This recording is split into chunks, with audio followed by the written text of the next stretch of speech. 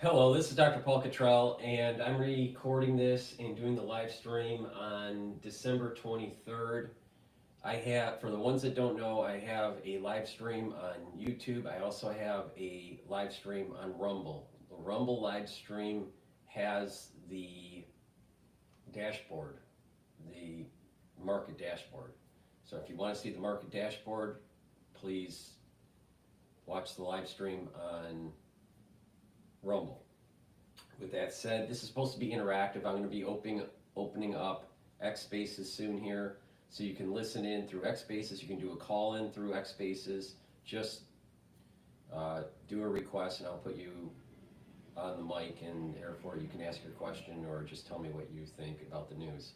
We're going to be going over a little bit of what was transpiring over the weekend, and obviously I'm going to give you my take on it. You can also watch the live streams on my website, the-studio-reykjavik.com. You can also hear podcasts on my website or on Podomatic and Apple Podcast. All the links are in the description of this video and all my videos. So just click the links and it'll take you there.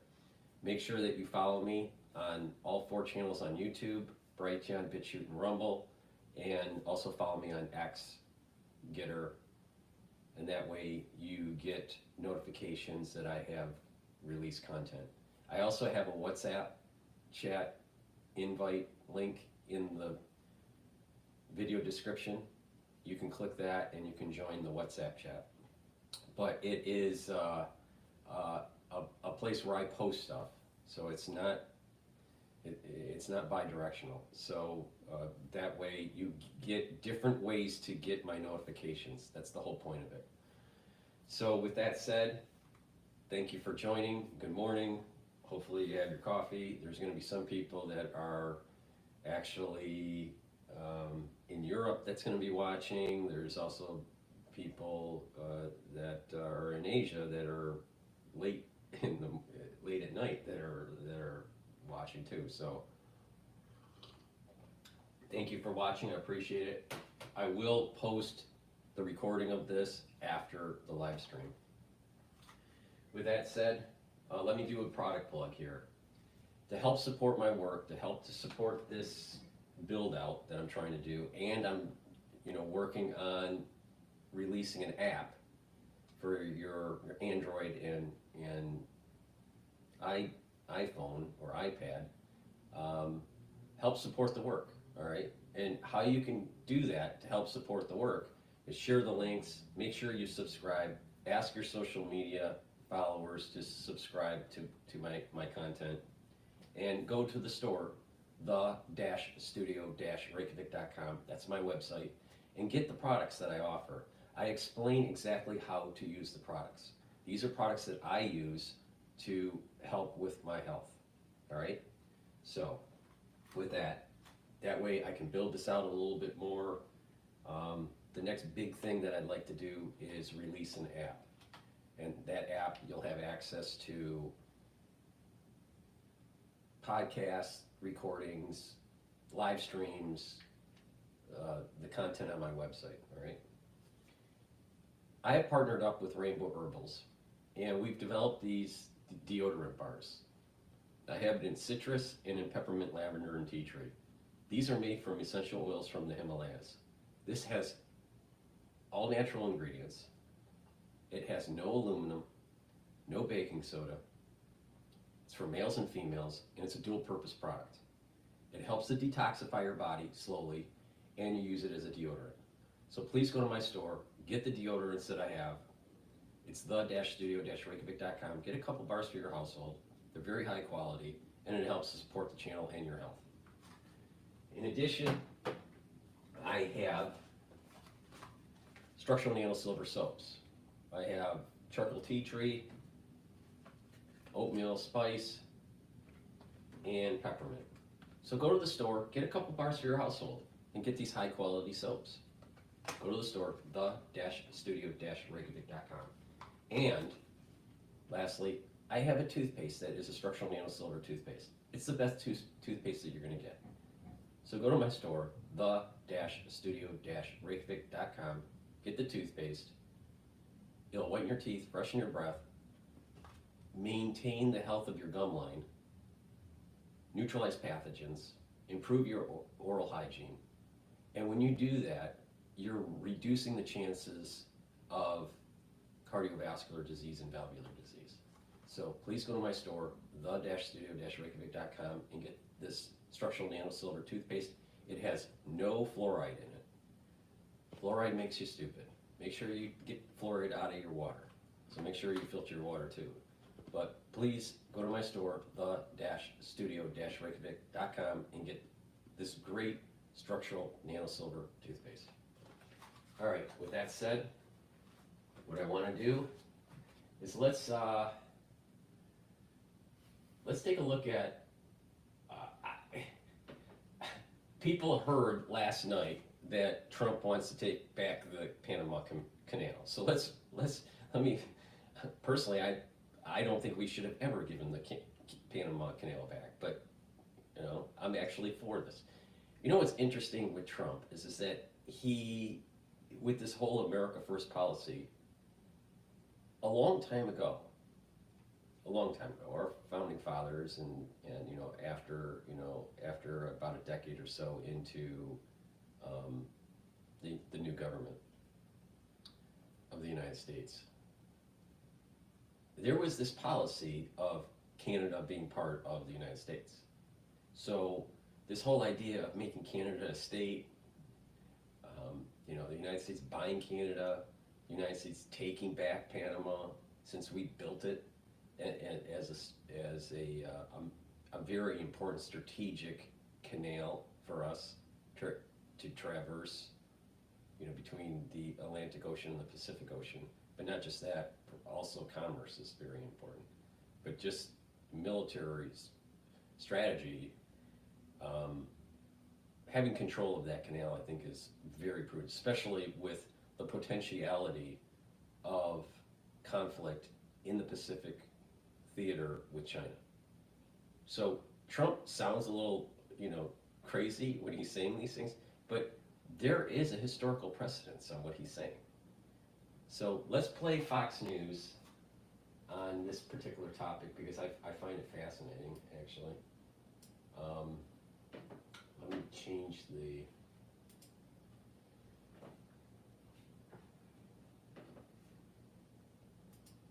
And here's why. It's ongoing. Feels that the ownership and control of Greenland is an absolute necessity. Trump in his first term was looking into the U.S.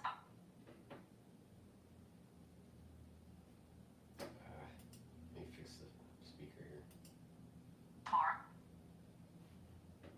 Shortly after Trump canceled a trip to the country. Carly Enta. All right, Madeline Rivera live for us in Washington. Maddie, thank you so much. Let's bring in Executive Director of the Center. Let me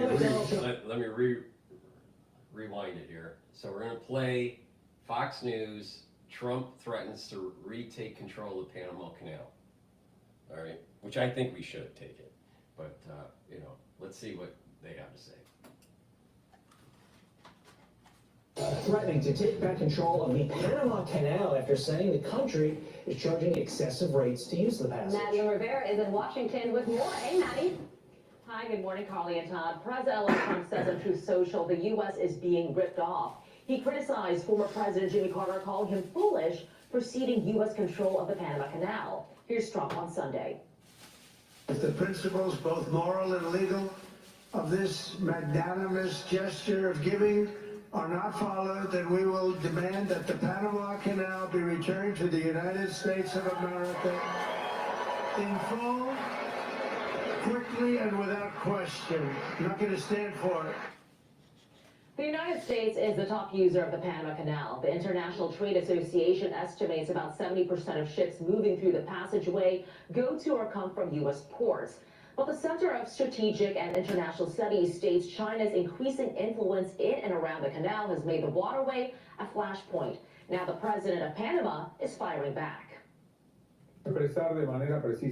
I want to express that every square meter of the Panama Canal and its adjacent areas belong to Panama and will continue to belong to Panama. The sovereignty and independence of our country are not negotiable. The Trump is also setting his sights on Greenland. He made this indication also on Truth Social while announcing Ken Howery as his choice for U.S. ambassador to Denmark. Trump says on Truth Social, for purposes of national security and freedom throughout the world, the United States of America feels that the ownership and control of Greenland is an absolute necessity. Trump in his first term was looking into the U.S. buying Greenland, but Danish officials rejected the notion of selling the island, which is part of the Kingdom of Denmark, shortly after Trump canceled a trip to the country. Carly and Tom. All right, Madeline Rivera live from Washington. Maddie, thank you so much. Yeah. Let's bring in Just think Executive about this Director for a of the- second. Just step back and think about this for a second. Major historical things have happened over the 250 years of the United States. Big things. You know, when people think about America and American history, it's always about thinking big, right? And I'll tell you, I would not be surprised that something happens during Trump's administration that is reminiscent of our 250 years of history, where we get a piece of Canada or a piece of Greenland. I would not be surprised. And it'll be beneficial for everybody. One, the United States gets larger and has more resources. And two, those individuals that live in those countries that we buy are under the umbrella and of the Constitution and of the United States and under its security umbrella. It's a win-win for everybody. Plus, it's just so Americana to think big like that. See, the problem that we've had in past presidents in recent year, in contemporary times, is that they thought too small, they didn't think big enough, right? And so, yeah, is Trump, flamboyant and bombastic and very New York-ish? Yeah, but that's what we need at this moment in time. Because think about what that would mean if we took Canada, all right?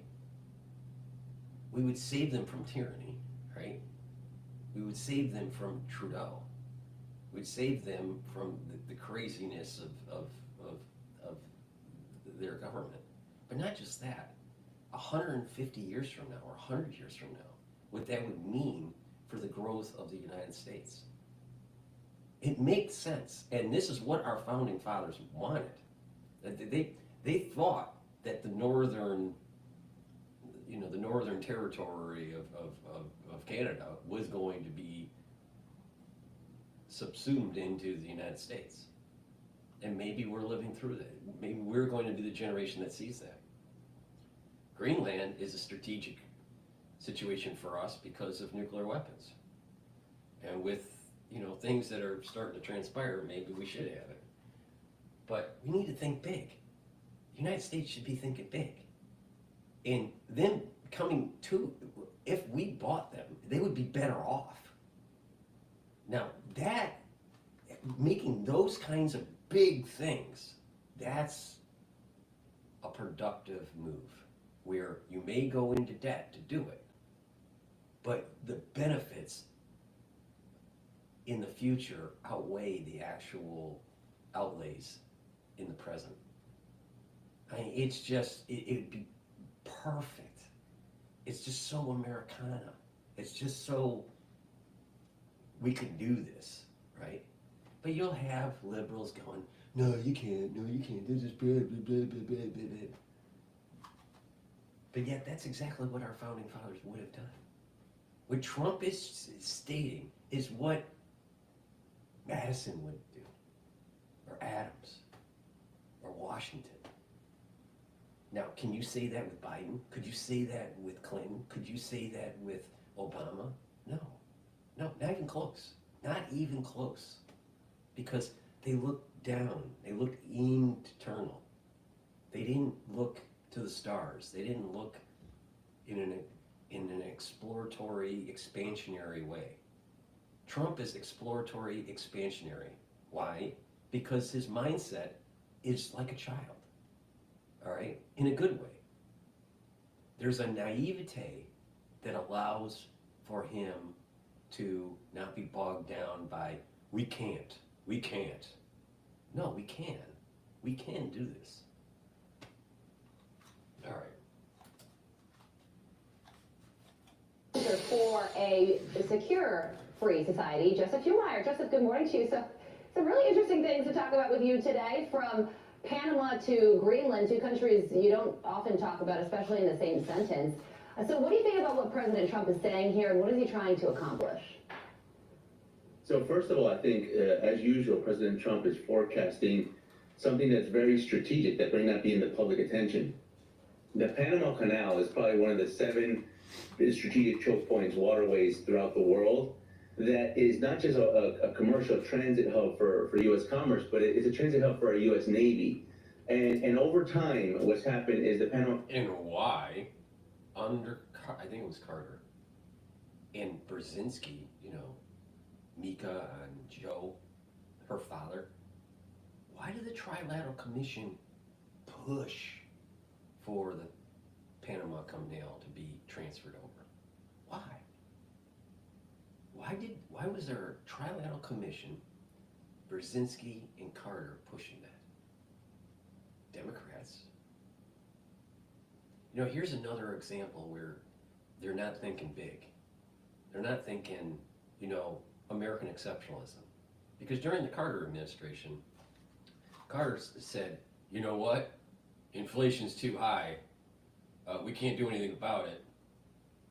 We're too dependent on oil. Buy a sweater, because it's going to get cold. That's not the way you think. That's not how you. That's not. Even though he was an engineer, Carter was an engineer, right? He was a nuclear engineer. But the thing is, he wasn't thinking like an engineer. He was thinking like a stupid politician.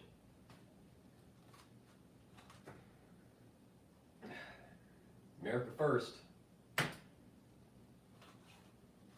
has been diminished by having control over China. So this was a message not just for Panama, but was a message for China, who has been controlling both sides of the canal, the operations of the canal, has been controlling the port holding companies, and slowly is encroaching upon the Western Hemisphere. And so I think what President Trump is trying to do is trying to bring that to the attention of not just the United States public, but to the entire partners in Latin America, to say that there's going to be a new focused attention on this, and that when the canal was turned over, when it was sold by Jimmy Carter, which was, I agree, I think it was a mistake, but it was never sold with the intention that this was going to be then operated by other third-party countries, particularly countries that are adversarial to the United States. Yeah, well, we'll watch this one play out and see if the president of Panama hops on a flight to Mar-a-Lago so that they can hash this one out. So President-elect Trump also said something interesting yesterday regarding keeping America safe during his speech in Arizona. Just a little history for the people watching. My uncle was in demolitions in the Navy. He served in 1950s, late 1950s. I believe it was 1959. He was deployed to actually lay mines because there was some sort of overthrow or potential overthrow of the government in Panama. So the Navy was involved to try to protect the canal. But I think it was 59 when this happened. Take the canal back. America first. Iron Dome, listen to this. The DEA, the FBI, the intelligence community, and financial sanctions to remove the migrant gangs and criminals that are killing and raping and maiming our citizens. We're going to get them out. We're going to get them out. We're going to get them out fast. We have no choice. We have no choice, by the way. So what do you think about that? No, I think this is, again, President Trump making campaign promises into policies that are going to be enacted by his administration. One of the biggest reasons that I think President Trump got elected was because of the lack of border security that we have in the United States. And I think that one of the first things he's going to do in his administration is start to not just deport criminals, but to put law and order back into the United States. And one of the things that I think that was most inattended to by the Biden administration is these migrant gangs, these criminals, particularly the ones that are coming from Venezuela, the Tren de Aragua, that is terrorizing more than 30 cities throughout the country. So I think President Trump's basically keeping with the montage of promises made, promises kept, and he's making sure that that's going to be a big part of his administration, particularly in the first days after January 20th. All right, Joseph, thank you so much for sticking with us, because a little bit of a soundbite issue. He also said that he's promising to make an American-made Iron Dome to protect the country from any projectile attacks. Significant statement from him. How important is that? No, I mean, right now what we're seeing throughout the world is an unprecedented level of instability, what's happening in the Middle East, obviously what's happening in Russia, Ukraine, and the conflicts that are bubbling up all throughout the world. And I think what President Trump is trying to reassure Americans is that you're going to be safe under my watch, that, you know, we have all these threats, we have all these concerns, but that we're going to be able to project strength, and by projecting strength, we're going to be able to defend American sovereignty, American territory, and most importantly, American lives. And I think that that's the message that he's been sending all throughout his campaign. I think it's one of the main reasons that he got elected. And I think that now is the time that he's going to have to project that throughout the world. That has everything to do from the Panama Canal to the border and to this projected of an Iron Dome around the United States. All right, Joseph Humar, thank you so much for joining us. Merry Christmas to you. We appreciate you hopping on this morning. Have a great day. Merry Christmas. Thank you so much. I'm Steve Ducey. I'm Brighteon Channel. America needs to take the canal because we should have never given it away. Because Carter, just about everything he did in terms of his presidency was a clusterfuck. And not only that, I don't trust Brzezinski, and I definitely do not trust Minka. All right, please go to my store, the-studio-reykjavik.com, and get the structural nano silver drops that I have. I have it in 3 different flavors. I have it in honey and lemon, 100 count, blueberry in 100 count, and also cherry in 100 count. These are very high quality drops where the moment you have that irritation during the cold season or during the allergy season, mitigate that irritation, maintain that mucosal barrier, neutralize the irritant. That way, you're boosting up your immune system and you're mitigating further problems. Please go to my store, the-studio-reykjavik.com, and get the structural nano silver drops that I offer. It's also important, and a lot of people don't know, that you need to detoxify your body. Now, I offer different ways to detoxify your body. One great way to detoxify your body is zeolite. Zeolite removes heavy metals, toxins, and chemicals, including forever chemicals, out of your body. It binds to that toxin and chemical, and it will allow you to urinate it out in about 6 to 8 hours. The type of zeolite that I have, you can take year-round. You can take just 2 small drops underneath your tongue, drink filtered water, do that each day. Some people prefer just to do a detox once or twice a year. For those people, what you should do is just take about 4 or 5 drops underneath your tongue, small drops, drink the filtered water, do that each day until you use up the bottle, and then do that once or twice a year. It's up to you, but it is better to detoxify your body through a maintenance protocol. Now, it's also very important that you filter your water. I use zero water to filter my water. You can get that on Amazon. And it's a 5 filtration system. So what I do is I boil my water first, then I let it cool down, and then I filter it through the 5-layer filtration system called zero water. Another thing that you need to do is be more cognizant on and more diligent on purchasing products that are healthier for you. Stop eating the processed foods. Stop eating the different chemicals that are in these foods. Stop eating fast food. A lot of restaurants aren't actually very good for you at all. Even if it's fine dining, some of the food isn't that great. Just upgrade your intake and what you eat, and you're going to notice that your body is healing. All right, and then use zeolite to detox. Do further detox. Another thing is take a look at the cleaning supplies that are in your house, or paints.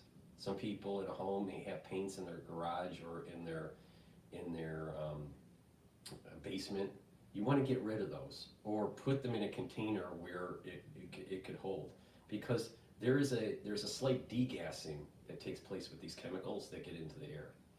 So cleaning supplies, paints, just that chronic exposure to that in your house can cause some problems with your endocrine system. So taking zeolite and doing detoxes do help to get some of that stuff out of your body, but you have to get rid of the source too. That's important. So please go to my store, the-studio-reykjavik.com, and get the zeolite. Very high quality, great way to detoxify your body. All right, with that said, let's do I want to do a market recap here. All right, so we're open. It's at 10:20 New York time. So the S&P 500 is trading at 5,916. The VIX index is at 19. Last time we were talking, it was in the 20s. So that is a little bit better, but it's still a little bit elevated compared to pre-Federal Reserve announcement. So we're at the 19 range for the VIX. The Euro USD is trading at 1.039. Oil is trading at $69 a barrel. Bitcoin long ETF, BITO, is trading at 22.89. And the last show that I did, I think on Friday, it was trading around 24. So it has been going down. The last I looked, I think Bitcoin was at about $95,000 a coin. USD Japanese yen is at 157. So basically what's happening here, from just looking at the market, the US dollar is strengthening in relative terms to the euro, to the yen, and to Bitcoin. There's a little bit of risk in the market with the VIX being at 19. But we are, approaching, we're not that far away from the 5,950 mark. So I have a target, for the ones that don't know, I have a target for the S&P 500 at 5,800 to 6,000. I've been saying this for months. It looks like we're going to hit that. I don't think there's going to be a major sell-off before the end of the year, because institutional investors need to close out with a good return so they can use that as promotional material for next year. And I personally think that as long as that we have relative stability in the world, if the status quo remains, then most likely we're going to have a decent return in the S&P 500 in 2025. All right. So, and we'll go into detail like where that might be. Is it going to be at 7,000 or 6,750? Maybe. Well, just let's see how it evolves, because the Federal Reserve is supposed to do 2 rate cuts in 2025. So we'll see what happens, how it transpires. And then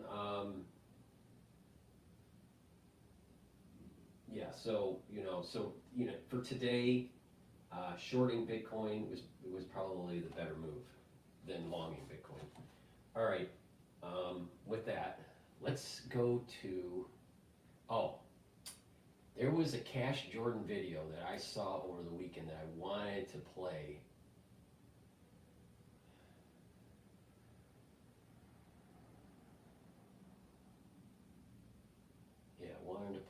And this was drones in New York City.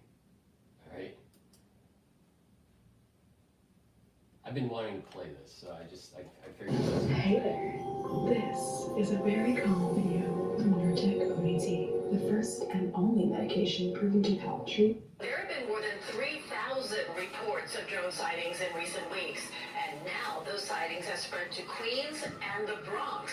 Take a look at the NYPD aviation unit helicopter over the East River in the area of the United Nations. So the drones, they're here now in New York, and people have spotted them flying around their neighborhoods, which of course the federal government says is nothing to worry about. However, local mayors, our governor, and even U.S. senators are not buying that response, instead suggesting that these so-called drones could be controlled by a foreign adversary, or maybe part of a secret government operation. But one thing's for sure, the more we see them, the more we hear about them, the closer many people think we are to some shocking future event.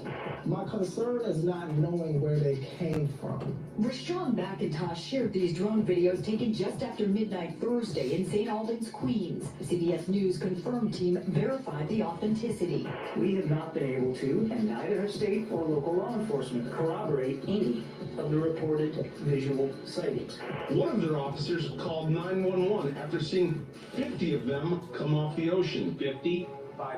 That was my reaction also. If you look real close, they look like fixed-wing aircraft, about 8 to 10 feet wide, colorful, white blinking lights. And they had a lot of blinking lights. It was pretty low hovering to where I could tell, like, okay, that's maybe not a JFK-sized plane. It appears that many of the reported sightings are actually manned aircraft. They'll just change direction, like go from like 90 to like 270 degrees, just like fly different directions, and planes obviously can't do that. Some experts seem doubtful too. Fixed-wing aircraft don't stop and hover. In more than a month since these reports started, the federal government doesn't know what they are either.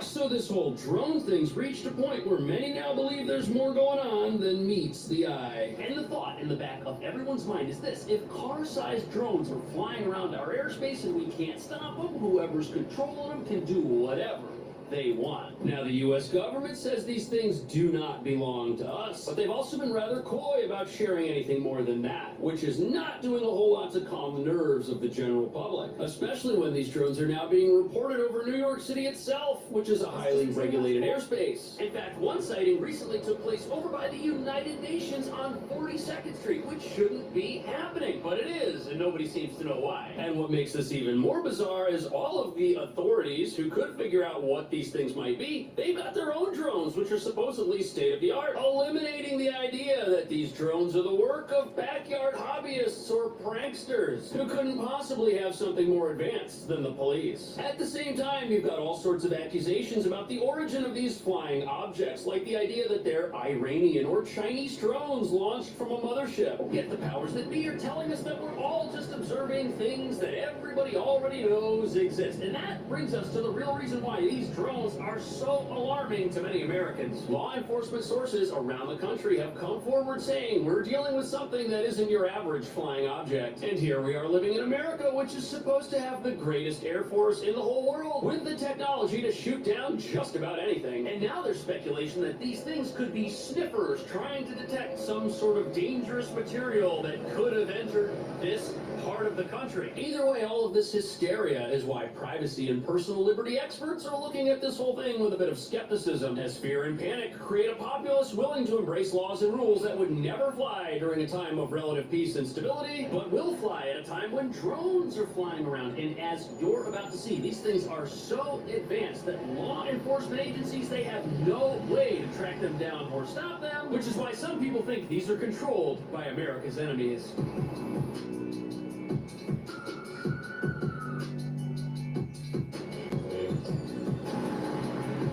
So here we are at the UN, and as you can see from this sign, this is a no drone zone. There was a drone sighted here. Did you know that?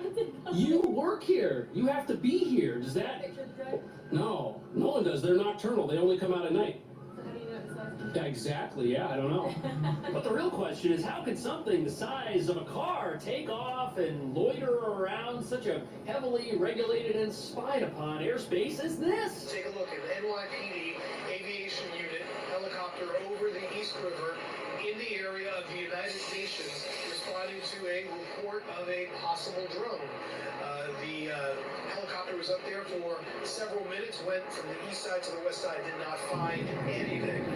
Now, So this here's the same type of report that we've been getting all throughout the country, only now it's happening here in the biggest city in America. And the narrative is very similar to what we've been hearing. Locals spot these things, they call police, and recently they sent up helicopters over here to respond to this incident, and they were unable to locate the craft that was reported. And when law enforcement is able to send up their own drones to get close to these things, the drones are able to slip away somehow and escape. This is the gentleman that said he saw 50 of these things, which he then reported to the Coast Guard, who confirmed that 13 of them were following one of their vessels. And not only have these things been spotted flying over areas like New York, they've also been spotted flying over military bases and other sensitive areas of the country. What could possibly be happening here? And are these things really under the control of the U.S. government or another government? and all these drones were the same kind of drones, but Mysterious drones hovering over New Jersey have been baffling residents and lawmakers for weeks.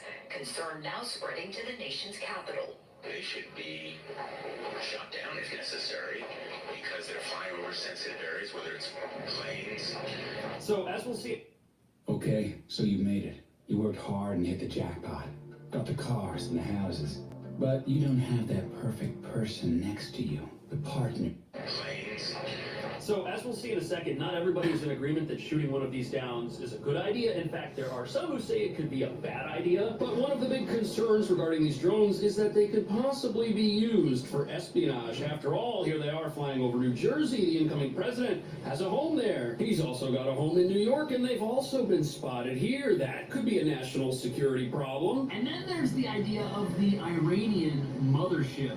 Iranian, and by the UN. But here's what you need to know. The idea of a mothership that launches aircraft is not exactly new. Look at this thing. It's not even modern. It's got the ski jump carrier design. That's something commonly found on Russian aircraft carriers, like this one, which could very well indicate they're launching aircraft without the aid of a catapult system the U.S. uses on its carriers. So there could be a mothership. It could be launching drones, but satellite imagery shows that it's almost on the other side of the world, and an object like that is so big there's no way it could loiter off the East Coast without getting picked up visually or by radar or by a heat signature. Now, is it possible for these drones that have been all over New Jersey and are now making their way to New York to have come from an older conventional aircraft carrier? Absolutely. But that idea doesn't really hold water when one of these things was spotted in the water very far away. But something's definitely going on because one was reportedly caught buzzing around the UN. And reports like this of a drone outmaneuvering a helicopter or escaping quickly and totally disappearing. That's why this idea of a foreign government holds so much weight to so many people. Could another country be using these things in a way that's not friendly to America? But the weird thing about this potential idea of a security risk is that if there was some crazy drone technology out there that nobody had ever seen before, why haven't we seen it before? After all, there is a major conflict going on, and drones are in use all over that conflict, yet nothing that's Russian or Western seems to be able to perform like these drones we're seeing on the news. Why haven't we seen Russia use something like this? Why haven't we seen Ukraine deploy some technology like this? Both sides are using drones all the time. And just a few weeks ago, Russia deployed a weapon on the battlefield that had never been used in war by anybody, proving that both sides aren't really hiding their advanced technology. Think about it. If either side had technology like this, that war would be over in 2 seconds without the use of a weapon of mass destruction. However, this could mean that the technology we're looking at isn't Russian or Western. But if that's the case, then what are people seeing out of their apartment windows that they're then calling the NYPD about? On Thursday, U.S. Senator Kirsten Gillibrand, Senate Majority Leader Chuck Schumer,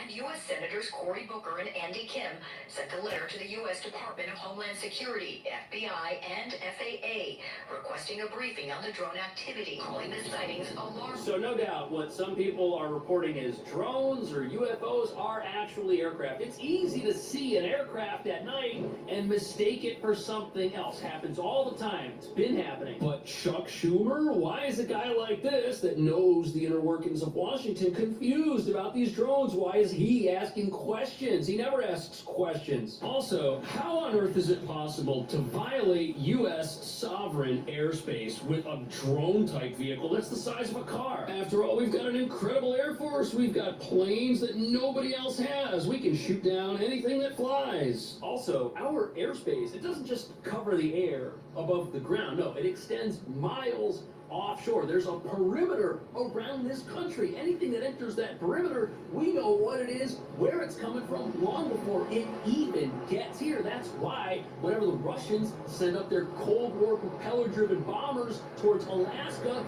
we intercept them and turn them back. They're testing our air defense response times by entering that perimeter from the closest location that they can, by the way. And because they're launching from so close, that reveals that wherever these things are coming from, it's not too far away. That's why one senator said that there's a mothership off the coast, but they can also be launched physically from somewhere in the United States. And that leaves us with the most logical explanation being that these things are coming from somewhere on U.S. soil. That doesn't negate the fact that they could be launched and controlled by a foreign adversary, but it does lend some credibility to the idea that whoever's running the country right now knows what's going on and just isn't saying anything. And that is opening the door to people's worst fears and speculations, plus downing one, even though many are suggesting that, others are saying it could actually be a very terrible, dangerous idea. The Tempur-Pedic Adapt mattress was designed to help make aches and pains a thing of the past, because only Tempur material eases your pressure points in a way no other mattress can. Save up to $500 now on select adjustable mattress sets.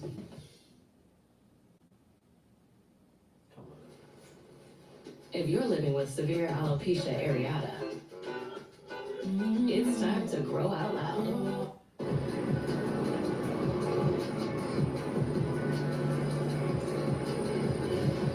So as the country and now this city speculate over what these drones are and where they came from, what everybody wants to know is when can we get our hands on one and tear it apart and see what makes it tick. Because the technology inside of them must be pretty advanced for these things to do what they do. And this also reveals that there's something going on here that our government might not be sharing with us. And when we get our hands on one, eventually, there are some people who think that what will be found inside is going to baffle everyone. Drone pilot Mike Anella is trying to decipher the recent mysterious sightings. This? Solid green. That's highly unusual. He's been using commercial drones from his own business, New Jersey Drone Shots, to take video of the unidentified craft. Some turn out to be just regular planes flying into Newark. We can tell him. So here's where things get kind of weird. We've got a guy who operates drones professionally. He knows how they operate. He knows how long they can typically stay airborne. And he says he's looked into these things and they are totally different than anything you or I could go and buy. Also, what you or I could go and buy would be big enough to launch by hand out of an apartment window. These things are apparently the size of SUVs. And hiding something that's this big and weighs 4,000 pounds would be incredibly difficult. Also, how would you even operate one of these things? Two guys just got arrested for flying their drones near the Boston airport. I wonder where they got the idea to do this. And that's what's contributing so much suspicion to this whole thing. If you or I were to try and operate one of these things ourselves in an area of the country where we're not supposed to, immediately we would get busted. Yet these things are the size of a taxi cab and they're hovering around. Can you imagine if one of these things crashed? It would destroy someone's house. Which is why the military... This is the, yeah. idea there could be risks to society. Hold on. This is why I think the drones, most of them, the large ones, it's a military test. Our U.S. military is working with companies that are making these types of devices, these types of drones, and they're testing them to see, you know, what the weaknesses are, how to deploy them, how to use them, because I personally think in 2025 there's going to be a major operation against Iran, and we're going to see drone warfare in the Middle East. That's what I think is happening. And I would not be surprised that Raytheon is involved and Palantir.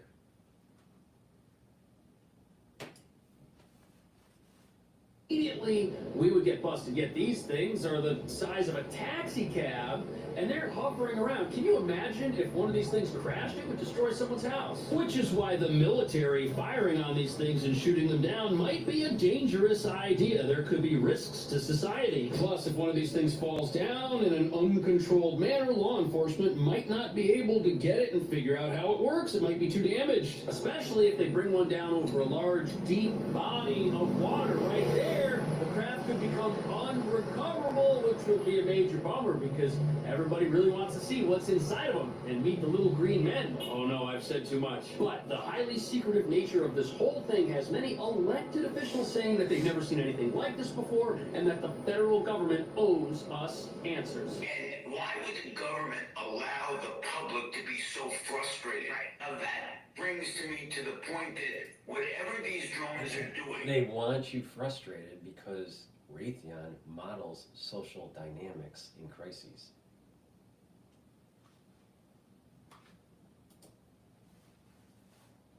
The government really doesn't want us to know.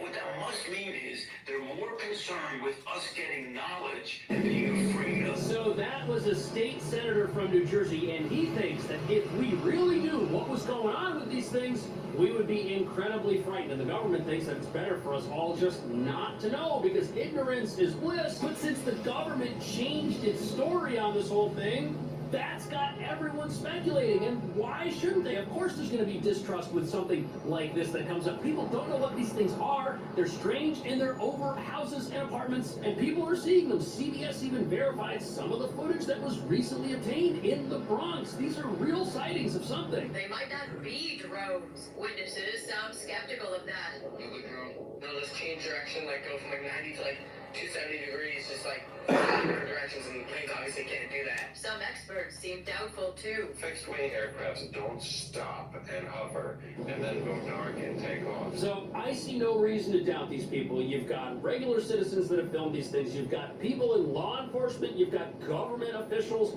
who are now weighing in. Even Donald Trump has weighed in, saying that these things should be brought down if they're out there. But when I look at all of this, I can't help but realize that there's a big similarity between this phenomenon and the whole UFO phenomenon. It's almost the same thing. We only see these things at night. No one's ever been able to catch one. They perform in a way that just shocks and baffles physicists. It doesn't make sense to us, and the government is denying it. It's almost parallel. The similarities are endless. I'll get the request soon here after we finish this video. It's about a minute or so on X. So my take on this, I remember must have been around 2005. It was in the summer, and it was in Michigan, and it was by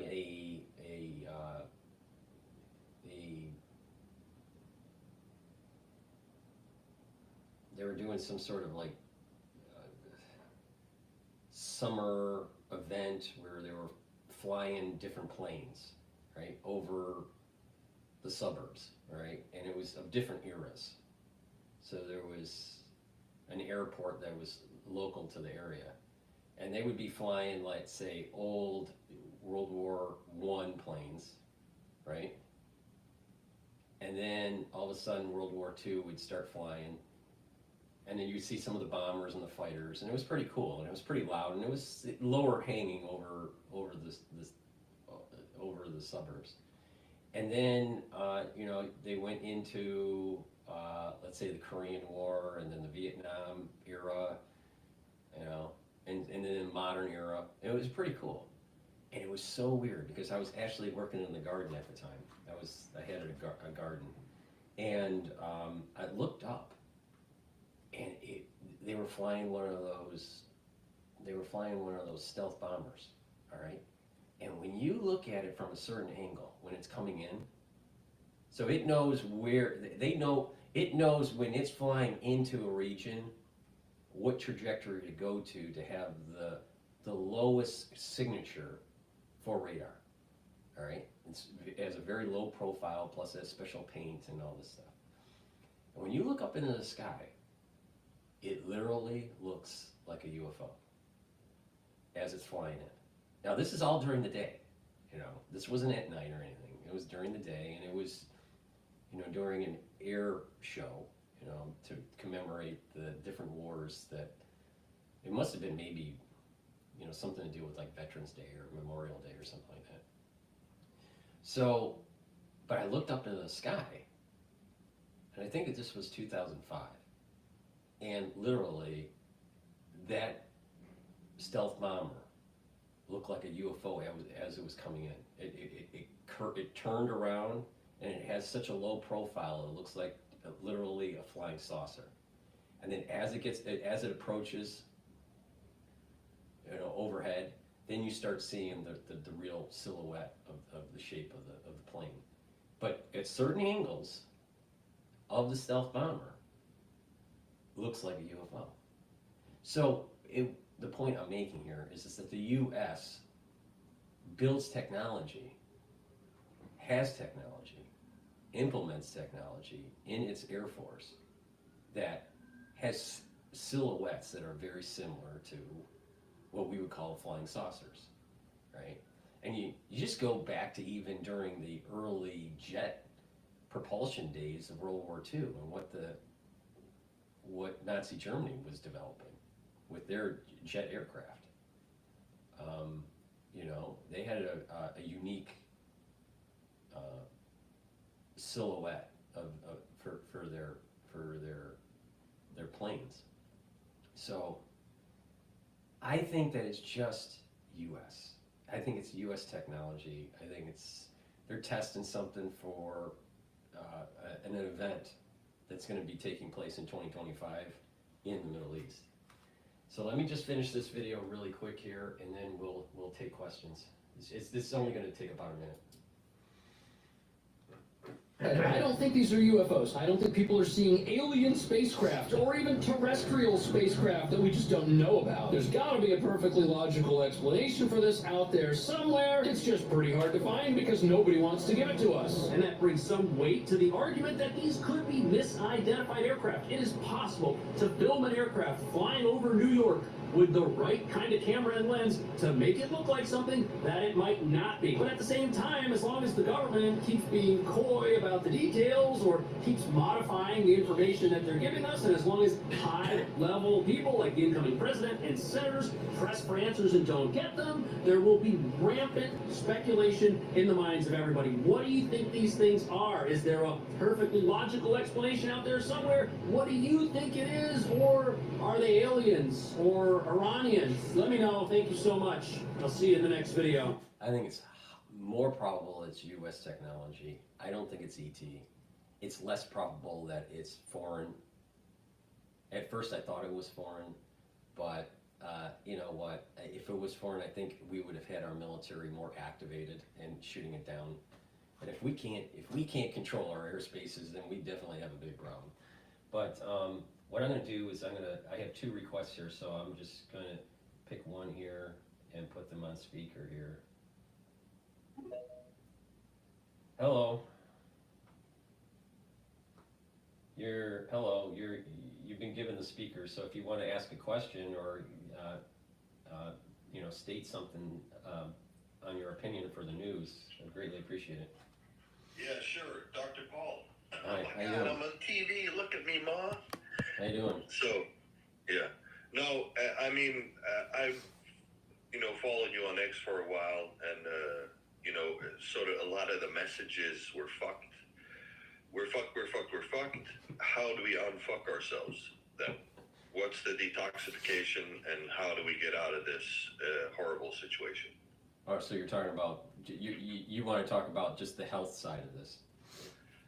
Okay, so the thing is that because of the censorship, because I'm doing streams on YouTube, we have to be careful on what we say. So I'm going to speak in code, all right? So the reality of the situation is this. We went through a crisis in 2020 where we have a weakening of the immune system, all right? But the immune system is something that can heal over time. But it takes time for it to heal because there are memory cells and you know, antibody titers and all this stuff that takes a while to kind of just get back to homeostasis. So the whole idea here is to stop getting sick, right? Stop having chronic kind of inflammation, which chronic inflammation brings up pro-inflammatory cytokines. So if you're chronically inflamed, then you're chronically activating your immune system, and then when you're chronically activating your immune system, then you have a part of your immune system that will try to deactivate the immune system. And here is that whole problem where chronic inflammation can actually weaken the immune system because of these Tregs and the IgG4s. So the point here, not to get all sciencey, but the point here is reduce inflammation, mitigate getting sick, and the idea of healing those cells by reducing stress, and that's taking a lot of different types of antioxidants, and I mentioned the different types of antioxidants. So when if you take the supplements that I mentioned that help to boost up the immune system, over time what's going to happen is you're going to get stronger, and just the memory of 2020 for your body is going to kind of dissipate, and you won't have all the negative side effects of this. But it's going to take time. It's not something that is going to just snap your finger and it's going to go away. So the point here is that it takes, if someone, I'm going to use the word inoculation because of the censorship. If someone had an inoculation, the last inoculation that they had for the crisis, it takes roughly about 5 years for you to kind of get to a point where going forward the body is going to get, it will get better with its healing process for the immune system. Okay. So what normally happens is that when you get an inoculation that is a twofer, all right, you get two inoculations, what happens is that those titer levels are going to be in the body for about 10 years at adequate concentrations for neutralization. Mm-hmm. The highest efficiency of those titers are at the 5-year mark. So this is the reason why I say it takes roughly about 5 years before you start seeing a dwindling of the titers. It takes about 10 years for it to really diminish to almost zero. You still have the memory cells. But if you're not getting sick and you're not taking an inoculation, then you're not constantly trying to push back up the titer level. And so when you don't do that, then when you don't keep on pushing back the titer level, then what you're doing is you're basically depleting the titers, and you're basically depleting your memory cells, the B and T cells, to a point where you do have some sort of cross-reactivity if you do get a pathogen, but you don't have the side effects of higher titer levels. So the whole idea here is just get healthy, all right? Stop getting sick by doing certain things where you can mitigate sickness, right? You can neutralize a lot of things by just, doing some simple stuff, right? Is that even possible today in the modern world? Is it possible today in the modern world? Well, I'm not really sure exactly how to take that question, but if you're talking about like a high density area. Well, I'll be specific if you want to. Yeah. Well, I mean, again, be careful with the way you phrase it, because of censorship. Well, so my question then would be specifically with the chemicals that we have in the water and the air and the plastics and the something or another that affects what you're describing. I get that. All right. So this is the reason why I say that we are in an environment where we're bombarded by chemicals. Well, a great way to do that is to mitigate that bombardment. I mean, a lot of people that have a house have paint in their garage, or in their basement. The paint, just paint, is a chemical that degasses into your body, and you're breathing it in over the years. Yep. All right. Certain types of cleaning agents aren't as good for you, and so you can use more natural cleaning agents for your house. So, get rid of those kinds of things in your household where you are exposed, because a lot of those chemicals are disrupting your endocrine system. And when your endocrine system is disrupted, then your immune system is disrupted. So, you want to get rid of those. The food, in terms of food, lots of people are eating food that has high levels of pesticide, they're GMO, or they're processed. Well, can you eliminate it? Absolutely in your life? No, but you don't need to buy, processed foods as much, or make sure your water's filtered. Filtered water. I mean, I noticed in New York alone, New York quality of water has gone down almost double in terms of it. There are more particulate matter in the New York water before it's filtered now than it was 5 years ago. Double particulate matter. So that means that I have to. So when I filter my water, how I've noticed this is that. So I have a little gauge from Zero Water that tells you what's the particulate level. So it used to be at 50, now it's at 100. Well, why? What's changing? Nothing's changed. What's going on? So when I filter the water, it goes down to 0 again.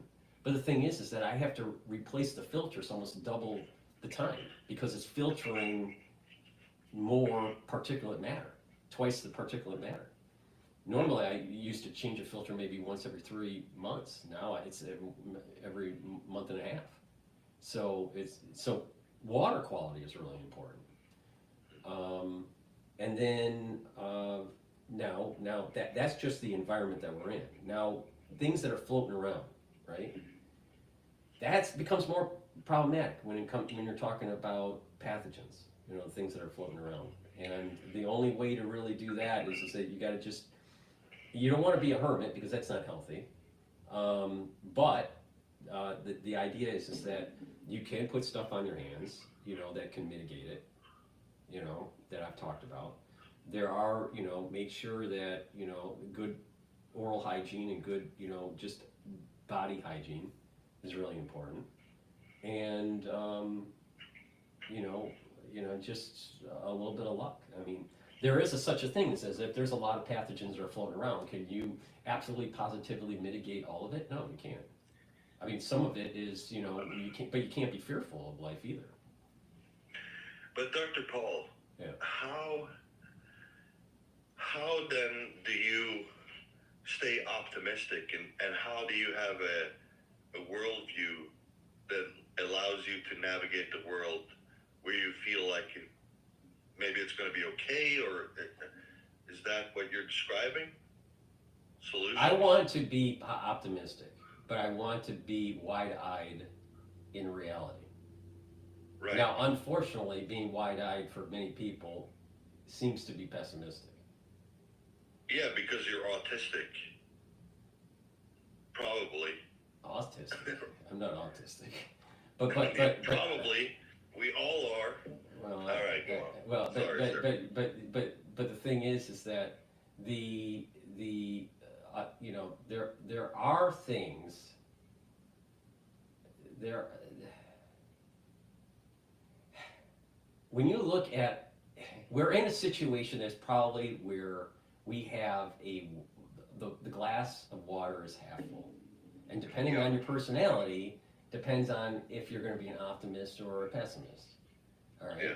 We have nefarious things that are going on with the U.S. government and other governments around the world that are affecting our lives in so many different ways, in terms of health and in terms of our financial stability, or the economy, or just safety, military operations that are going on. There are a lot of nefarious things that are going on where people make money and you get. By the way. Yeah. So because of that, we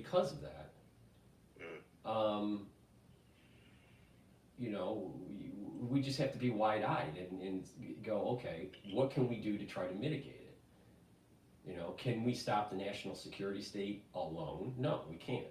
But if we sound the alarm, than some things that are trying to be passed in certain bills that give them more authority or give them more money for certain types of programs.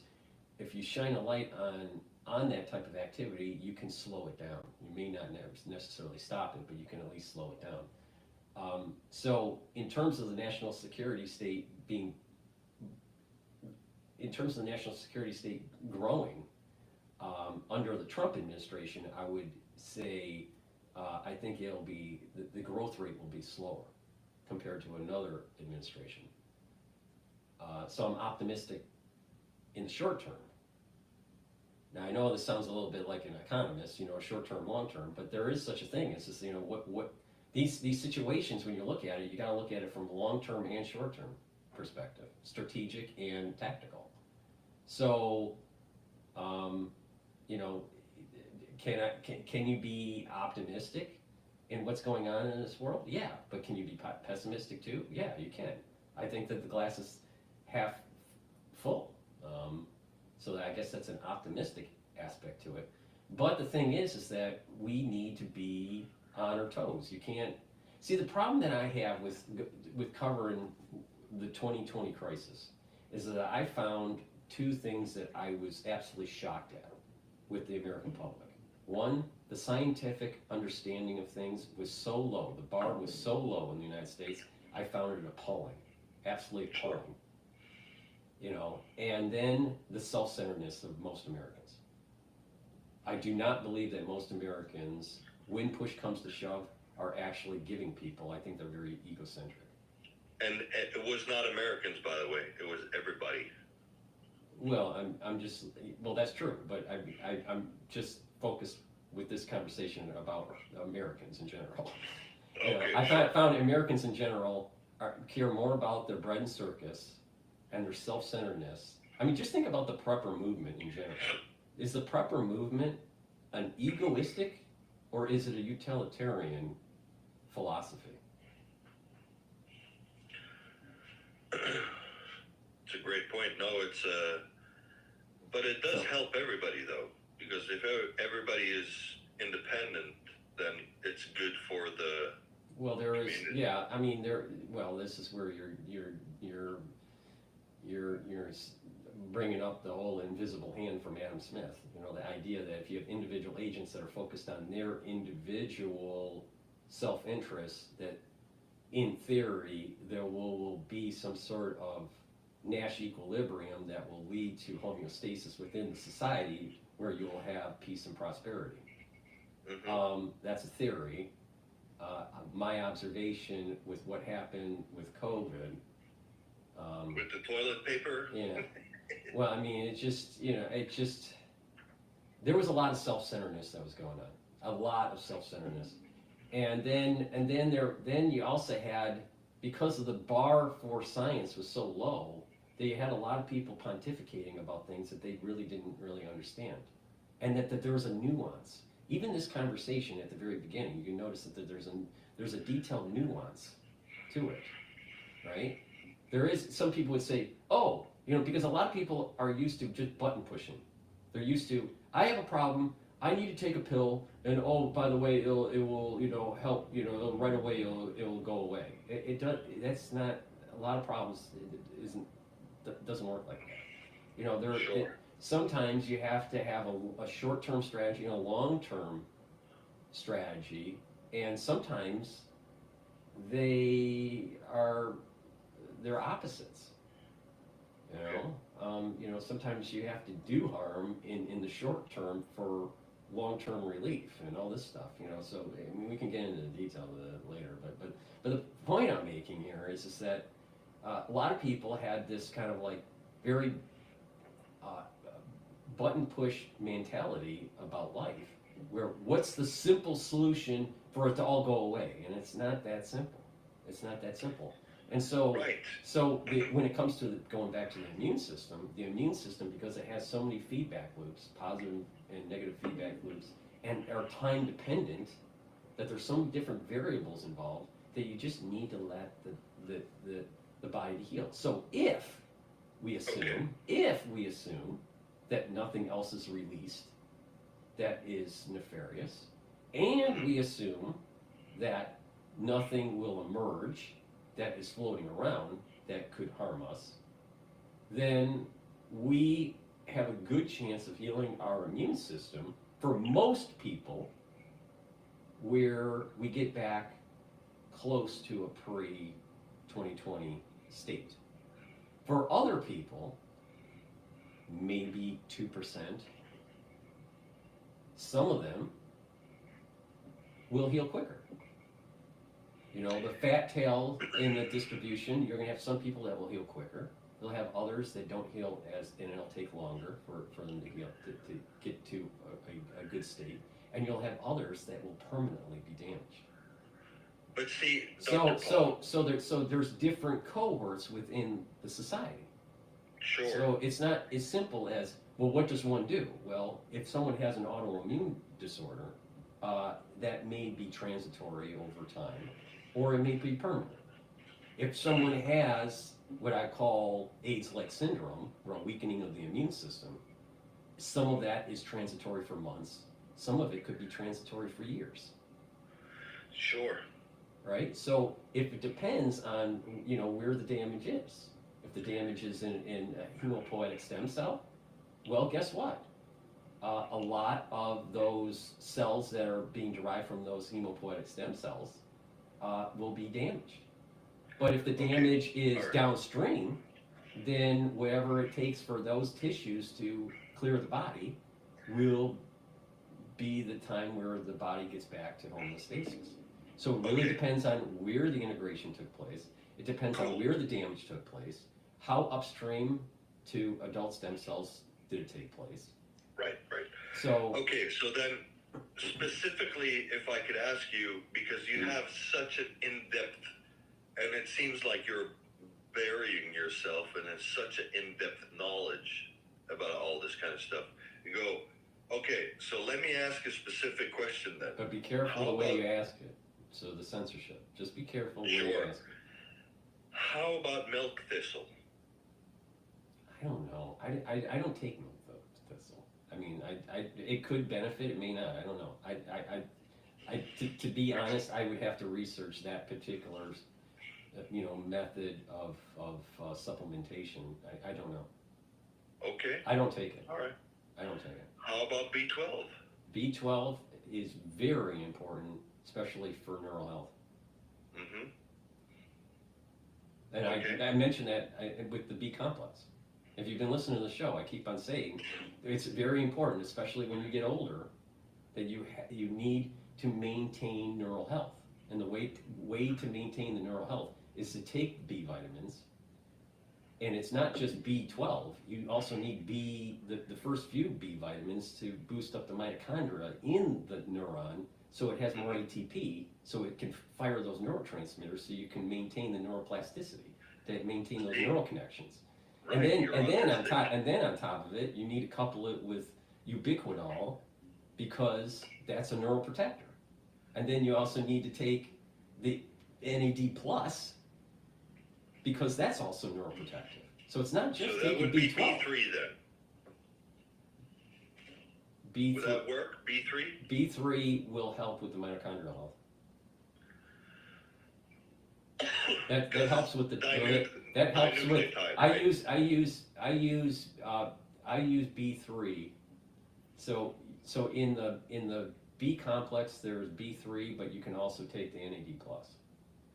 And so what you're basically doing is that you're boosting up the mitochondrial health, so you're boosting up that electron transport chain efficiency that allows for the ATP to be created.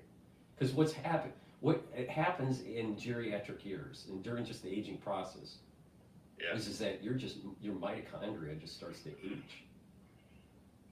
And so NAD+ also helps to heal not just the DNA of the cell in the nucleus, it's also helping the DNA of the mitochondria. We have two DNA packages in our cell, in most cells. We have our nucleus DNA and we also have our mitochondrial DNA. And the NAD+ actually heals both of them. So neural protection is really important. and boosting up, and the benefits of just taking those supplements for neuroprotection also help with the mitochondrial health of your other tissues that are not neurons. So there's a dual benefit to do it. Right. So. And then, could I ask you about some viruses, sir? Depends on what it is, because of the censorship. Sure. Yeah, YouTube, if this was just streamed on Rumble, I would say yes. But because it's being streamed on YouTube, prefer not. Unless you can say it in some sort of really coded way. If you're saying say that again. SV40. Oh, okay. So you're dealing with are you talking about the plasmid? You're talking about, what's your concern? What's your concern? The actual virus or the actual plasmid used in inoculations? All of those things. Well, I mean, SV40 can be problematic in terms of, a pathogen. But what's more of a problem is the bigger issue, which I brought up in 2020. The bigger issue is the filtration method during manufacturing of inoculations. And the filtration method is such that they can't 100% filter out these plasmids. And when you can't 100% filter out these plasmids, then you can have problems with certain people with these plasmids that get into the cells of the patient. So now, SV40 in terms of cancer and what was discovered during cancer research was that individuals that had SV40 and cancer, those cancer cells had SV40 virus embedded in the genomes of those cancer cells. So there was, a lot of debate, was, cancer a virus or something else? And there were two camps. One was, it was just through mutation, and another camp back in the 70s, were saying, well, no, it was all viruses. And the reality is both. The reality is that you can have integration from a pathogen that can lead to causing disruption in the cell that maybe downregulates tumor suppressor genes. But you can also have mutations that take place that are non-pathogenic that can lead to upregulation of oncogenes or downregulation of tumor suppressor genes. So you can have mutations that create cancer just by going outside and getting too much sun, could lead to skin cancer. And getting melanoma can really suck, especially if it's not treated right away. And then you can also get it through some sort of integration of a pathogen. Now, the problem with the inoculations, because of the production, because of these plasmids are using promoter regions like SV40 promoter region. It's kind of neutered. That plasmid's neutered, so you can plug in certain DNA into that plasmid to be able to integrate it into whatever, or to produce whatever. So like in some inoculation manufacturing, you would have a series of cells or bacterium where you use the SV40 plasmid, you put it in the Petri dish or flask, and you culture it, and eventually those bacterium will start producing a certain protein that the SV40 plasmid is supposed to tell the bacterium to make. And then you filter out that protein, and voila, you have something, all right? You can also do it where it's creating code, where the SV40 plasmid is a DNA that's telling the bacterium to, or even other eukaryotic cells to create messenger RNA. And by doing that, you can filter out the messenger RNA, but the problem is that the filtration process could still have some plasmids in them that could cause some problems. So it's just that I don't like the industry, the big pharma. The problem with big pharma is this.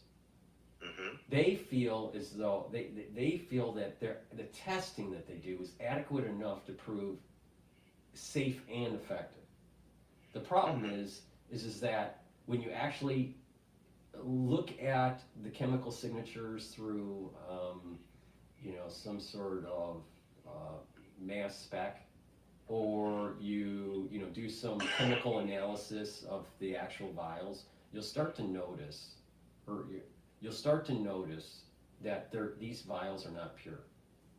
And when you don't have purity and there's variation within the lots, then voila, you may have, for certain people, problems that arise through injury. So so the problem with big pharmas is that some of them know and they don't care. Some of them assume that science is pure and that bad, just residual things during the process don't happen. And then other people on the other side of the spectrum think all science is bad and all, pharma is bad. And so this is the problem that, I think this was one of the problems that was happening in 2020. That there were too many people that were too one-sided on the argument. It's like, either the big pharma people would say, big pharma's great. Or you had another side of the people out there that are saying, big pharma is all bad. And it's like, well, it's not all bad, all right? But that doesn't take away from you pussyfooting around the whole issue, though. I hear a lot of details with what you're describing, and there's a whole bunch of immune cells and all this kind of stuff. But you're not helping. But what exactly do you want me to say? What's your question that without having some sort of censorship at you? Okay. Well, how about, is there a P450? Is there the something or another detoxification? Is there something that you can take? Have you been listening to my show? Every video I states what to do. Every video. Well, sorry. So I have to walk on eggshells because of censorship. But have you been listening to my shows? Yes. Okay. So what are the three pillars that I keep on mentioning on every show? What are the three pillars? Yeah, you got me. Yeah. Well, the three pillars are neutralize pathogens with structural nanosilver, bring down inflammation by taking turmeric and ashwagandha, and bring down the stress in the cell and lower the reactive oxygen species by taking C60 and other strong antioxidants that I mention on the shows. Those are the three pillars. Not only that, on my website, I have boxes called anti-Fauci. What do you think that means? Do you think anti-Fauci means something? Do you think, to think about the environment that we're in, where there's so much censorship, don't you think that the anti-Fauci beginner's box, the anti-Fauci advanced box, and the anti-Fauci deluxe box means something? What do you think that means? So I'm not pussyfooting around. I am working within the constructs of the censorship to be able to inform the public on what they need to do to improve their immune system. So I totally disagree with you on that, because for the last 5 years, I've been saying the same fucking thing. The same thing on every show. So that's horseshit. All right, that's cool. I'll take it. All right, so thank you for calling in. I appreciate it. Yeah.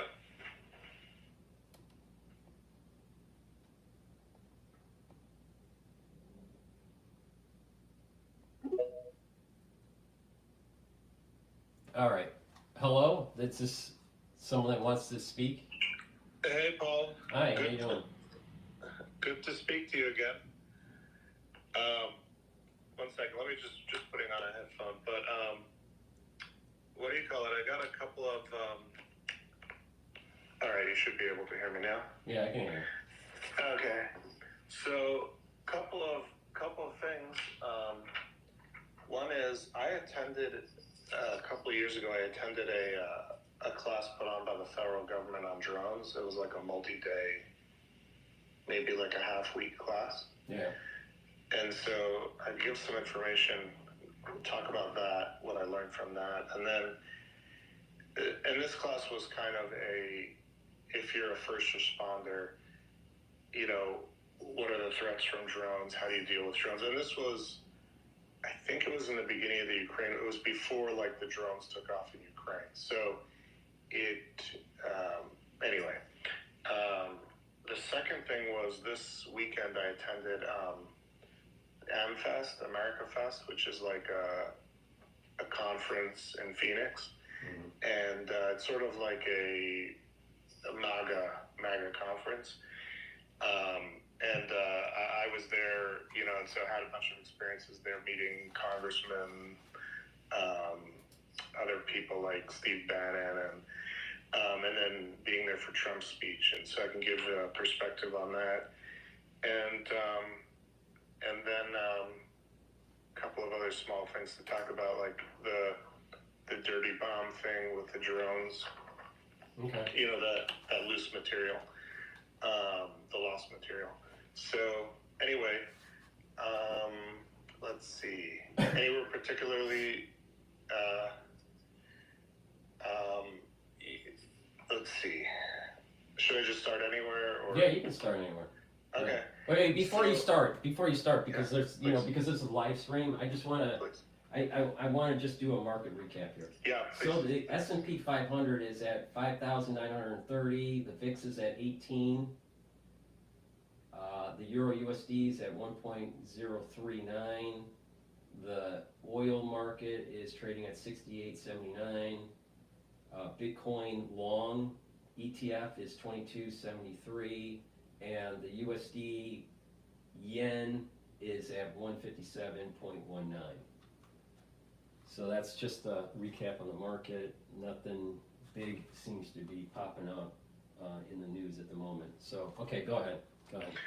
Yeah, no problem. Actually, I have access to a Bloomberg terminal, and I'd be curious to ask you maybe at the end of the conversation about that. So let's start with this drone class that I took in, this put on by, the federal government. So a couple things that I learned from that, you know, when we're dealing with today's matter. One is, first of all, visually, so they flew up a bunch of drones just to show us how hard it is to spot them and track them. It's basically impossible.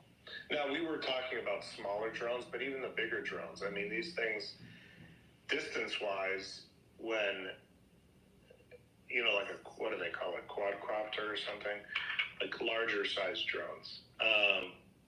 Even that was very hard to track. I mean, once it goes a couple hundred feet in the air, it's just disappears, you know. So that's one issue.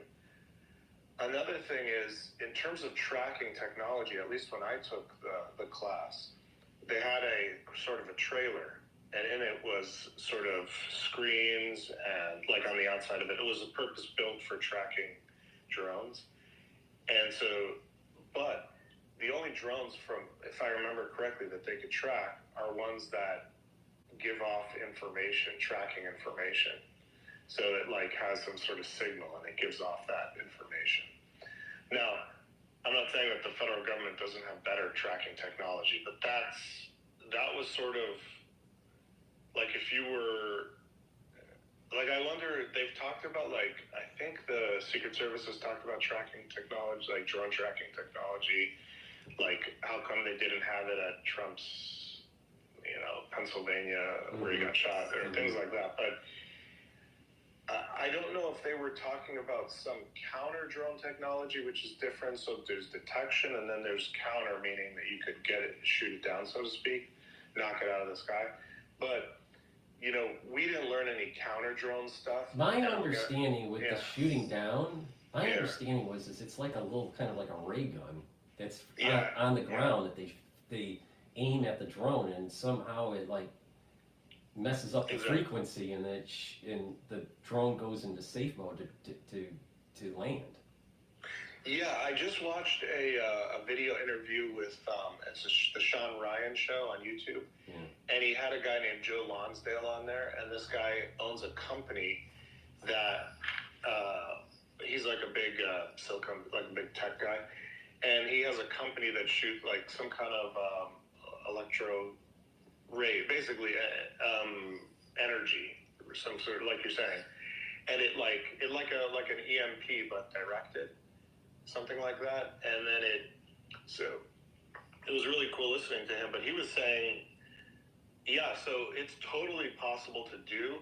In the class that I took, they didn't really get into, counter drone, because the laws are so strict in the United States about like countering drones, about like, in other words, knocking them out of the sky. So, you know, they were saying for like first responders, there's not much you could do. Now, as far as like the federal government above like a first responder level, like does even the FBI or do any of those guys have, or Department of Homeland Security, do they have authorization to knock out drones? If I remember correctly, it was so strict against doing that kind of stuff. So, and that was another thought that came into my mind. I wonder whether this drone stuff that's going on, at least maybe one of the purposes, if not maybe the purpose, is to drum up the new legislation that would allow them to knock out drones. You see how they do that? So they get everybody worried, and then they say, because Schumer came out, I think it said, oh, we need legislation that allows them to knock out drones. So I wonder if that's at least one part of what's going on, one purpose for why they're doing this, or allowing it to happen. So now, but just to go back to the tracking technology for a second. So again, I think if I remember, it was only drones that give off the tracking signal. Well, can I just interject for a quick second? Some thoughts that popped in my mind when you mentioned this stuff. You know, I'm a big fan of just taking a look at just the historical trajectory here, at least in the interim. The last 5 years or so, no, more than 5 years, the last, let's say 8 years in New York, the NYPD has been playing around with testing out drones. But it was usually for big events like New Year's Eve. Then when the crisis of 2020 happened, there were reports, I didn't see them, but there were reports of drones flying up and down the East River and the Hudson, telling individuals to stay inside during the lockdown. The shelter in place. This was during the first wave. So you're talking about the first quarter of 2020. So you had that going on, maybe even into the summer, right? But you had that going on, and then so I just feel as though there's just kind of like a slow build out of municipalities starting to buy drones, starting to use this as a surveillance type technology. It kind of feels a little bit kind of like J-Helm, if you remember J-Helm. Oh yeah, J-Helm. In 2015, every time even in New York, if you just get off of let's say Terrytown, you know where Terrytown is, right? Is that a train stop? Yeah. Okay. Up in upstate, all right? So if you guys, so you go to Terrytown, all right? This is during the J-Helm days, and it's low density people, right? I mean, this is not a big, it's not like, Wall Street or anything, right? Yeah. So you get off of the trains. I saw this from my own eyes, and they had all these military equipment that were like ATF kind of stuff, just at the station for their J-Helm operation. So it's like, why? What? So what I have been seeing since let's say 2015 is the militarization of the police. Oh yeah. I mean, literally, my brother served in the service in the early 90s, all right? And the equipment he had was less than what the police have now. So I mean, it's just like, I think that perhaps we've militarized our police force too much. And this drone thing that's popping up is just an extension of this. Interesting. Well, and yeah, I completely agree with you. Like, I've done something called the Sheriff Citizens Academy, where citizens can go and you do 9 weeks in a row. Every Wednesday night, you go to you see a different part of the sheriff's department, and so they showed us SWAT and things like that as well one night. Oh yeah, I mean, they're absolutely whatever the word is, Militarization. They're militarizing. They're militarizing these departments. But I think part of the problem. Sorry, I think part of the problem is because we see how bad drones are, like in Ukraine, where I think the worry is somebody in another class I took, put on by the federal government, is a bomb. I took two. One was a suicide bomb class, and these are week-long classes, so serious classes. And the other was just a regular bomb class, and making bombs is, I want to be careful what I say because it's public, but making bombs is easy, very easy, using homemade whatever. Well, I mean, a classic example is what Ted Kaczynski was, doing. I mean, it's just plus, with the internet and everything, just. Yeah.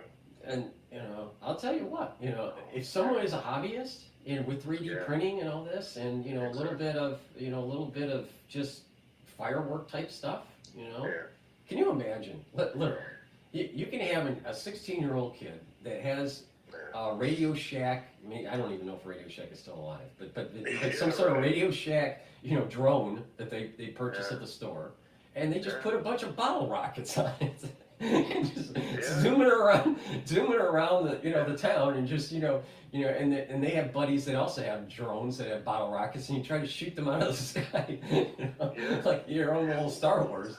But and as kids, if I was a young kid, that's probably what I would have done during my summers. Yeah.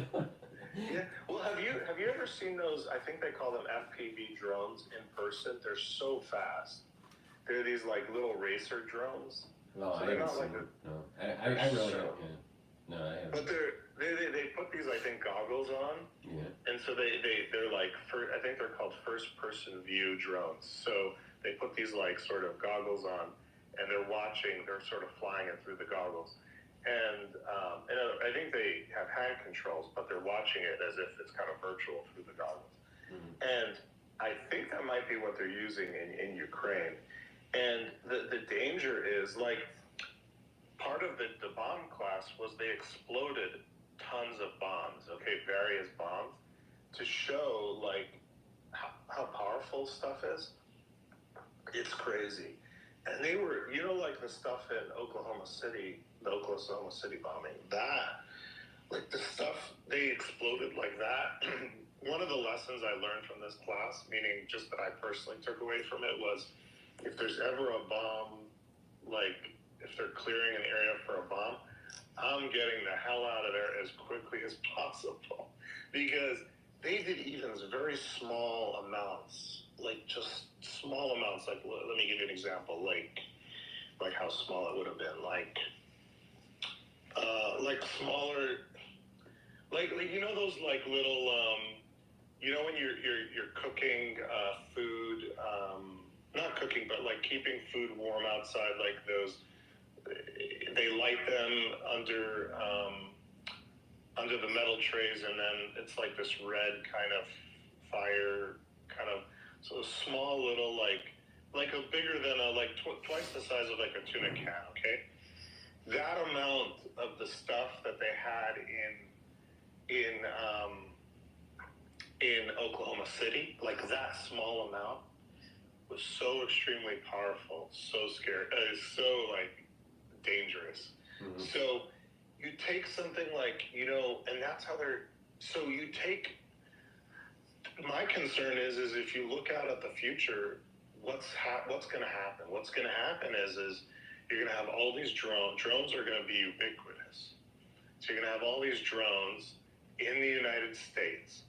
And then what if somebody takes, like, they build in there like a hobbyist, they build some, you know, bomb stuff, which again is very easily available, you know, through common household and hardware store. Well, stuff.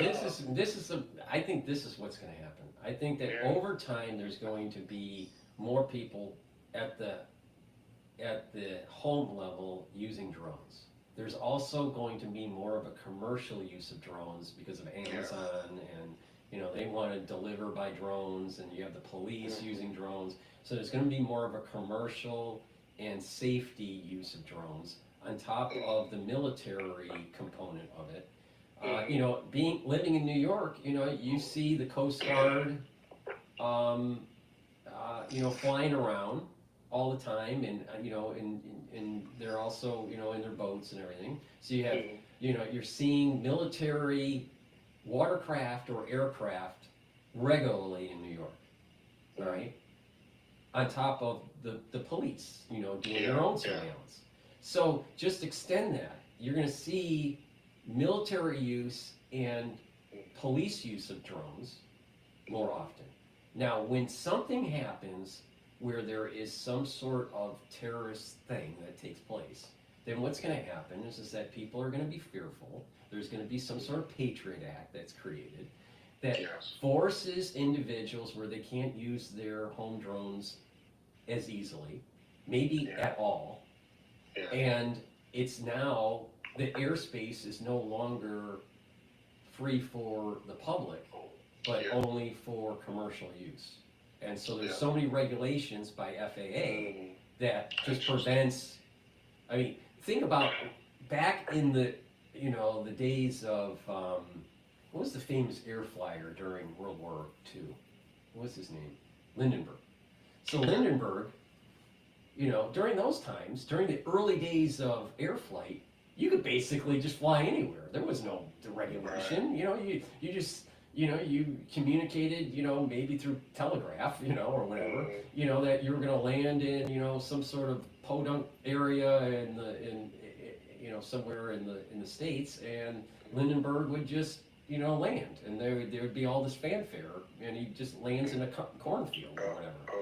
You know, so there wasn't regulation, but over time, when they commercialized flights and they had to have some sort of regulation, right? Now you no longer can build a plane in your barn and just fly anywhere you want. You have to, you know, go through all the protocols of the FAA, right? Yeah.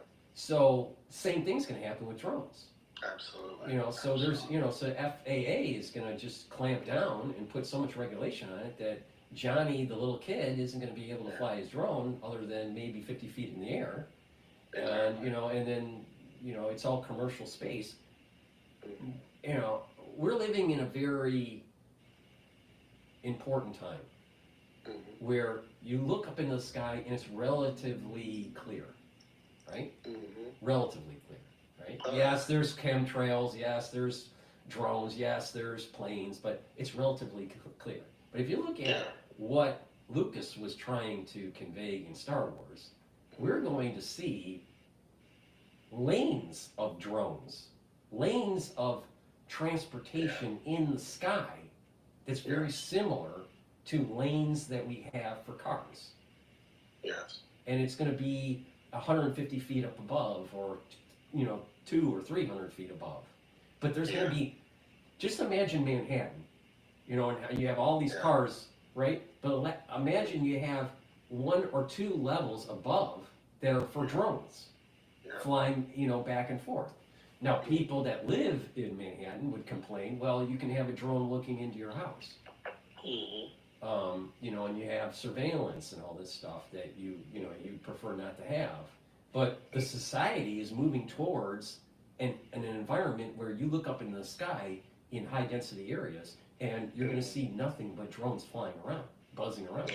So then you're going to have the noise problem, and then people will complain, and then there's going to be silencers for the noise on the drones and all this. But the thing is that we're living in a I don't know, a sweet spot in time here where we can actually look up into the sky. We can look up and see a sky and not a drone. A lane of drones. So this is where I'm worried about the visual effect of it that causes a psychological stress. Yeah. And I'm worried about surveillance technology, by the government. And so I'm not for drones. I don't think drones. We should have drones. I think I would prefer not to have the municipalities have drones. But I do see that because of the wars that are taking place in Ukraine and in the Middle East, and the parity issue with the naval fleet between the PLA and the U.S. Navy, that drones are going to be a major component in warfare. Absolutely, and I think in the future what they're going to do is, and this guy Joe Lonsdale was talking about this too, but let's say you have like a big football game.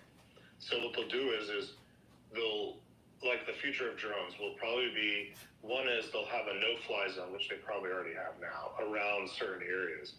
But also, technologically, they'll have it required to be programmed into drones that they're not allowed to fly in certain areas. But the problem also is you could manually, the hobbyists can shut off that, or can, what was it? It was over Vandenberg, that Chinese spy was flying a drone over Vandenberg Air Force Base, and now Space Force Base, I think it is. And he manually removed manually took off the thing so that it could fly over a military, it wasn't allowed to normally fly over there.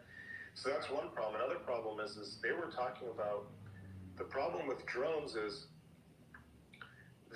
you could have it set where it has no signal coming off of the drone. In other words, there's no radio frequency signal coming off of it, because what you do is you have it set with cameras inside where it just follows the terrain and stuff.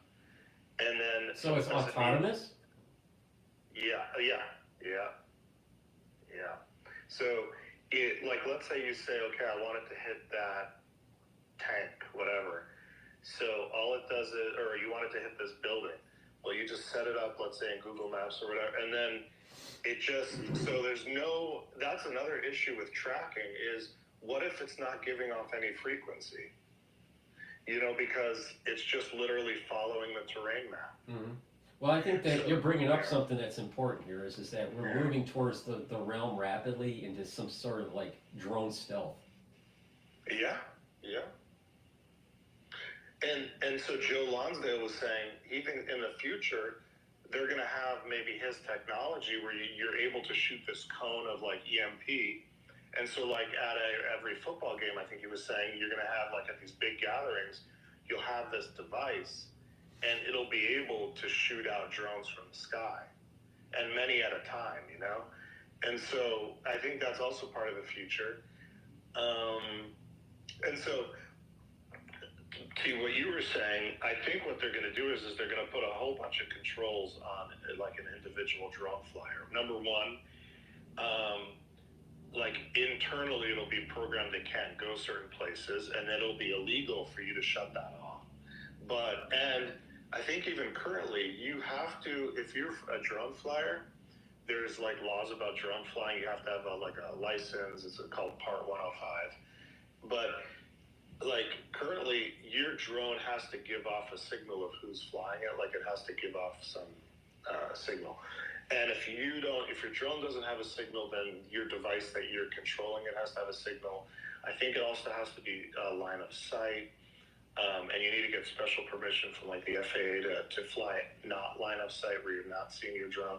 So there's all kinds of rules already, but you can imagine that in the future, your drone is going to have to give off who you are. Your drone is going to have to be pre-programmed that it can't fly certain places. You're going to have to be licensed in order to fly it. Now, currently to get the license is pretty easy. You have to you study this pretty minimal booklet. and then you take a test. But you could see in the future that'll be stricter. And then, yeah, like you said, like right now when you take the test, I haven't taken it, but I was looking at the booklet to study, and they have these like in the air you have like layers of sort of like up to 200 feet is one layer, and then above 200 feet, like they have layers of airspace, and kind of like you were saying with these like sort of roadways up in the air.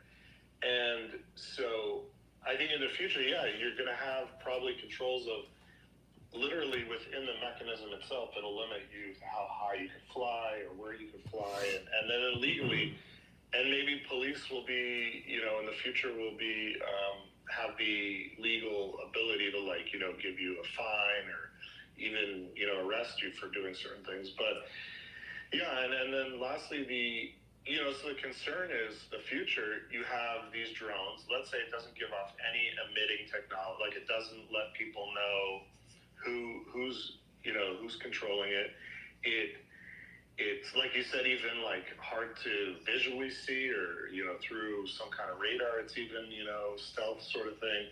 And then, so you're going to need these like EMP sort of devices, you know, around important places, I guess, or to be able to shoot down terrorist drones. And so you can imagine like an IED, you know, so some, you know, people making IEDs and then attaching them to like these really fast first-person FPV drones, and that's what they're doing in Ukraine. And so they're combining the two, and then they're just so quick, you know, and you can't shoot it down with a shotgun or whatever. And it's just like, you know, it's going to be very dangerous. And so that's where we're headed.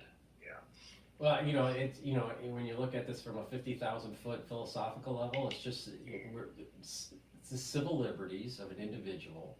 The airspace over their home is being curtailed. You know, we're slowly getting boxed in. There's another person that would like to speak. So, do you mind if I mute you and have him? Please. Yeah. All right.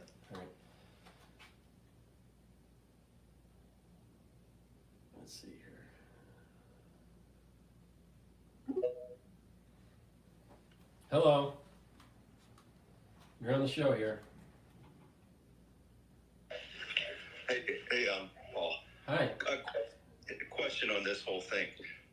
On drones? We're talking about drones right now? Well, both. I was going to say on the things that you were covering early on, too, that I mentioned, but the use of AI and in these programs, that they've become somewhat self-directed. In the case of using this drone technology, obviously there's a way that they're moving together. The idea of these programs essentially being directed by at some point they're not directed by a human anymore.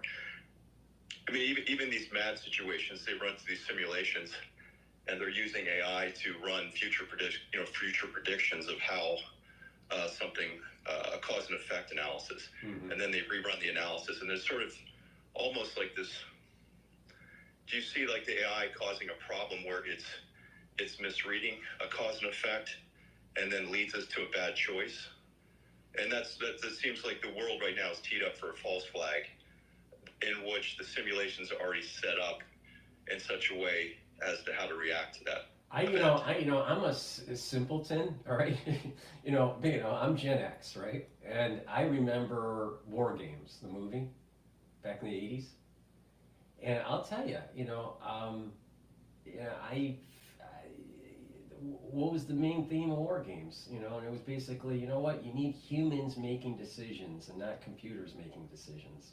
And all these simulations and stuff can trick individuals to think that there is a threat, and it may lead to some sort of nuclear exchange in the case of War Games in the movie. We're teetering onto this into the danger zone, because we have an over-reliance of computerization. Because I know that, I think it was the CEO of Moderna was talking about how, the spike protein was and then basically was captured, and then they ran it through the predicted, and everything is digitized, runs through these AI point. And then who is in charge of directing these systems? Well, here's my take on, for the ones that are listening and through the live stream, the ones that are listening through X Spaces, so you can have, there's software out there that can model proteins, all right? Like, in all types of proteins, even spike proteins. So, and you model these, there's a three-dimensional model with all electrical charges of these amino acids.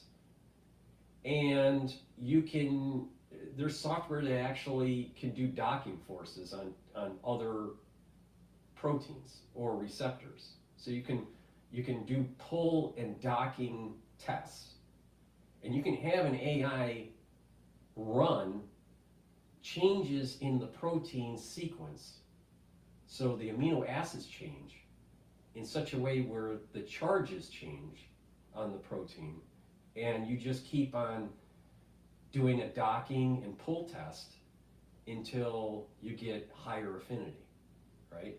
So you have in silico created a new protein sequence that has the highest affinity, theoretically, for a certain receptor. And once you have that, then you can go, oh, that's the code that if nature or someone that releases something happens to have this sequence for the spike, then this is what we would need to inoculate for. So this is kind of the behind the scenes of what Moderna and some other big pharma is doing. Is they're playing around with protein folding, changing the amino acid sequence to change the affinity to certain receptors or certain types of proteins.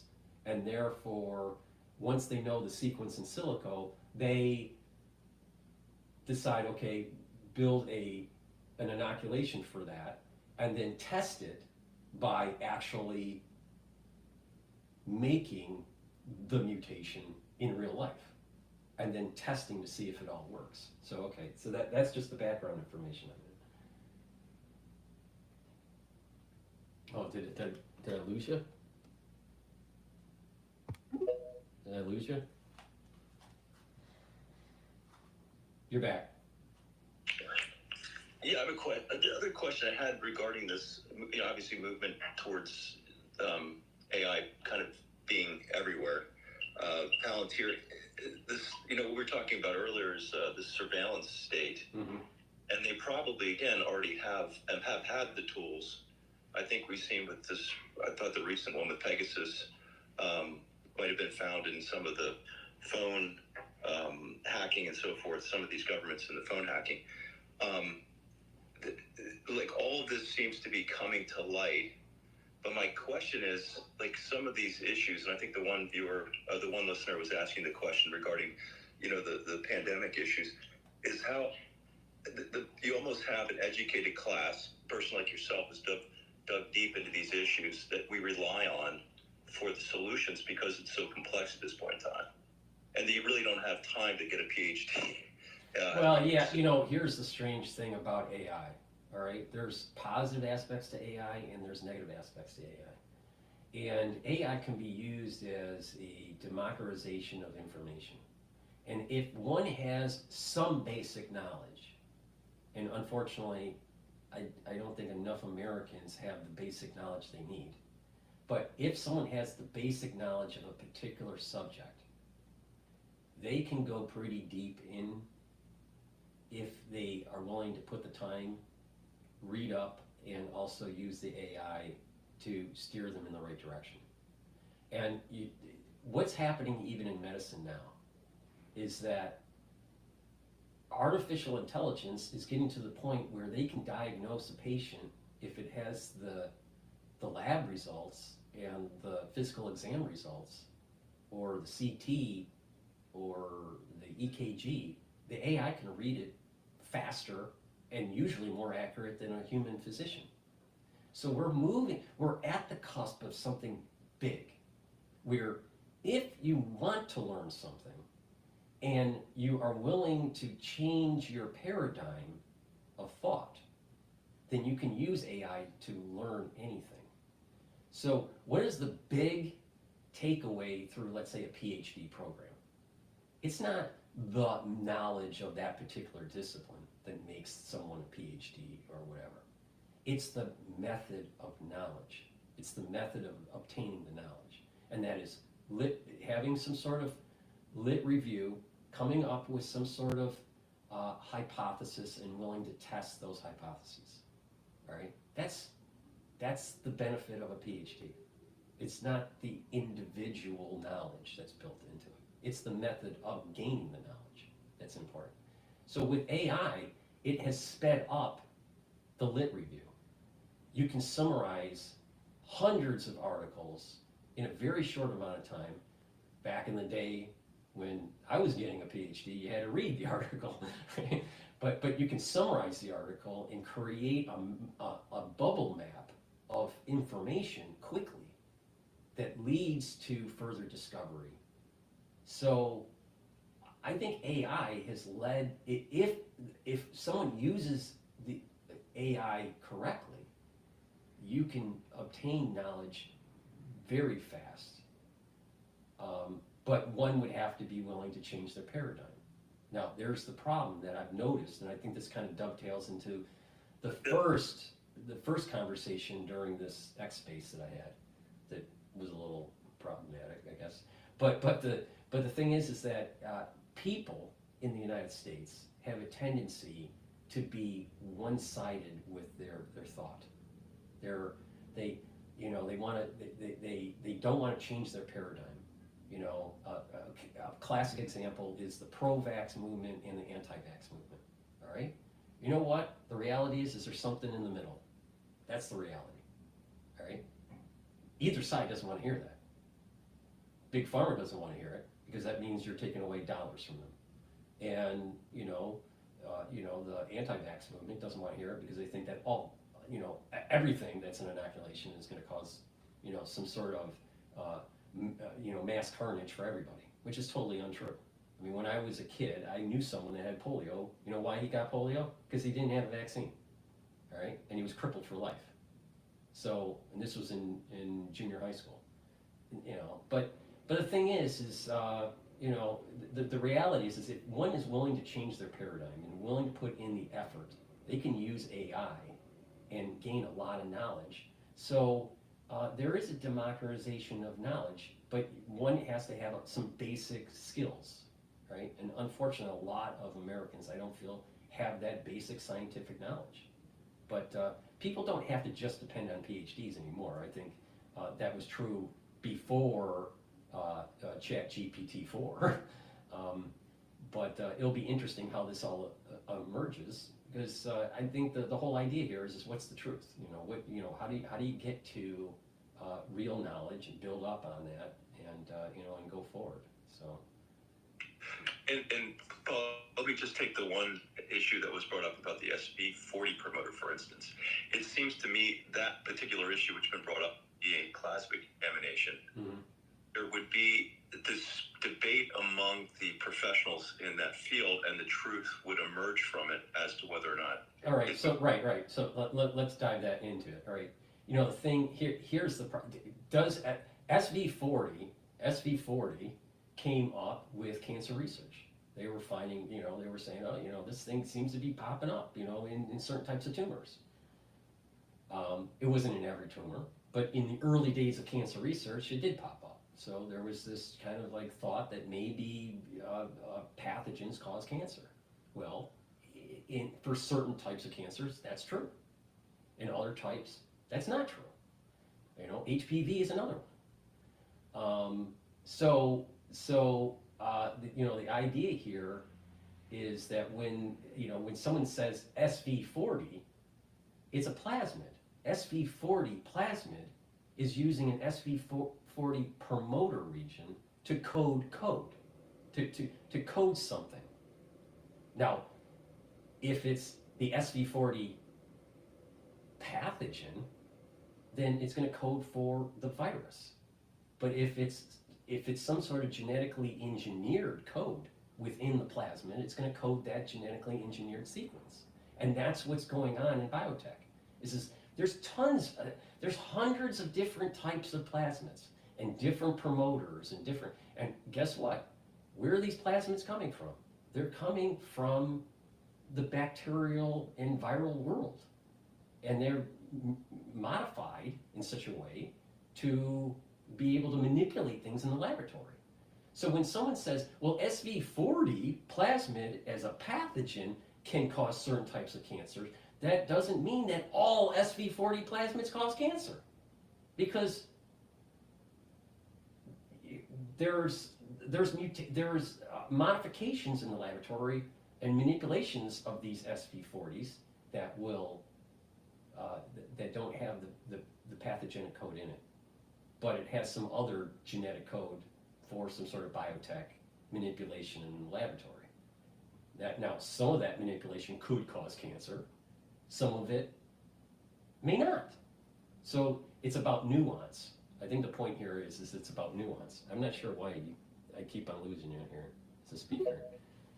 So you know, my take is that it is about nuance, and that's maybe where, you know, people that have a little bit more deeper understanding could, you know. But the thing is that you know, when someone is willing to understand that there's nuance, they can still use ChatGPT and get to a deep level of understanding of SV40. You know, just do an experiment, do a mind experiment, or not even a mind experiment, just do a real experiment. You know, I don't know how much you know about biotech, but let's just go as deep as you can about SV40, and you'll notice that you'll see like one path of that knowledge is going to be pathogenic, right? But there's another path of knowledge where it's actually a biotech tool. Now the problem comes in is you had big pharma and big money and not willing to admit that they can't filter out their inoculations good enough to 100% guarantee that no injury was going to take place. They can't do it. No manufacturer can do that. And so, you know, this is where the pro-vaxxers are totally wrong. You know, there is a manufacturing problem. The way things are made is problematic. That doesn't mean it can't be effective. Doesn't mean that everyone's going to have the problem, but it isn't a manufacturing issue. So, you know, if anyone that's, you know, that is listening, or anyone that's watching the live streams and that has done stuff in manufacturing, there's tolerances and there's, you know, drift over time when you're doing high production, and you know, so there's lots of things that take place during a manufacturing process that can cause some sort of you know, production issue or quality issue. Hey, Paul, one other question. Do you see a limitation, like the medical field, with diagnostic testing? Meaning you can do too much diagnostic testing, and it leads you to a bad solution. So there's this balance between recognizing sort of intuition from the body about whether or not you're feeling, or are there just some diagnostic tools that almost should be done on a regular basis to test whether or not your immune system is recovering? Yeah, well, before the AI world, there were older doctors doing rounds with medical students in their residence, where they had a skill set because they didn't have the ultrasounds during their training. They didn't have the access to the CT scans and all this fancy equipment, where they were more, the older doctors that are now retiring, but you know, when I say older, I'm talking like 70s, 80s here, you know, that they could touch the body in such a way and understand more about the patient by the way they were feeling the body, putting pressure in a certain area, seeing certain veins popping up. They were more in tune by just observation of the body. The problem comes in is that the newer generation of physicians are more reliant on issue a test, issue a scan, issue whatever, right? So they're less physical with the patient and more quantitative with the readings of these devices. You add in an additional component. Back in the olden days, there wasn't so much litigious activity. Doctors didn't have to worry about getting sued all the time. Now, if anything goes wrong, the hospital, the clinic, the physician is worried about some sort of lawsuit. So there's the litigious aspect to it. There's the over-reliance because of just the contemporary training that's going on with physicians, that is pushing everyone to be just over test, do these diagnostics, right? All right. Now you add in AI component to it. AI can't really feel the patient yet. We don't have C3PO feeling the patient, right? But doing the PE, the physical exam. So since we don't have C3PO, by having these scans, by doing the blood work and having all this telemetry fed into the AI, it can diagnose and have treatment, and also social learning within the AI, knowing what else is happening in the society. Is there something similar that's taking place within that locale or in that state? That would be really good for understanding infectious diseases. But and there could be some sort of social learning that can take place with these AIs. But just individual patients now, when you have these diagnostics, you're allowing the AI to be able to have a treatment plan for a patient. So I think it's important to look at the history arc here of what was it like to be trained in the 1960s and 1970s, even 1980s, and how it's moved and changed over time to the point now we have AI. And I personally believe that AI can see something on a CT scan or an X-ray better than a trained radiologist. Well, you know what? Medicine's moving AI. And insurance companies are going to go, how do I reduce error? How do I reduce chances of lawsuit? How do I reduce over prescribing certain diagnostics?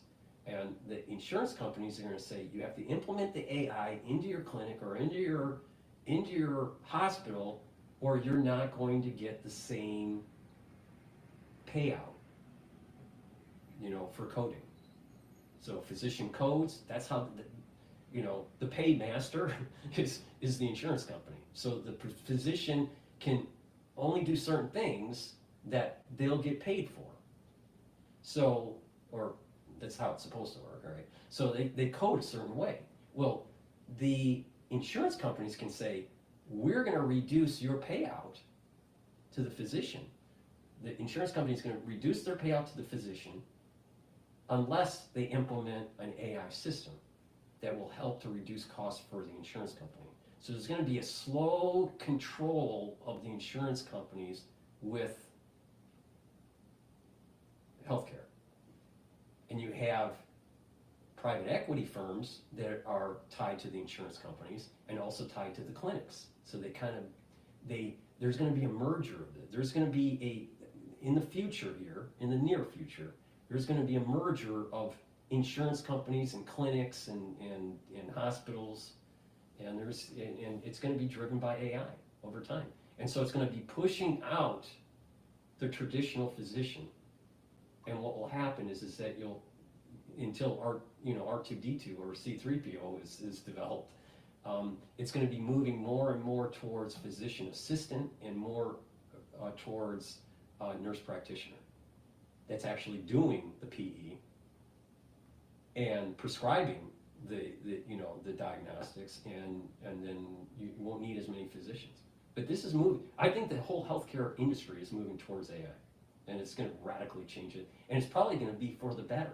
There's probably in this case, it's probably going to be a better solution, a more accurate solution, and it'll probably also reduce costs. And Paul, one other question as we move toward this, I think looking at Yuval Noah Harari, who's talking about the humans become hackable. Do you see in the medical field that sort of metaphorical language moving into the medical field?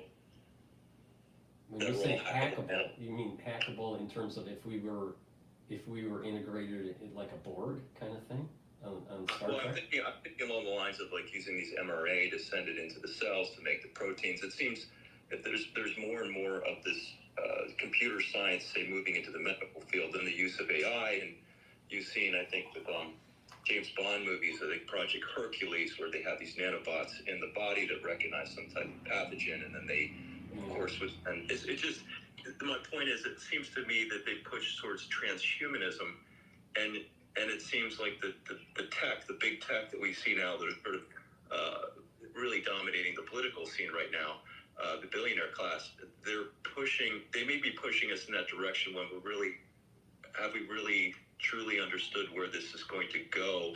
No, I mean, for sure we don't understand it, because just look at just the inoculations with the immune system. We don't fully understand the immune system. I mean, the immune system is so complex with the feedback loops that we have no idea, does it make sense? And I said no, but there's a group of people in the medical community that thinks it makes sense to put tons of different antigens into a newborn to elicit antibodies that it's not going to maintain because it can't create IgGs until 6 months of age. I think that's crazy. Why would you want to keep on pumping a newborn, and trying to elicit something that the immune system doesn't want to do? And maybe poses the idea of undirected technology that really doesn't benefit the understanding of who we are. These bioweapons programs, you could continue to create these directed evolution threats, and then you would say, how are we going to have a soldier out in the battlefield that we could, say, take the pathogen and then digitize it, then come up with, then send it to them in the direct. Is it the idea of this? What is direct? It comes back to like this transhumanism. What's directing it, and that we're moving. Well, I can get you. We can get into a deep conversation here. If we go up to the 50,000 foot level, when you're looking at companies that are being formed and that need to be funded, that they're not self-funded, but they need to be funded through some sort of private equity or venture capitalists, you hear the term disruptor. It's always a disruptor. Well, why do we need to disrupt? I mean, first, sometimes we do need to disrupt. That's, creative destruction, right? In the economy. But what happens is a lot of times these people, they're coming out of fancy universities, all right, and they aren't happy with their job prospects when they get out. So what do? They partner up with a friend, and they want to set up a company. Now, a lot of it is in tech because there's a low barrier of entry, with coding and all this stuff. But it's also in biotech, all right? And so what's happening is that they create a company because they don't want to work for an established company. They create a company and convince the investor community that their company will be a disruptor. Now, a lot of times they fail and they blow up. Now, the point I'm making about this whole disruption concept at the 50,000 foot level is that they don't care the damage that they create. They care about getting funding, their seed funding. And so if you look at this now from a metaphysical point of view, when companies are creating things that could perpetuate or move mankind into transhumanism, it seems to me that it's almost kind of like, I know this sounds kind of crazy because I am of the sciences, But there is an element of kind of a satanic kind of thing going on. There is an evilness that allows for these types of companies to emerge, to try to entangle mankind. I think that when you look at good and evil, right? You know, Adam, ate from the apple. You know, Adam and Eve ate from the apple of the tree of knowledge, right? So they were, this idea that there's been a never-ending entanglement to entangle good and evil, and it's through trying to embetter yourself to try to disentangle it and disentangle the good from the evil. But I feel that technology is trying to reverse that disentanglement. It's trying to maintain that intertwining between good and evil. You think about the internet, even the term internet, there's fiber, there's things tying things together, right? You think about T1 lines and servers and cables, intercontinental cables underground and all this stuff, or under the sea. There's an entanglement that's taking place. You look at social media and how people seem to be very negative against each other. It's an entanglement of good and evil. So I feel that transhumanism is not something that is from the good side of the tree of life. It's actually from the side of evil. So, and how if one is trying to build a company that does some sort of transhumanism, they have a tendency to get some sort of funding and to do the will of an evil force. So I know that doesn't sound very scientific, because it's talking about spirituality and good and evil, but I sense that transhumanism is mostly evil, not for the good. Now, the problem comes in because it's always dicey at the edges between good and evil.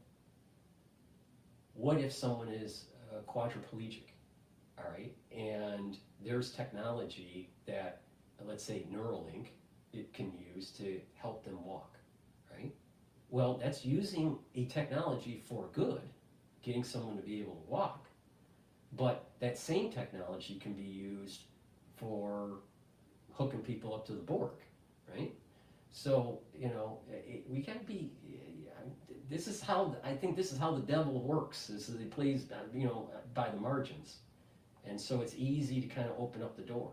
I mean, look at with Facebook, or now Meta. Facebook, it was the idea of share information with friends and family, right? As you move through, different stages in your life. And it ended up being a data collection for your life, for someone to make billions of dollars on your data. It's just, so there was an evilness to it. And there was, breaching of people's privacy and whatnot. So, that's my take on it. I just, I feel as though transhumanism is moving. There is definitely, society's moving in that direction, but I don't think it's a good thing. I think people need to wake up and try to fight it. This is why I wrote my book years ago about artificial intelligence. The idea that there's this transhumanism that's going to be promoted as some sort of good thing for mankind, but then you're going to have the monks, what I call the monks, that they need to fight against transhumanism, and the Achilles heel of transhumanism is energy. That you have to destroy the energy source of the transhumanist movement, so we maintain humanism. It's going to be a battle between transhumanism and humanism. So I think it's really a religion. It sounds like it's a scientific battle, but it's really a religious battle.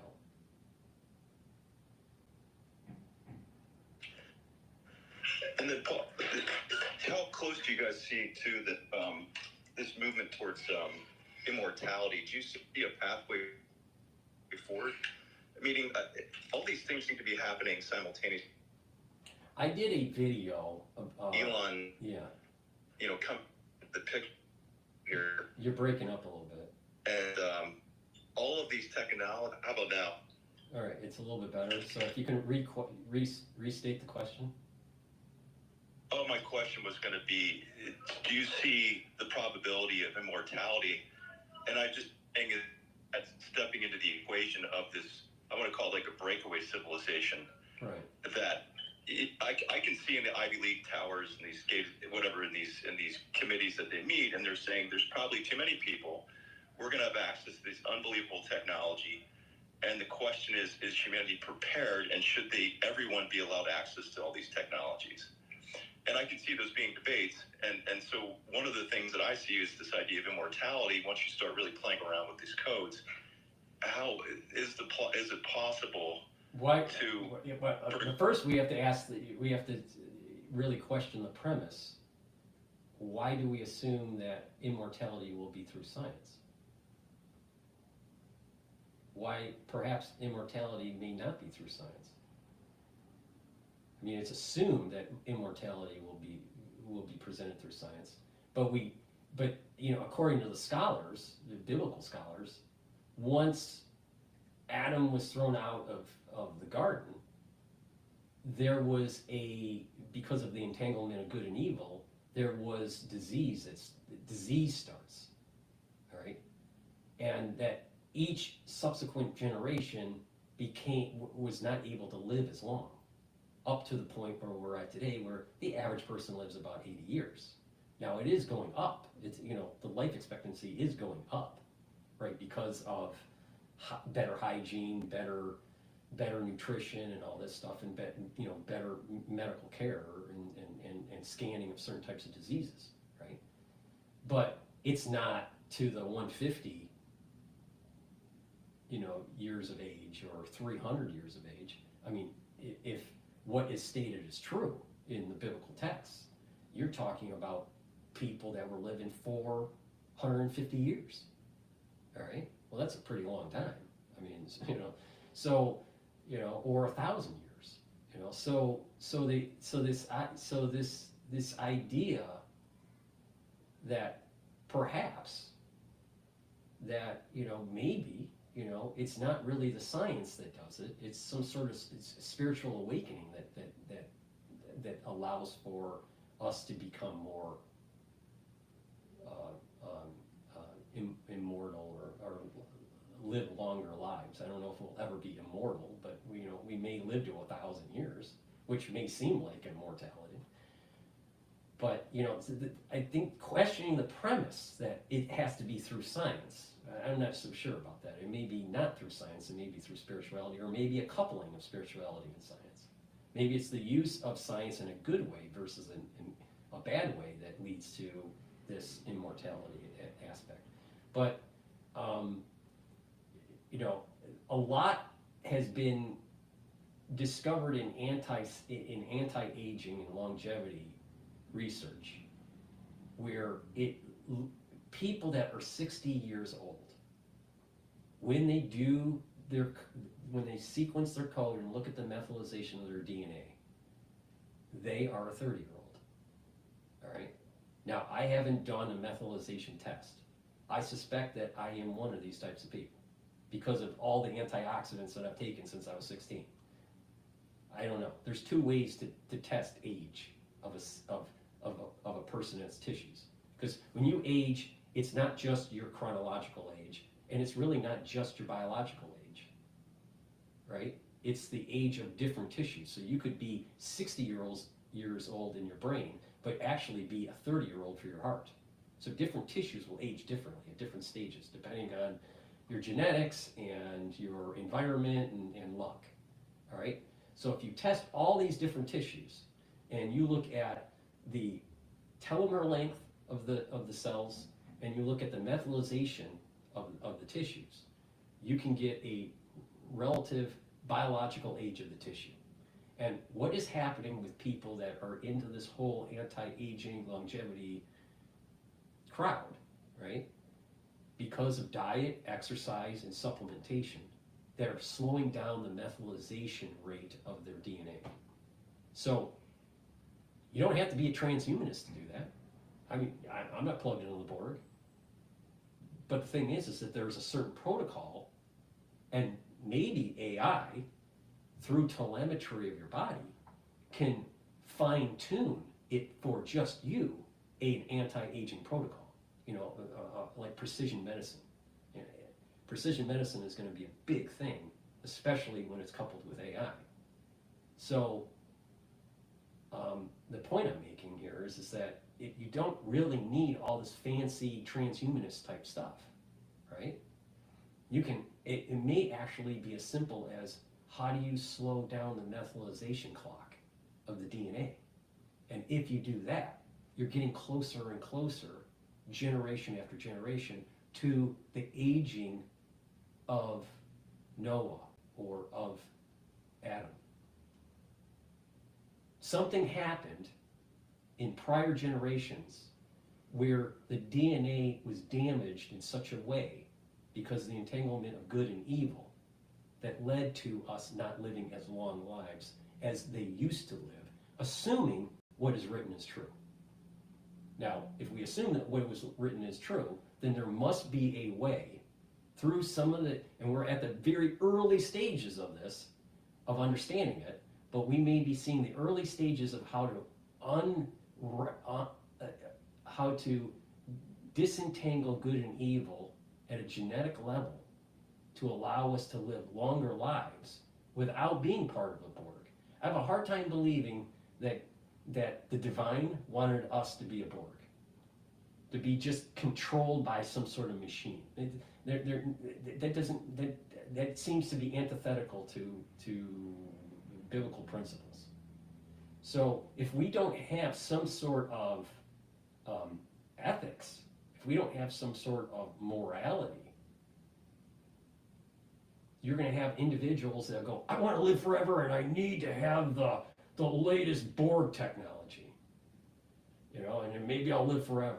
I mean, look at what happened with individuals that were going into cryogenic storage after they die, and they found out that over time, what happens is the tissues liquefy. So you can't be resurrected from being cryogenic, going through some sort of cryogenic kind of thing. All right, and they should have known better, because you can only freeze tissues for so long before those tissues actually don't perform as well when they're de-thawed. When they're thawed. So,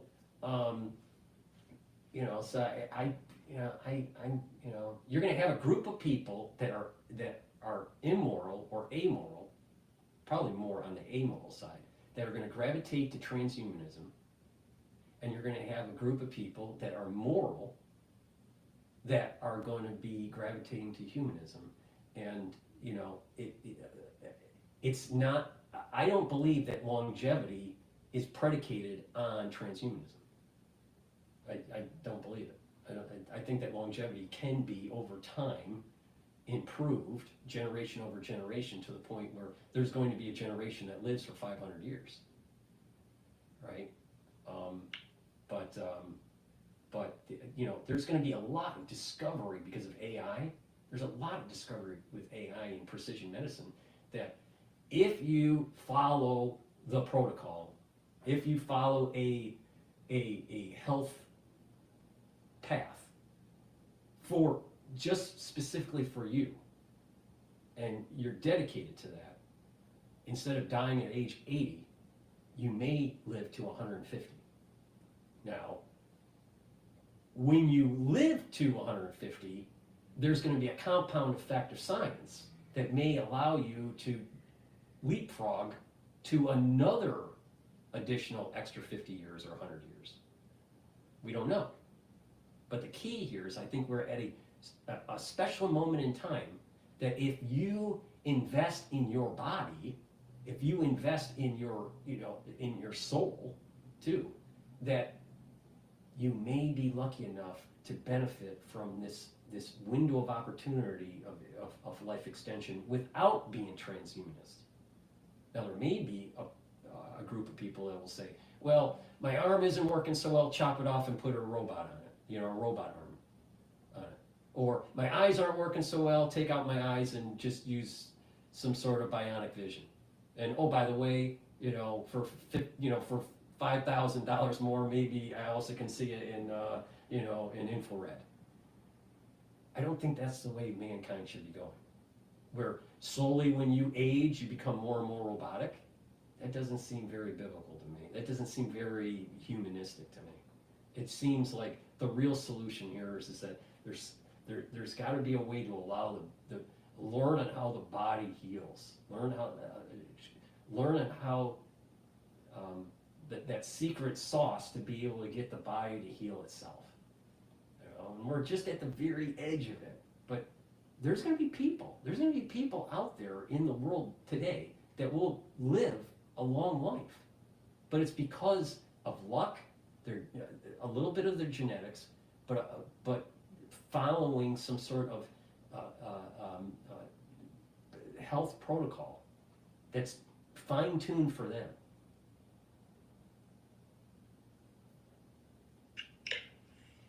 Paul, last question, because you started off with like the drones, and I wanted to try to put this into an overarching question about do you see do you use a framework to interpret all these seems to be disparate events that are happening, from this collapsing public confidence, perhaps a sovereign debt crisis, a new monetary system, the geopolitics that is occurring, whether it's Taiwan, China, Ukraine, Georgia, Romania, Sudan, just all of these crises that are happening along with these trends in AI, that is there something that is trying to capture this moment from a centralized, and then you have this self-organizing collective of the masses trying to figure it out, but that's operating essentially on sort of compartmentalized information, that you have a few people in positions of influence that are trying to wrap it up in a nice picture, but the self-organizing collective still struggling to try to figure this out. Can you define your term self-organizing collective? I say it's like what we're seeing here with Twitter, where the centralized medium of information would have been through, these controlled channels, and now the information is leaking out all over the place, and you have these questioning of these centralized and credentialed authorities, and people are searching for the truth, and it's organizing in a messy way, and there are solutions that are emerging, this direct primary care, but even in the political structures, reducing the government, is there a framework to try to tie it all together, or is it just, this is just a cycle and it's just going to happen without any sort of centralized figure leading it? It's just going to move forward, and it may be messy, but in the end, we come out the other side with. Well, there's definitely an emergent property that's taking place. Now the question is, how much of it is controlled and how much of it is just through randomness. A lot of people get fooled by randomness. If you look at the market, there are individual stocks, right, or individual assets that go up and down, and there is a collective understanding of that day's trading, or there's an emergence of certain things. Now, there can be black swan events that happen, and all of a sudden, it totally radically changes the hive mind, of understanding. Now, the big question is it just in an emergent property, or is it that there's actors that are trying to force certain issues? And it's probably a little bit of both. You probably have actors that are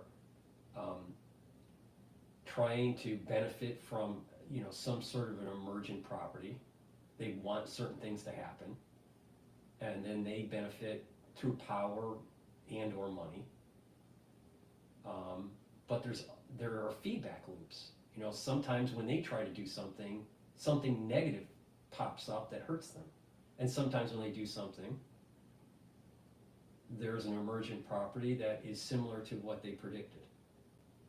So because of these positive negative feedbacks,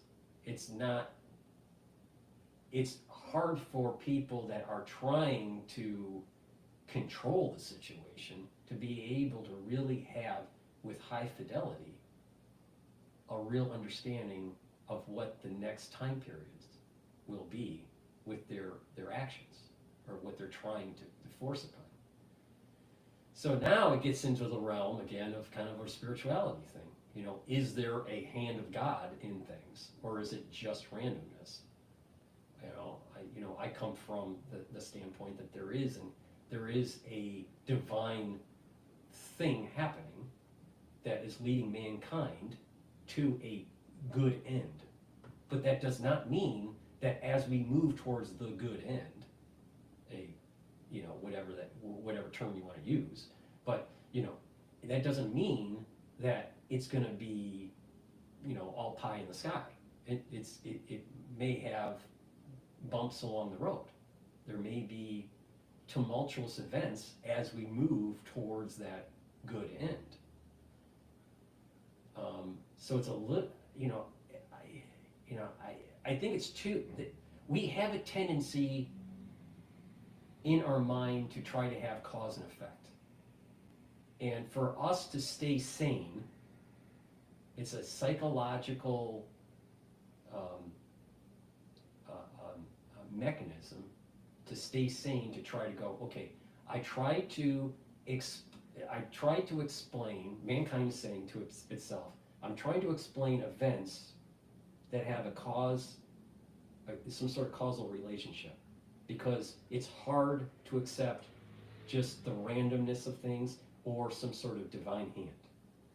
So it's easy for people, especially in the United States,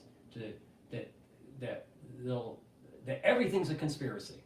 Everything was all thought out. Everything was all planned. Everything. No. Not everything's all planned. Not everything's a conspiracy. There are random events that take place. There are nefarious actors out there. Now the question is, how much in our modern day tumult is it because of nefarious actors? I think that the nefarious actors think that they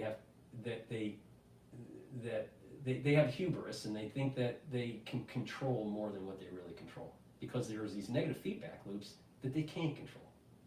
All right. So, getting back to this idea of, are we, do we have, are we moving in the right direction? Is there going to be some sort of, positive end here? I think there will be. I'm trying to be optimistic, but I do think that you have nefarious actors out there that are trying to do things that curtail your civil liberties. There are things that people are doing where they can make a lot of money. Like, for example, all right, I'm glad that Ted Cruz won the Senate for Texas because he's a Republican. All right, I think that at this stage in American politics, we need more Republicans to try to move the ball forward. But that doesn't mean that all Republicans are MAGA. That there's a lot of Republicans that are rhinos. So, so I'm glad that Ted Cruz won, but there are some things that I don't like about Ted Cruz. One is that he seems to be wishy-washy on certain things, especially with Trump. In addition, he's positioned himself in such a way where he's going to benefit a lot through deregulation or light regulation of Bitcoin. Why? Because he's invested in companies, in mining companies, and also in exchanges and use cases for Bitcoin. So he is in a powerful situation. This is an example where you have people doing, powerful things where they benefit. And I don't think he really cares about society and the positive benefits of Bitcoin, if there are any. Maybe there aren't. I don't know. There's going to be a lot of people making money on both sides of the fence.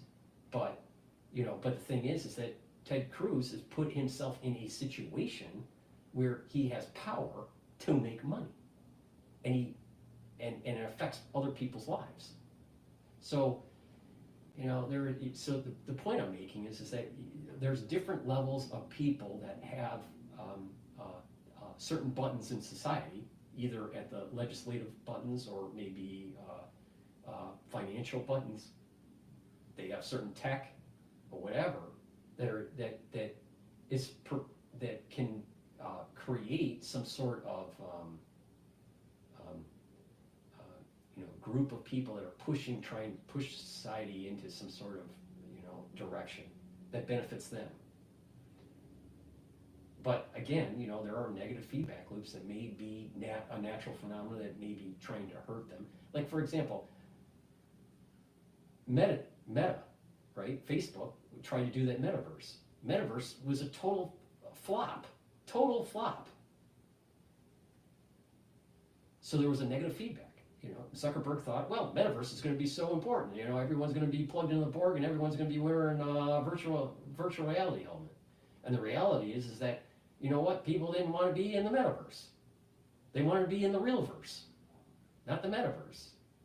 I saw someone at the Harvard Club, going on a tangent here, that had one of those Vision Pros from Apple. Is it iVision or Vision Pro? I think it's just called Vision. So Vision Pro, and he was in the Harvard Hall area where people sit down and have talks or read the paper or do some paperwork, or they're on their laptop or whatever. So you had this one guy with this Vision Pro, right, on his head, and he just looked so out of place. Now you're talking about old style decor, and this whole idea of old wood, dark wood, and it just didn't. It was so out of place. He just looked like a pariah. He stopped using it. One, because of the battery issue, but two, it just didn't sync with cultural norms of certain groups of people, or just the overall cultural norm of humanity. And that's why Vision Pro died out. I mean, Apple still has it, but it wasn't adopted anywhere near what Tim Cook thought it was going to be, because it's against the human inculcation that as we were raised. So I think that there's going to be a negative push. There's going to be a negative push. This negative feedback loop that says to these people that are trying to push transhumanism that, what, this ain't going to take out this, because the way it works for the transhumanists, they have to make money because they borrowed a lot from the VCs or the private equity, and it's all about return. If they can't return their transhumanism, then the company goes belly up. Now, of course, there is, robotics. Boston Robotics has gotten into DARPA and, the military, and that's a whole different ballgame. And, Boston Robotics is, the early days of Elysium. If you remember the movie Elysium and the robots, and, a world where it's a shithole for most people, and then it's utopia in orbit around the Earth. The world is moving in that kind of direction, unfortunately. But there may be a feedback loop where monks, as I call them, or humanists, fight the transhumanists. And when that happens, maybe we won't have Elysium. So that's a long form of trying to answer your question. But I mean, I just, hopefully, I did an adequate job of it. But no, I appreciate that. I'm kind of in the same headspace you are, trying to figure these out. I agree with these feedback loops because it seems that the more they push us into this metaverse, you can manipulate these feedback loops, and that nature's feedback loops are more pure, high fidelity. I mean, can I ask you a question? Let me just ask you a simple question. When so you're on X, right? Are you feeling with the feeds between people, going back and forth with hate? Do you feel that is hurting your soul when you're consuming just the content? I don't. I tell you what I see. I don't see that much hate anymore. I see just people. I see people trying to expose corruption And I see this comfort bias among the masses still, where they don't want to necessarily deal with these scenarios that our institutions have become corrupted, because I'm not too sure. It's uncomfortable. And I think one of the issues is, I think with this collapse in these public institutions that we're seeing, I think we're going to have to deal with that to move on to the next phase. And, this is, I think, this idea of this decentralized movement. You'll see more local communities coming together, greater involvement at the state levels. And I think there's this push, just almost trying to awaken the masses, so to speak, to try to deal with the issue and try to establish, I think, a foundation of ethics to build upon. Right. So you're seeing X as a social media platform for good, to better society and get people educated and to localize and I agree that there is a powerful part of social media, especially on X, where when Elon bought Twitter, it kind of opened up a free platform, right? The worry I have is that there's still a lot of division out there on certain themes. Let me give you an example. There's a lot of anti-Semitism. There's a lot of pro-vax, anti-vax. There's a lot of, pro-Ukraine support and anti-Ukraine support, right? So yes, people need to have conversations, but when someone doesn't agree with their worldview, it tends in social media to devolve into hate. Oh, I definitely agree that there's a polarization, but I see the majority of people that are in those polarized positions. I don't see that they represent the masses. I find most people, their ground state is more of a libertarian stance, and that we've been given these false choices and these narratives steered by the media into one of those false constructs. So I think you're starting to see people like Rand Paul or even Elon kind of coming into this conversation now and taking a more vocal position, and that position is, people can get behind it finally, that they can be comfortable disagreeing with these polarized positions, and that there's nuance, and perhaps there are things we don't quite understand influencing the events, and that we just want to deal with it and move on, but we're stuck with false choices. Mm-hmm. So I mean, you're definitely looking at X, in a positive light and an opportunistic. There's optimism with it, and I kind of agree. But there's a tendency with mankind to just devolve into hate. And I just maybe I'm just a different generation. Maybe I need to wake up a little bit more on it. But I feel that there's an infestation in social media in general. It's just like I feel like it's full of bugs.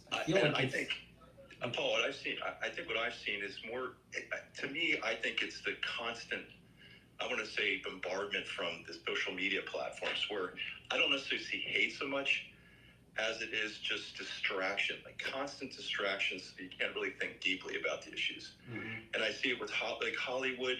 They've dumbed down, the movies to these. The music itself, I don't think represents like true beauty or the aesthetics that we've seen before. Whether it's representing the architecture, the art, it's like everything's sort of been moved toward this cacophonous, like ugly state of existence of being. And I think you're starting to see pockets where people are trying to reintroduce some form of aesthetics, and challenge the Hollywood and the social media. And I think you can see the tide turning a little bit, that, the things that we've been pushed in front of our faces that we thought was aesthetically pleasing or represented beauty is actually ugly, and we need to create these new forms. Yeah, and I agree. This is where, you fall into the monk category of what I was mentioning between the monks and the transhumanists. It's a very positive answer to the question, and I appreciate the honesty, and it's hopefully a light for people to follow. And I think, and last thing, Paul, I should say that I somehow, like you're talking about what drives humanity and civilization forward. I think, like maybe there is this push between good and evil, but I think the good, the light, sort of is in the majority, that we have to experience the evil, and perhaps it guides the emergent behavior to the point it collapses, and that it can only collapse so far before the light sort of, grabs hold of the feedback loops and pushes it forward again, and we move on to the next cycle. There's this trend that if you've noticed in the advertisements, even on X, but also on YouTube, where there's this, it's called micro learning, where you like listen to books that are, only 15 minutes, just summaries.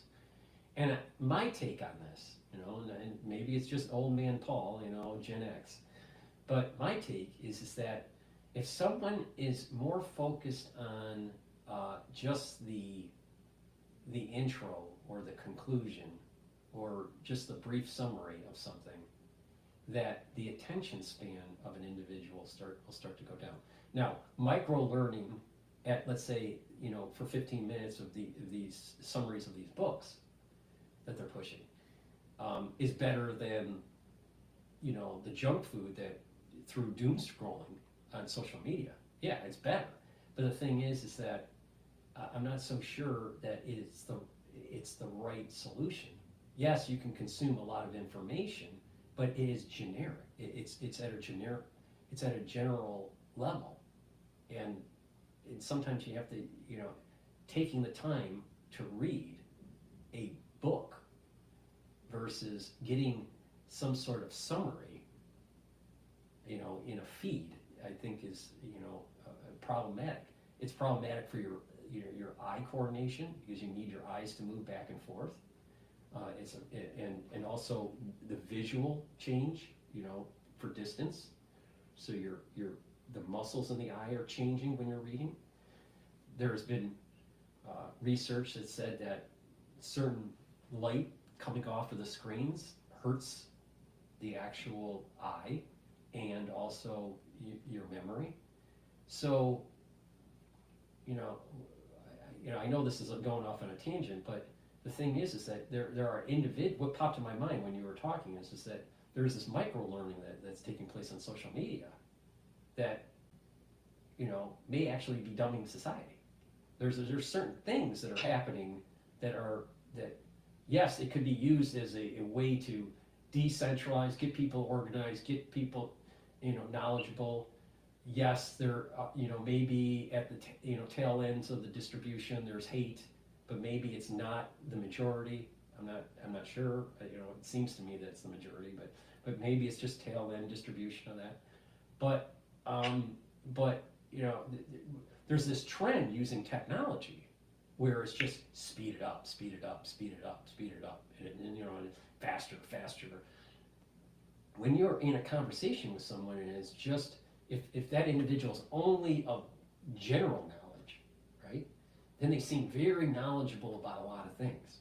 But you dive into any particular subject matter, and then you realize that the individual probably only read, summaries of certain things and didn't really dive into the details of it.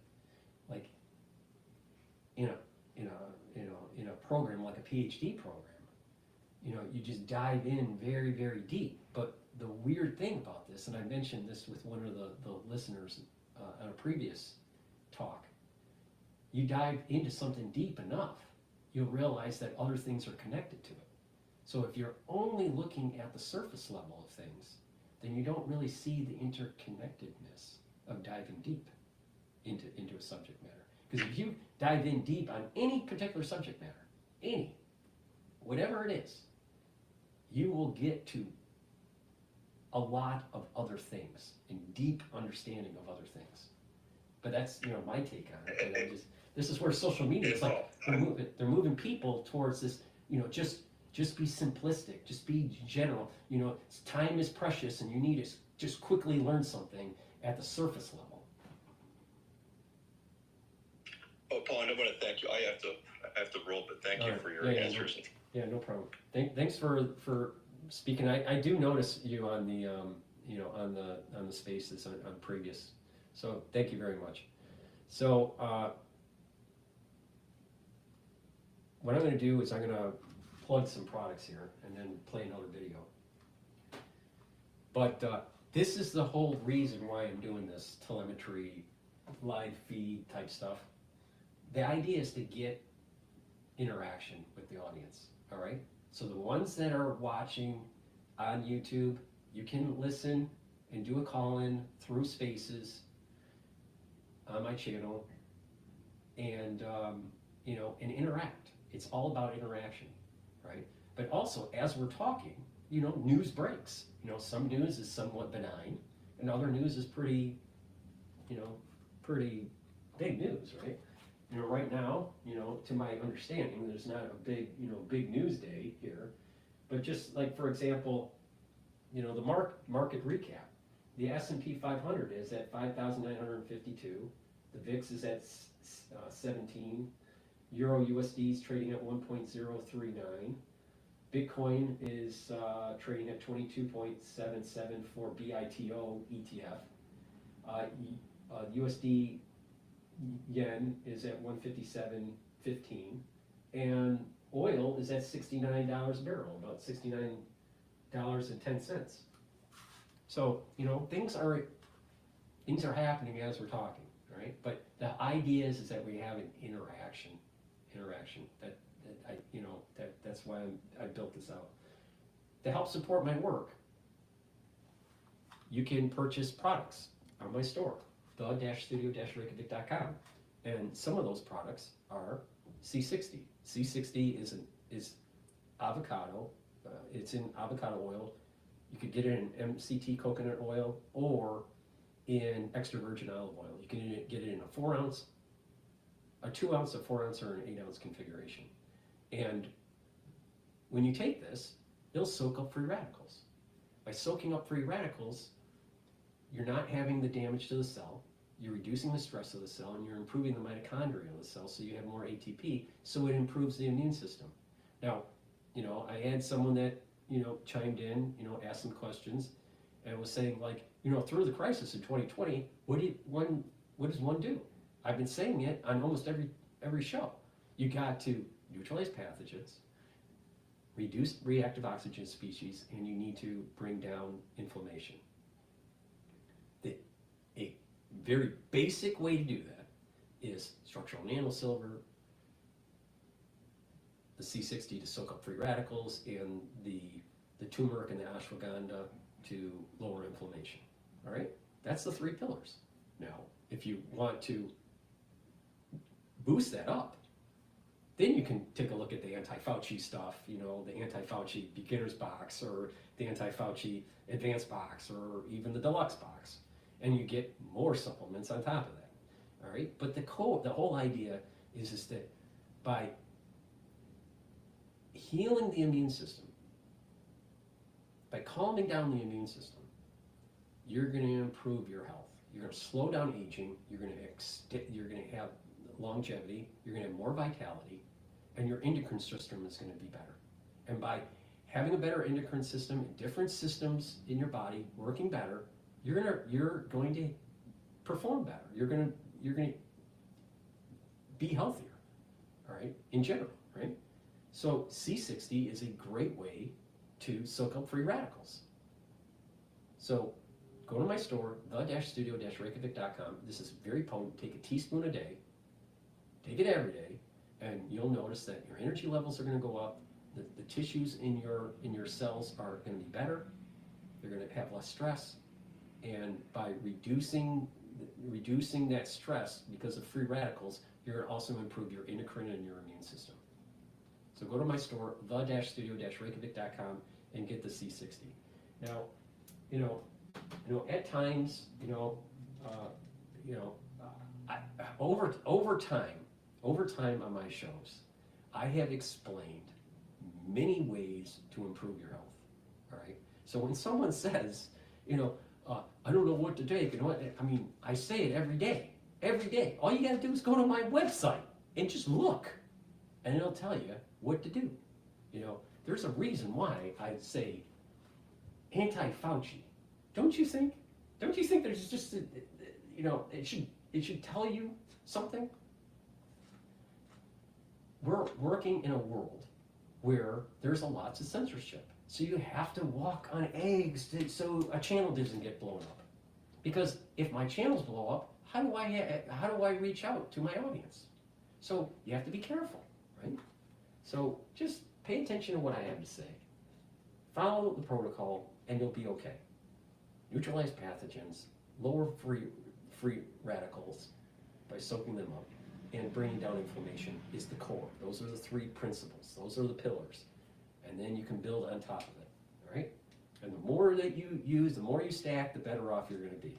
And I'm telling you what I take. All right, that's a long-winded way of saying go to my store, the-studio-reykjavik.com. But probiotics. This probiotic is a powder. This is what I take. I haven't had my lunch yet, and I'm running out of energy. So I mix this in my food. It's hummus that I mix it with. It's just a powder. It has a little scooper in it. It's a great way to take it. You can add it in a smoothie or just use filtered water, whatever. There are other people that buy from my store that prefer the veggie cap version. Both are very good products, high quality, and having a good gut biome is really important. Why? Because it's going to absorb. It's going to allow you to have better absorption. It's going to bring down inflammation in your gut.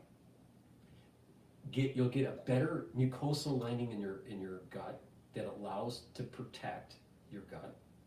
A thin mucosal lining is bad. All right, it causes inflammation and it can cause disease. But a good mucosal lining in your gut is better for your health. In addition, having a good gut biome, you're going to have a better metabolism, better health. You're going to have better health with the liver. Your liver is a major detox organ. If you have problems with your liver, you have a lot of problems, all right? So a healthy liver is important. Getting good probiotic and taking it will help with that. In addition, having a good gut biome is going to improve mood. You're going to be less depressed, and you're going to have more mental clarity. And with a good gut biome, you're going to have better hair and skin and nails. You can see when you look at someone and how they are progressing with their health or they're getting diseased. You can look at certain physical manifestations. So improving the gut health will help with some of those physical manifestations. So please go to my store, the-studio-reykjavik.com, and get the probiotics. All right. Now, since I was taking calls for a while, let me just plug a couple more products here. Boomer Boost, really important to take. Why? Because it has 68 nutrients that you need. You can use this as a meal, all right? But this is great if you're 40 plus or if you're young and you work out. Why? Because this gives you the nutrients to give you energy, and it also helps with your cardiovascular system. All right? It has a lot of ingredients in here. All right? So just go to the store and take a look at the content profile. But you can use this as a meal. All right? The way I use this is you mix it with a soft food like hummus or yogurt or something like that. You can mix it with just water, or you can make a smoothie, however you want to do it, all right? There's a big scooper in here, so you just take 1 scoop a day, all right? But this is a great way to fuel your body, all right? If you're younger and you're athletic, right, taking it will help to fuel your workout. Now I have 2 barleys. I have heirloom barley and I have gladiator barley. All right, you can take them individually, just the barley or just the Boomer Boost, but they work better if you take them together. Okay, now what's the difference between the heirloom barley and the gladiator barley? The heirloom barley is more focused on the detoxification, reducing inflammation, and soaking up free radicals by superoxide dismutase. All right, it's a protein. So it's like a meal, all right? And you're fueling your body and detoxifying your body at the same time. Now, I'm pretty sure that if you eat a Big Mac, it's not detoxifying your body. It's quite doing the opposite. Or the Gladiator barley, which is more about building up strength, reducing inflammation, and soaking up free radicals because of the superoxide dismutase. So if you're more about, workout and gaining muscle, when you get older, you start to lose muscle. So if you're doing a little bit of resistance training, or you're an athlete, you know what? Taking Gladiator barley by itself is really important, but it works even better when you do the combo. Now, you can buy these things separately, or you can buy them in a longevity box that I have. It's called Longevity Boost Box. If you buy the Longevity Boost Box, you get the Boomer Boost and your choice of Gladiator barley or heirloom barley, okay? It's up to you. And if you buy the Longevity Boost Box, it's at a discount. Or you can just buy them separately. It's up to you. Please use discount 5, all caps, and the number 5, and you get an additional 5%. So if you want to get Gladiator barley and Boomer Boost together, get a longevity box. You get a discount. Plus, you get an additional discount if you use discount 5 to help you out. Because you know what? I know, because of the Biden administration, that inflation is not transitory.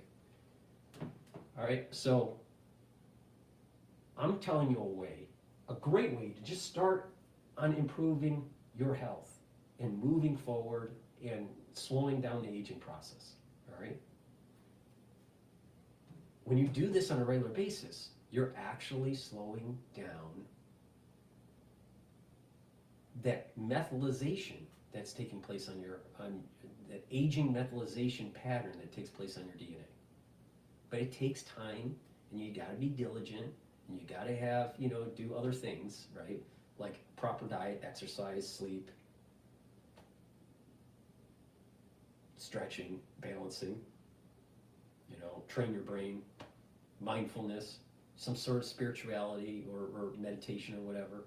And you do these things, you try to be a good person, you actually can slow down the aging process. Now, if someone is all angry all the time and eating a Big Mac all the time, they're always inflamed mentally and physically. Guess what? They look pretty old. And when you get sick on a regular basis, when you get sick, have chronic sickness, you age faster. Now, if you look at patients that are in their geriatric years, they are oxidizing faster. The free radical build out is much higher. That's why when you get older, you need to take a lot of antioxidants. When you take antioxidants, you're reducing the stress on the cells, and the cells can heal. And if you have enough healed cells and enough adult stem cells, even in your older years, you can slowly repair the tissues. Okay? The better off you are early on in doing this, the earlier you do this, the better off you are, is what I meant to say. So, please take my advice, all right? It works. This works. So, it's a shame because I've seen people where if they just did what I said, they would do better, but, they have cognitive dissonance, or they don't, they want to give up on life or whatever. I don't know what the issue is with people sometimes. And lastly, NAD+. This is something that I brought up earlier in the show. NAD+ helps to bring up energy levels, but NAD+ helps to repair DNA. All right, that DNA is not just in your nucleus, but also the DNA for your mitochondria. So, in addition, NAD helps protect neurons. When you get older, protecting neurons is really important. All right, and so you're boosting up your energy levels, you're repairing DNA damage, and you're protecting your neurons. You're increasing the health of the neuron by taking NAD+. So this is a stack that I have added for my own protocol.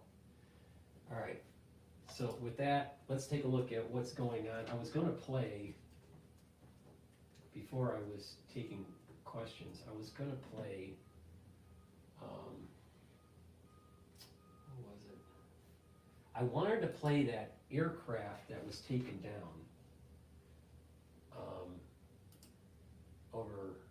overnight, I think it was. What was it? There was a jet, a Navy jet, that was knocked out of the sky. I think it was last night.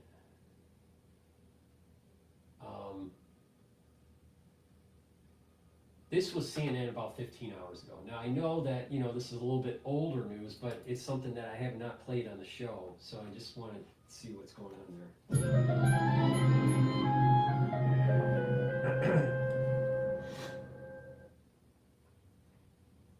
Well, MJ and Victor, a lot of questions here after this apparent case of friendly fire, according to U.S. Central Command, left one U.S. fighter jet downed, and so many questions early Saturday morning. What we know is this U.S. Navy F-A-18 fighter jet was operating from the USS Harry S. Truman, and it was mistakenly fired upon by the USS Gettysburg. Now, when that jet was shot down, both pilots were able to eject safely, but one crew member sustained minor injuries. Of course, so many questions now. This incident is now under investigation by the U.S. military, and questions about how this could have happened, as CENTCOM emphasizes this was not the result of hostile fire. Of course, this incident took place over the Red Sea, where the U.S. has moved warships and fighter jets and other assets in recent months amid ongoing tensions in the Middle East. And in a sign of the activity in this area, this incident comes the exact same day as the U.S. carried out airstrikes against Houthi targets in Yemen. Now, the U.S. struck a missile storage facility and a command and control facility in the capital of Sana'a.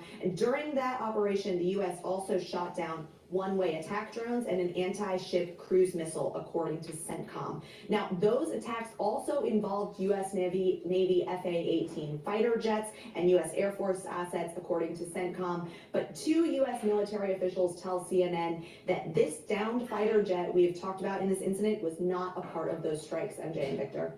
Betsy line for us at the White House. Thank you so much. Let's bring in now CNN military analyst and retired Air Force Colonel Cedric Layton. Colonel, good morning to you. The investigation will determine how this mistake happened, but typically, how do these types of mistakes happen? Yeah, Victor, good morning. One of the big things here is that you have a very big airspace that they're dealing with, and in that airspace, there's a lot of activity, especially when there's a carrier battle group active like there is in the Red Sea with the USS Harry Truman. Now, which is where the F-18 came from. So when you are in a zone like this, where there is combat happening at one end of the Red Sea, and then there are other flight patterns that the folks on the USS Gettysburg, the sailors of the USS Gettysburg, have to deal with, it can be pretty easy to mistake targets from one to the other. In other words, is one a friendly target, or is one an adversarial or a potential adversarial target? So what the investigation is going to look at is what the people, the sailors that were manning the positions on the USS Gettysburg, what they saw, what they believed was coming toward them, if in fact the aircraft was heading toward them, why they saw it as a potential hostile aircraft, and why they fired. So this is going to be a critical piece in these situations. What they saw, what they believe to be the case, is going to be a key part of that. What the radar picture looked like for them is also going to be a factor, and of course they'll need to answer why they didn't deflict the aircraft properly. And what we also learned is that this fighter jet was mistakenly hit, and then the two Navy pilots ejected from their jet. I mean, is this how the ejection system, if you can call it that, is that how it's supposed to work? Or typically, would you see something like this coming, and then before you're hit, you're supposed to get yourself out of the fighter jet? Yeah, MJ, one of the key things here is that pilots always stay with their aircraft until they can't maneuver the aircraft. What basically happened in this particular case is not atypical for a situation like this. In essence, what you have is a missile coming toward you. If you can evade that missile, you're going to do everything you can to not only save yourself, but save the aircraft. If your aircraft gets hit, that's when you eject, and that's exactly what these pilots, these crew members followed in this particular case, those procedures. Colonel, should we have expected that? Now, of course, there's friendly fire in regions, where there's war, right? And conflict. But what I feel is strange about this is that, okay, let's take a look at some of the data points. U.S. Navy F-18 jet was operating from USS Harry Truman, all right? So it's Truman. Truman was the president that dropped the bomb on Japan, right? Or bombs, plural. And then there's a misfire, mistakenly fired a jet by the USS Gettysburg. So we have something that's dealing with World War II, and you have something that's dealing with the Civil War. Now I just, again, this may be just coincidence, but sometimes when you look at these things, it's like, well, wait a minute here. Harry Truman jet was fired by Gettysburg. That's what I'm seeing. Now, what does that mean? I don't know, but it just my antenna went up when I heard Gettysburg. Would have been some opportunity to communicate between the Gettysburg and these two pilots before this happened, that they could have identified themselves? Yes, absolutely, and that's also going to be one key aspect of the investigation. Why the crew on the USS. Another thing is that Harry Truman signed into law the CIA. So that was like the national security state. The national security state, I think, was really built out because of the end of World War II and the Manhattan Project.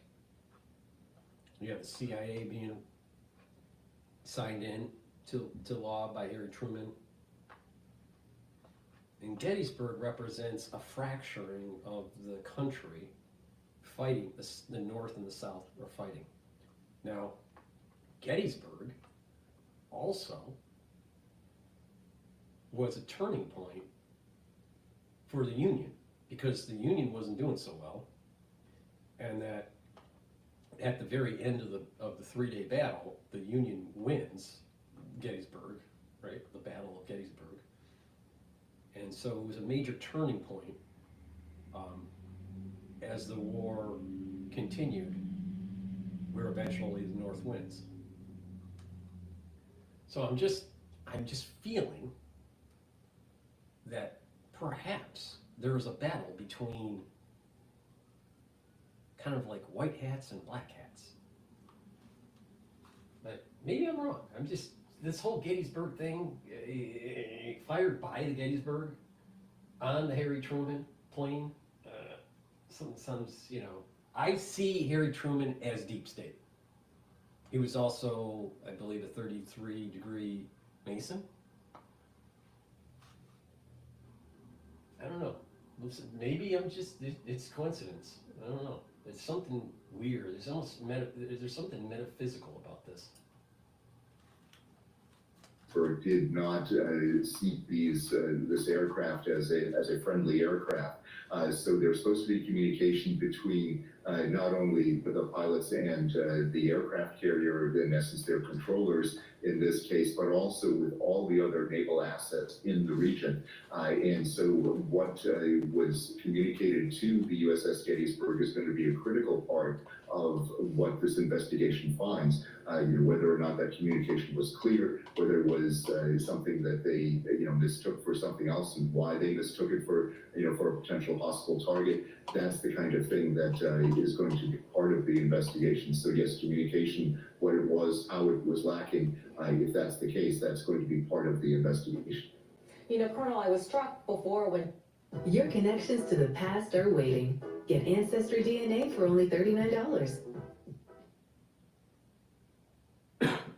There are trucks, and there's the truck. The GMC Sierra.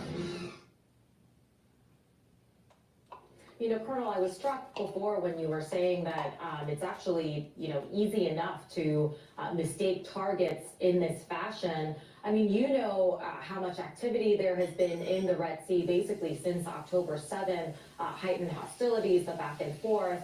Was it actually just a matter of time, in your view, until we had an incident like this, given how much activity we've seen there?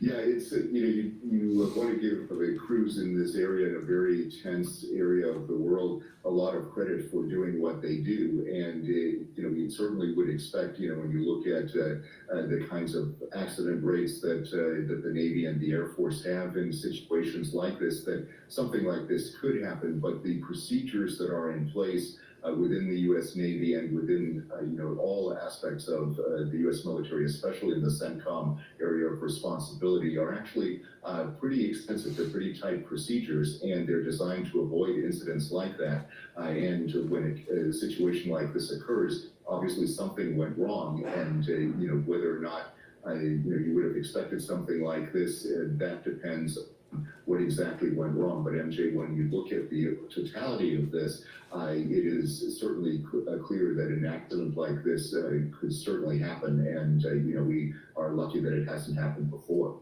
Yeah, that's interesting in the conversation about communication. I mean, when miscommunication results in an FAA team being shot down and 2 pilots ejecting, of course, CENTCOM tells us.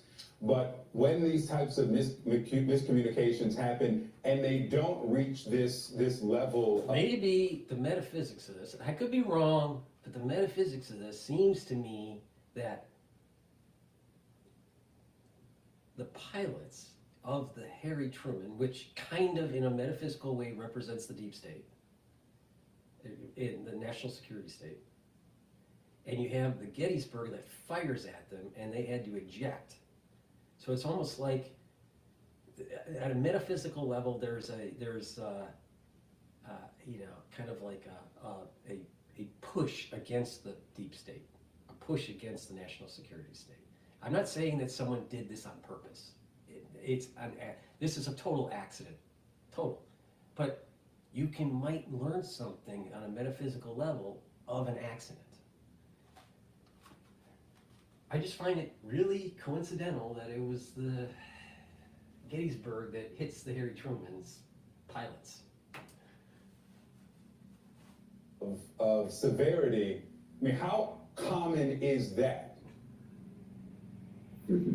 Yeah, that each crew is going to, on each ship is going to probably have different statistics when it comes to that. But yes, it is something that does happen, where at first people think that there's an incoming target to them, and you have to think these the aircraft are moving at a very high speed. And when you are sitting in a guided missile cruiser and you're looking at what is happening on your radar scopes and you see what is coming toward you, the potential for misidentification is actually quite high, and that's where training comes in. They look at the types of aircraft, they look at their characteristics, they look at the airspeed, they look at those kinds of things and use that to help determine whether or not what they're seeing on the radar is accurate. And of course, they also look at the intelligence picture and try to deconflict with that. So these kinds of things, do happen, and misidentifications are very often corrected just in time before an incident like this, as bad as this is,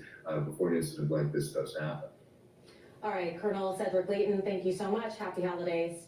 All right, before we go to Nightmare on Wall Street with that woman that was set on fire by an illegal immigrant, please go to my store, the-studio-reykjavik.com, and get the vitamin B complex. Like I said earlier, vitamin B, the first few B vitamins, helps with mitochondrial health and the electron transport chain. That means that you're going to have more ATP, really important. In addition, vitamin B complex is really important for your neurons. All right, when you get older, you're going to need B vitamins to protect your neurons, especially B12. All right, so go to my store, the-studio-reykjavik.com, get the vitamin B complex for better cellular metabolism, boost up those energy levels, and to protect your neurons. Vitamin C. We're in the cold season, and you don't want to get scurvy, all right? So get my vitamin C and magnesium, boost up your immune system. There is a common theme here. Boost up your immune system. With vitamin C, you're going to also improve your skin health, especially if you cross-link this with the collagen that I offer on my store, the-studio-reykjavik.com. If you're not feeling well during the cold season, take a double dose of vitamin C. Make sure you drink it with filtered water. Resveratrol, very important. It's an antioxidant. It stacks really well with C60, and it also gets rid of senescent cells. Why is that important? By getting rid of cells that stop dividing, and you're not accumulating toxins. See, when a cell stops dividing, it just kind of just sits there, and it doesn't perform as well. All right, and over time, it's building up lipofuscin, all right, and other toxins. Now, eventually, the tissue may get diseased because there's too many senescent cells. You want to get rid of those cells. Take resveratrol, get rid of senescent cells, and in tissue that has adult stem cells, you're going to repopulate with new cells. So over time, when you're getting rid of your senescent cells, you actually have longer telomeres on average in the tissue. That means from a telomere length perspective, your tissues are younger. Oh, how does that work? Having longer telomeres means that you can have cells that can divide. The moment that they get too small, too short, the telomeres, then the cells either go into apoptosis or go into senescence. So when you get older, you got a lot of senescent cells, and you got a lot of garbage in those senescent cells. So the tissues are older, and they don't perform as well. You want to get rid of them. Take the resveratrol, but make sure you stack it with C60, ubiquinol, or NAD+, or some other supplements that I offer that help to boost up the mitochondrial health and that are antioxidants. But this works really well with C60 and ubiquinol. Good night formula, because we're going to be talking about stranger starts to sleep in the subway and then all of a sudden she's put on fire. Nightmare on Wall Street, all right? Welcome to New York. Good night formula, all right? This allows you to go into REM cycle. 3 cycles of REM sleep is what you need to adequately consolidate memory. If you are sleep deprived, you don't consolidate memory as well. In addition, with improper sleep, you're going to build up toxins in your central nervous system. You need 3 cycles of REM sleep and deep sleep to detoxify your body, to consolidate memory, and to be well rested in the morning. Chronic sleep deprivation can lead to early onset of dementia. All right? Not only that, you'll have higher cortisol levels throughout the day. And higher cortisol levels throughout the day because of lack of sleep means that your immune system isn't working as well. So having proper sleep will bring down that immune system. So that caller that called in earlier in the show, you know, I've been saying this every time I do a video. proper sleep actually helps to improve the immune system. And by improving the immune system, you're going to be able to you'll be able to fight infections better, be able to fight cancers better, be able to fight certain types of diseases better. A better immune system means that your body is performing better, all right? So go to my store, the-studio-reykjavik.com, get the Good Night Formula, take it, and get proper sleep, all right? Really important. All right, let's go to Nightmare on Wall Street.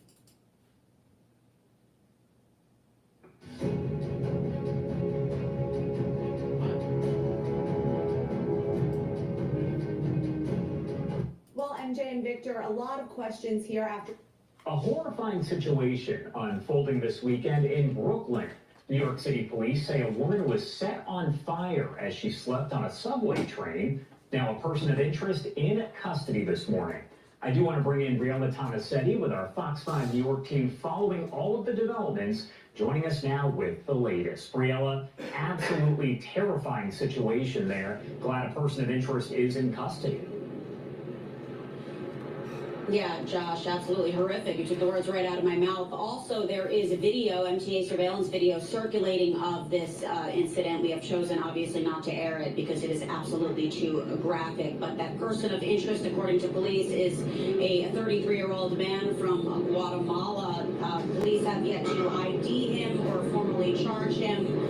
The NYPD, though, saying this is no doubt one of the most depraved acts of violence they have ever seen. Let's backtrack, though, for a moment. Investigators say just before 7:30 yesterday morning, both the female victim and a 33-year-old man rode the F train to the Stillwell Avenue subway station here in Coney Island. When that train stopped at the end of the line, the man calmly walked up to the woman who was seated and set her on fire with his lighter. Officers working on the upper level of the station smelled smoke and rushed down to the platform. They put out the flames, but it was already too late. That woman died here at the scene from her injuries. Now, responding officers captured photos of the assailant on their body-worn cameras. That was key in his arrest. He was wearing a gray hoodie, wool hat, jeans, and work boots. Here's what we know from police about his arrest so far. 3 high school-aged New Yorkers called 911 to say that they recognized the suspect. Other transit officers responded to that 911 call and also spotted the man. This individual was recognized at the J and York Street station on the F line. That individual arrived here, looks like in 2018, from Guatemala.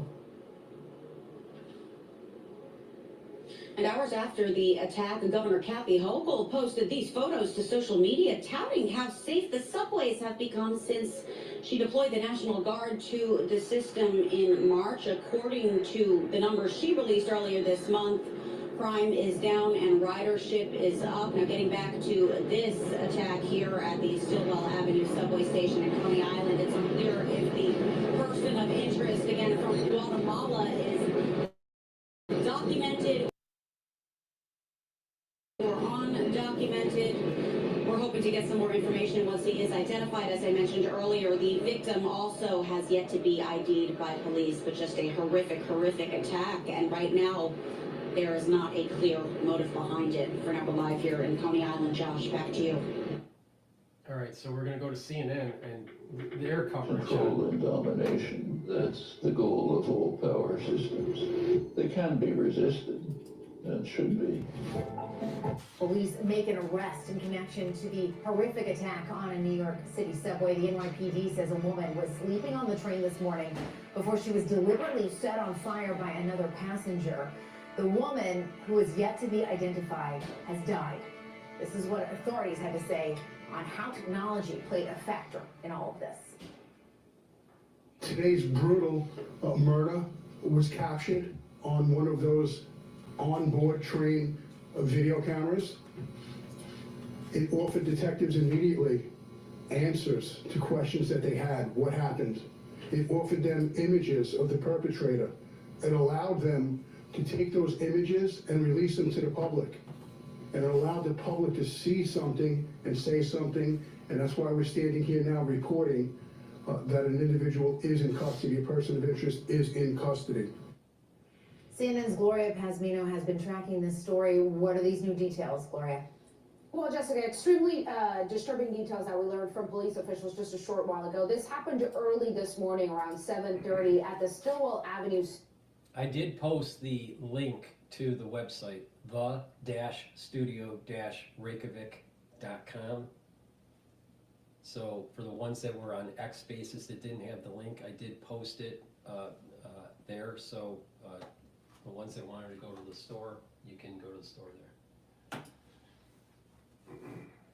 In Coney Island, which is in Brooklyn. And this is the end of the subway line. Now, police tell us that there was a woman who appeared to be sleeping on the subway car. The subway car was not moving at the time. And then the suspect approached her, lit her on fire, apparently using a lighter. That's what we learned during the press conference just a short while ago. The woman immediately caught fire. She was engulfed in flames. And officers that were patrolling the station at that hour were able to respond and put out the flames. They were unfortunately not able to save her. EMS responded to the scene and the woman was pronounced dead at the scene. Now, police really just were able to give a lot of detail, thanks in part to the cameras that were in the subway car. This is a relatively new thing here in New York City, Jessica, that we have nearly full subway cover when it comes to surveillance cameras. That was how they were able to get very good, clear images of the suspect, which they then arrested several hours later. One very important detail, which the law enforcement officials went into, is that they were able to disseminate those images through the media and the press, and then they got a tip from 3 young New Yorkers. The police commissioner said that they were high school age, who saw the man and reported it to the police. They were able to make an arrest, and he is now in custody. I want you to take a listen to the police officials just describing this incident earlier this morning. Someone who we believe. Want the effects of Viagra, but faster? Meet Rose Sparks. They contain sildenafil and tadalafil, but sparks dissolve under the tongue. Someone who we believe carried out one of the most depraved crimes one person could possibly commit against another human being. And it took the life of an innocent New Yorker.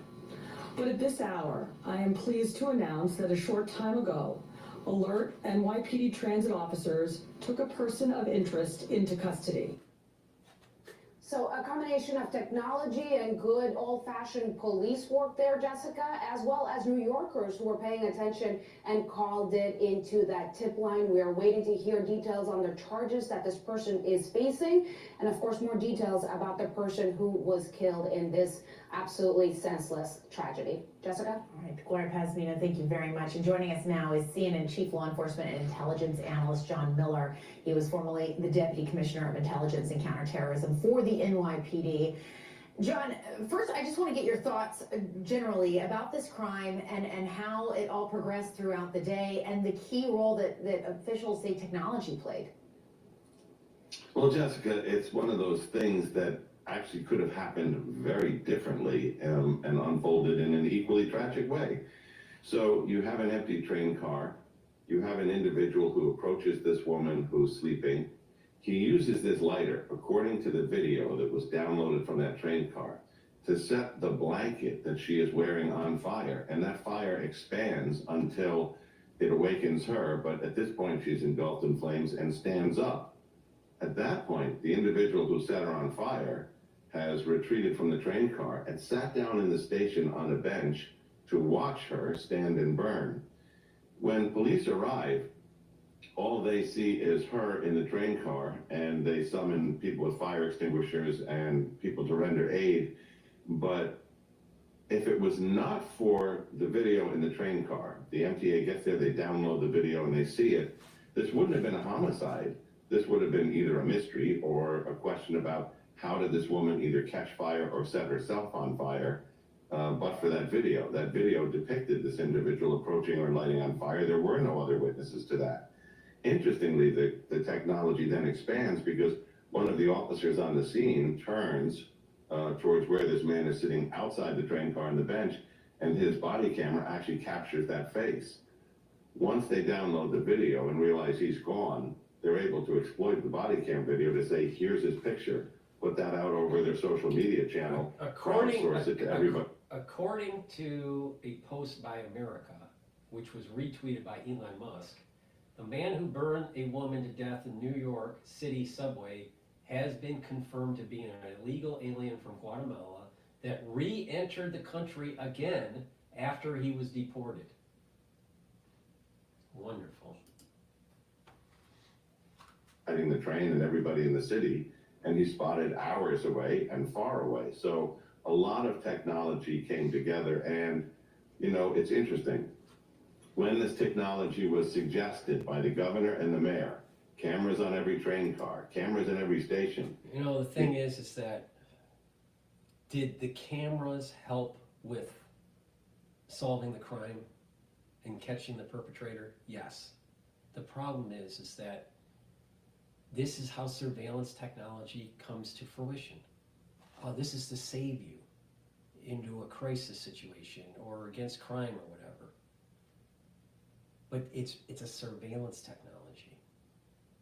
It eventually erodes your civil liberties where you just have the big brother and little sister just staring down at you 24/7 just to keep you safe. That's a problem. And it is very prevalent, this feeling that I have in New York. Now, I'm sure the feeling is similar to, let's say, London or other high density areas, but it's, you know, yes, there is a purpose for it that helps to solve a crime, but the thing is that we're moving towards, because of crime, we're moving to a never-ending surveillance state.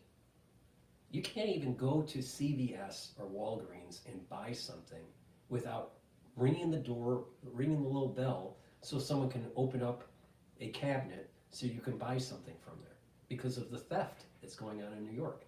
Now, I don't know about other places around the country in the United States, but all these drugstores, all these, you know, these CVS's and Walgreens type or Dwayne Reed types, they're locked up. All the contents of the store are locked up because of crime. So now, you know, you have this kind of situation where everything's behind, you know, six inches of bulletproof glass, and it's not an inviting environment to live in because of all this crime. But it snowballs. So there's this, the crime is an issue, but then there's also this surveillance state and curtailment of freedom of commerce and freedom of movement. It's a big problem. It's a big problem. So I'm glad they caught the guy, but I'm not really so hell-bent on 24/7 surveillance. You know, there's goods and bads to it. You know, this guy, because he's ex-cop, you know, he thinks that surveillance is great. You know what? You know, there is such a thing as, you know, taking some risks in society and not give away your civil liberties. But what is another interesting thing about this guy is how diabolical it was. I mean, this guy, I mean, if anyone has been around someone that has gone through serious burns, all right, and that the flesh burning, deep burn, right, 4th degree type stuff, there's a smell to it, right, that you'll never forget, all right? And in addition, there is this, he's just staring at her as she's burning away. I mean, just cold, this diabolical evil. I mean, there's just an evilness about this thing, and it's so strange. I mean, what is going on with society these days? Crazy. I mean, you're on a train, and because sometimes these trains, you know, you have a long leg on the train, and there's lots of stops or whatever, and people fall asleep, and then, you know, it's amazing when you wake up when you need to get off the train. But the thing is that This person died right before the holidays by someone that was diabolical. Cold-blooded killer, right? Set the person on fire and watched her burn. I mean, it's just, what is going on? There's something wrong in our society where there's such a lack of regard for life. Something radically wrong. And he's not a one-off. This is a symptom of something deep. The Liberties Union came out with a statement. The New York Civil Liberties Union strongly opposes NYPD's plans to increase the number of surveillance cameras until police come up with a plan to safeguard the use of these cameras and the images they capture on tape. Our concerns extend to the announced increase in surveillance cameras on the subway. It was interesting that, you know, privacy advocates and civil liberties people oppose these cameras. When you talk to people in the subway, all they say is more cops, more cameras. Yeah, that it is so interesting. It's And, the you know, same great logic. That's the same logic during 9/11. Right after 9/11, ask the soccer mom, we got to get the terrorists, so we got to take away your civil liberties. So Susie and Johnny on the soccer ball field was going to feel safe. I'm pretty sure Osama bin Laden wasn't going after little kids on soccer fields. Just write away your civil liberties to feel safe. See, this is the stupid logic of the liberal community in New York.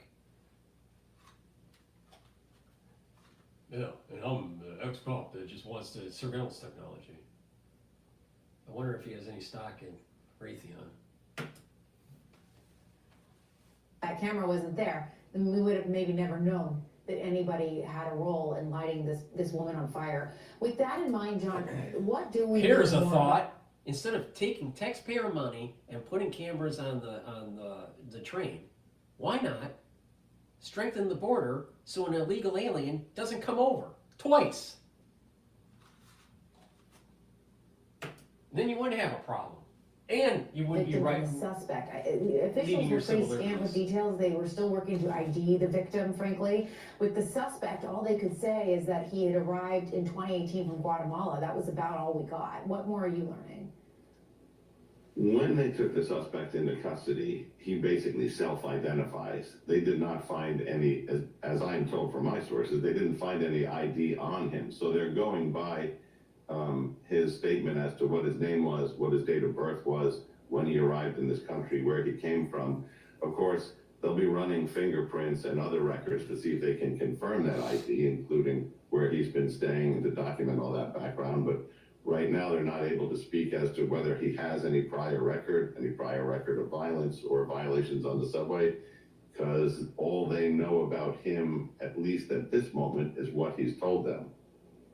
And I also want to ask you about the fact that New York Governor Kathy Hochul, who you mentioned played a role with the mayor in putting these cameras into the subway, sent National Guard troops into the subway for security during the holidays. Do you think that was the right move? And just generally, when it comes to security with the New York subway, where do you think that stands today? Well, I think it was the right move in that the National Guard is a backup to the existing law enforcement system. They spend tons of money on overtime to push cops from the street to do overtime tours in the subway. But I think we've all figured out the key here is after the incident involving Frank James in 2022, when he at random opened fire and shot 10 people on the subway, and the cameras on the station were not functioning that day, and we were deprived of that video during the investigation I was a part of, the push to get those cameras in every station, in every subway car, makes a real difference. And here's the other irony here, which is the police commissioner we saw speaking, Jessica Tisch, before she was police commissioner and sanitation commissioner and commissioner of internet for the city, she spearheaded NYPD's technology as the deputy commissioner there. She was the one who introduced the body cameras to the street, which were critical today, the ability to transmit information to 36,000 phones that police officers were carrying, including images, which was instrumental today, pushing NYPD's social media. So as she comes around to her new role as police commissioner, she's literally reaping the benefits of her own hard work from years ago. Yeah, it is incredible the groundwork that she laid that now has helped her both in this and also Luigi Mangioni's case as well. John Miller, thank you so much. We appreciate it. Good to see you. Well, New York is crazy. All right, we're going to go back to Cash Jordan that was posted 3 hours ago about raids, gang raids in New York City. When we say we create personalized hair care products, we mean truly personalized formulas that take into account every little... Okay, but before we do that, and we show a shining light on the wonderfulness of New York City, please go to my store, the-studio-reykjavik.com. Yes, I know I speak a little bit fast when I say it. The-studio-reykjavik.com. Lignans, it's a powder. You mix it with filtered water or mix it with food. I mix it with hummus or yogurt or something like that. You mix it with a smoothie. But take this on a regular basis, daily preferred, and it'll help to boost up your immune system. How does it work? It brings down inflammation and it soaks up free radicals. It's an antioxidant. It also improves your endocrine system. Really important, all right? Boost up your immune system. Go to my store, the-studio-reykjavik.com. Omega-3, help with your cardiovascular system, lower LDL levels and increase your HDL levels. That means that you're improving your total cholesterol in the right direction, all right? So omega-3, take every day, improve your cardiovascular health. Myotrol, help to build up muscle. When you're older, when you get about 40 plus, you don't maintain muscle mass as well. You have to do a little bit of resistance training and take Myotrol. This has flavonoids, polyphenols, and lignans. And what will happen is that you'll be able to build muscle and maintain muscle and improve your mitochondrial health. That means that you're going to have more energy, and you need energy to maintain muscle. If you're younger and you're an athlete, take Myotrol to help build muscle. Go to my store, the-studio-reykjavik.com. It's the-studio-reykjavik.com. Link is in the description of this video and all my videos. And get the Myotrol.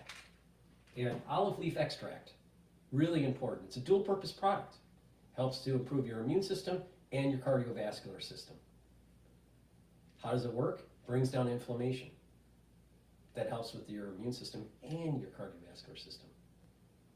It brings down your LDL levels and increases your HDL levels. So it's improving your cardiovascular health. So please, go to my store, the-studio-reykjavik.com. Get this product. It's dual purpose. You attack two different systems. You can help two of your systems. Your heart, your cardiovascular health, right? And your immune system. So please, please, please, please, please, start on the journey and improve your immune system, all right? I don't know how many times I have to say it, right? But I keep on telling people what they need to do to improve their health. It's very simple. 3 pillars: structural nanosilvers, neutralize pathogens, soak up free radicals, take antioxidants like C60, and bring down inflammation by taking things like turmeric and ashwagandha and lignans, all right? That's the core. And then you can add to the core, and it'll improve the process.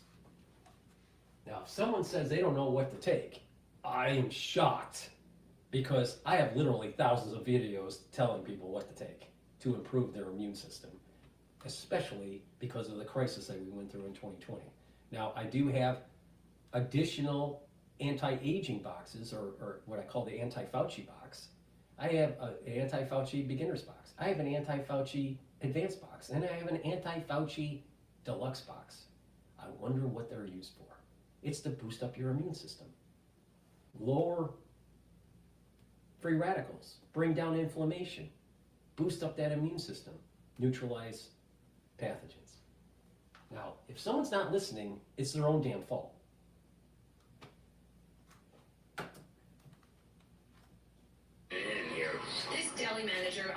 says one of the most dangerous jobs in the city is working in a deli, especially late at night. It's a bottom of the job. But it should absolutely not be. So, New York City's beloved delis, they've been part of a growing crime wave, which isn't exactly new, as our laws protect criminals who never get sent to jail for stealing. However, now those same laws are being used to arrest the law-abiding, which is what's happened to several employees at stores like this one who've tried to stand up to thieves on their own. A police search tonight for a repeat robber seen on video holding up the same bodega not once, not twice, but 3 different times. It's been bad. We've been dealing with these guys all the time, but this time was different. This time, they didn't leave without trying to fight. Francisco did not know what he had in his hand could have been a knife. If we have to go to jail, I don't know what the kids are gonna do. It all happened in less than 30 seconds. The 2 men walked into the A&H deli, picked up the ATM, walked out, and got into a van. His co-worker, too stunned to even act. So in New York, you have illegal immigrants burning people on the subway and watching them burn. You have people going to retail stores and stealing the clothing or the shoes. And now, at a mini mart, you have people stealing ATM machines. Literally picking up the ATM machine and walking it out the door. Welcome to New York, the land of the shithole. Deli owners we spoke to say it's hard right now to find people willing to work behind the counter in these conditions. We having problems. We don't have no deli man on the weekends. I think we need some security at the doors, especially the store that's open 24 hours. And now police say this deli is just one of 20 that have been hit in an ongoing robbery pattern. This is a result of Soft on Crime by Alan Bragg. Or Briggs. Is it Briggs? Alan Briggs? You know, crazy. We have a DA that will go after Trump, but won't go after ATM stealers at a mini mart. Let me get this straight. The DA will go after Trump, him paying a porn star $160,000, right? Or $130,000 or whatever it was. But he won't go after people stealing ATM machines from a deli.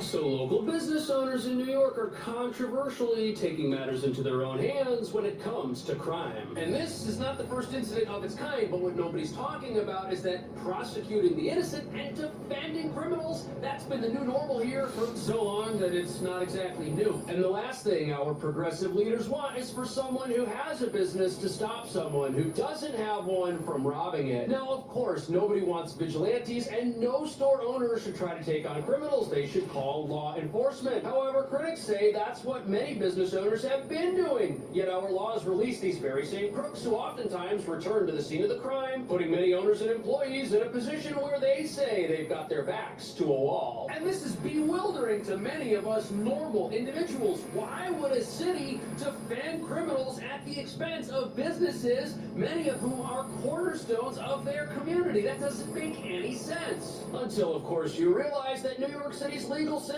sees people not as criminals who rob and threaten the survival of our working class. Instead, they're seen as victims of a society that's been unfair to them in some way. And when they commit crime, our legal system takes the position that whoever their victims are probably deserved it for being financially independent. Which brings us to the real reason why there's this convenience store crime wave and why owners of these little places are getting in trouble for protecting themselves when law enforcement fails to arrive. It makes our leaders look bad for defunding the police, a decision which now appears to have made law-abiding society vulnerable to criminals, while at the same time our progressive leaders secretly see these criminals as those who need to be kept safe from society and its laws. However, as you're about to see, it's normal, hardworking people who need protection, and they're not getting it.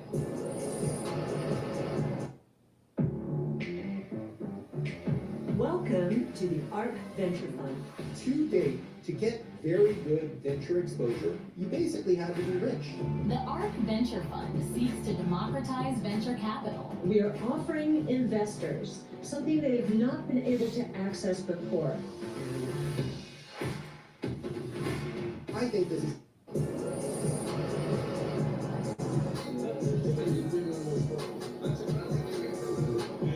So here we've got your little corner store, your deli, your bodega. They've got so many names, but all you need to know is that they basically function like an elevated version of 7-Eleven. This place has a salad bar. And in some parts of the city, these are the only places you can buy groceries because there aren't grocery stores, making stores like this the only option some folks have to get what they need to survive. But sadly, little stores like this have so many problems with crime, some of them may not survive. He says the two men walked into the A&H Deli on Ralph Avenue and Herkimer Street, picked up the ATM, walked out, and got into a van. His co-worker, too stunned to even act. The law says there are two ATMs in the deli. One is bolted to the ground, the other on the ground. Okay, if criminals can do that and get away with it, nobody arrested, more of these businesses are going to look like the one behind me, which is closed. And to stop his store from closing, one store owner took matters into his own hands when criminals entered his business to try and steal from it. And he controversially used an item to defend himself that he says was left on the premises inside one of the bathrooms by a criminal. And you see this bodega owner here, he was working at his store when two masked men entered, just like in that video we looked at, and started stealing. And to make matters worse, those men themselves were apparently armed. But even though the robbers who entered the store had illegal items of their own that they were going to use to assist them in their criminal endeavors, the owner, he was also doing something illegal by using the thing he found to defend the store and scare them off. On top of that, the owner of the store, who's being charged, says he found the illegal item in the bathroom of his shop 2 hours prior to the criminal activity taking place. And since the store owner did not have a license for such an item, this whole situation is wrong. He found it 2 hours before the criminals came into the store. It's a high crime area. He should have called the police, and had they been there, this whole situation probably wouldn't have happened, but the owner made a mistake by holding on to that thing that he found. Now, I'm not saying he's a bad guy. Nobody is. Everyone defending him says he's a great guy. He goes to church, he's got kids, and he just wanted to keep himself safe. Here's why this is controversial in this city. It's common for criminals to have charges against them dismissed or downgraded to the point where they're not actually criminals anymore. And here we've got a business owner who may not receive the same treatment And from see, our that's justice. a big problem with Alan Bragg. He doesn't go after the criminals. He only goes after political opponents. He goes after, let's be frank, his method of prosecution is racist. He goes after whites. He doesn't go after blacks. He doesn't go after minorities. Look at what happened with Daniel Penny. I mean, I'll tell you, I met Alan Bragg at an event where he was speaking. And I'm telling you, the guy's an asshole. And he's too fucking fat. He's living high on the hog. And the reason this looks so unfair is because selective enforcement of laws against criminals is what many people say has led to robbery patterns like those we're witnessing. And now we've got a business owner that may suffer from selective enforcement. Either way, this is not the first time something like this has happened at a small business in recent months. The store's surveillance video shows two young men walking in and splitting up inside Franca Wines and Liquors on Wyckoff Avenue. One of them tries to steal a large liquor bottle right in front of the camera. But owner Francisco Valerio and his brother Luis are onto them, grabbing them and telling the would-be thieves to get lost. This time, they didn't leave without trying to fight. One throws down his bag and... So we're standing in front of a small, privately owned liquor store like the one in this story, which was getting robbed by criminals who could have been armed. And in this story, you have two repeat offenders who were well known to the owners owners of the establishment and had been caught stealing there before. Apparently, they entered the store and started putting items in their jackets when the owner and his brother spotted them and decided to escort them out, at which point things took a turn for the worst when the criminals decided that they didn't like being escorted out of a business they weren't done robbing. And one of the owners, who's now facing charges, was holding on to a registered item that he had on his person with a license to carry, which accidentally went off during this scuffle. It happened on the sidewalk right in front of the business. Multiple security cameras captured it. The criminal was not seriously injured, and the owner was licensed this time, but he's still being charged. And regardless of your stance on this story, this is another moment where we've all got to appreciate the fact that had the police been involved, things probably would have turned out differently, and in hindsight, everyone probably agrees that a couple of stolen bottles of wine would have been a small price to pay for all of the trouble everyone's going through now. But once again, the only reason this seems unfair is because the only one in this story with anything to lose is the store owner, not the criminals. They're not going to lose anything because of this. But Francisco did not know what he had in his hand could have been a knife. If he has to go to jail, I don't know what the kids are going to do. Tonight, Valerio's emotional. Now, in hindsight, none of this is worth it. It's a shame. It's too bad the police couldn't get there, and now we've got two business owners who could lose everything, and their families are now in jeopardy. However, this brings up a larger question because violent criminals entered these stores and started doing something that was wrong. At what point does a law-abiding citizen have the right not to be taken advantage of? That's something that a lot of people want to talk about when they hear stories like this. And some people are saying that had these store owners not stuck up for themselves, things could have ended tragically for them. And the only reason the story doesn't go that way is because in both of these situations, things ended badly in a minor way for the assailants who were already doing the wrong thing. And defenders of these businesses want to know, at what point will well-meaning people who provide for their families and are not criminals, at what point will they stop being treated like them? Valerio's emotional family and neighbors, with the support of the United Bodega Workers, are urging the Queens DA not to prosecute the 53-year-old father who has no criminal record. New York is our witness.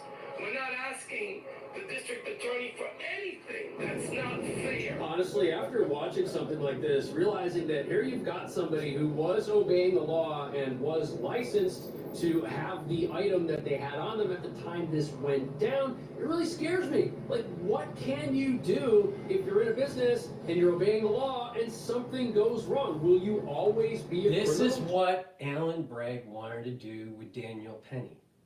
He wanted conviction and scare the public from protecting themselves. So he could be easy on crime and the city would devolve. Now, when the city devolves in crime, then you need to have surveillance technologies and you know, more equipment and all this stuff. So is Alan Bragg not wanting to prosecute criminals of the minority type because of racism? Or is it because that he has positions in the financial markets where he could benefit from certain types of surveillance technologies that the city may have to that may be buying? Or is it a little bit of both? My gut feeling is it's more about racism. But the thing is that it's obviously happening. It's absolutely obvious that it's happening. He's easy on crime, except when it's a white guy. Protecting people on the subway.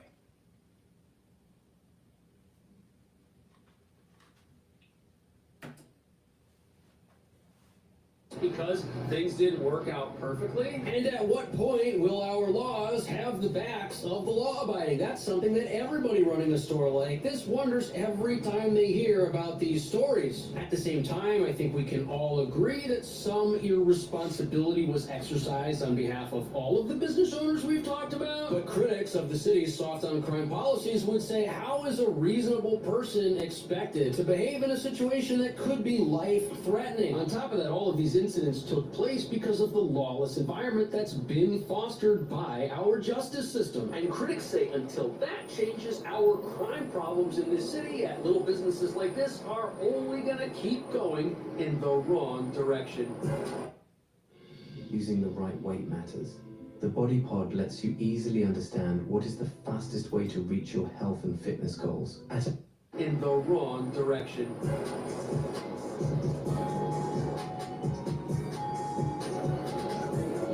So here we have a flashing security camera above the entrance to this CVS. And sadly, gimmicks like this are all that these stores can do in the face of rising crime and shoplifting that just will not stop. But as you look around this store and you see every progressive solution to crime installed and operating, like all of this plexiglass here walling off most of the store itself, it becomes pretty obvious that the way the city wants businesses to fight crime is to do it themselves, which is unfortunately not something every store is able to afford to do. First of all, you don't have the space to do something like this in one of those tiny little bodegas, leaving many of them with panic buttons as their only defense option, and as you're about to see, those don't do a whole lot. United Bodegas of America standing together, taking it upon themselves to protect themselves after a string of violent attacks so far this summer.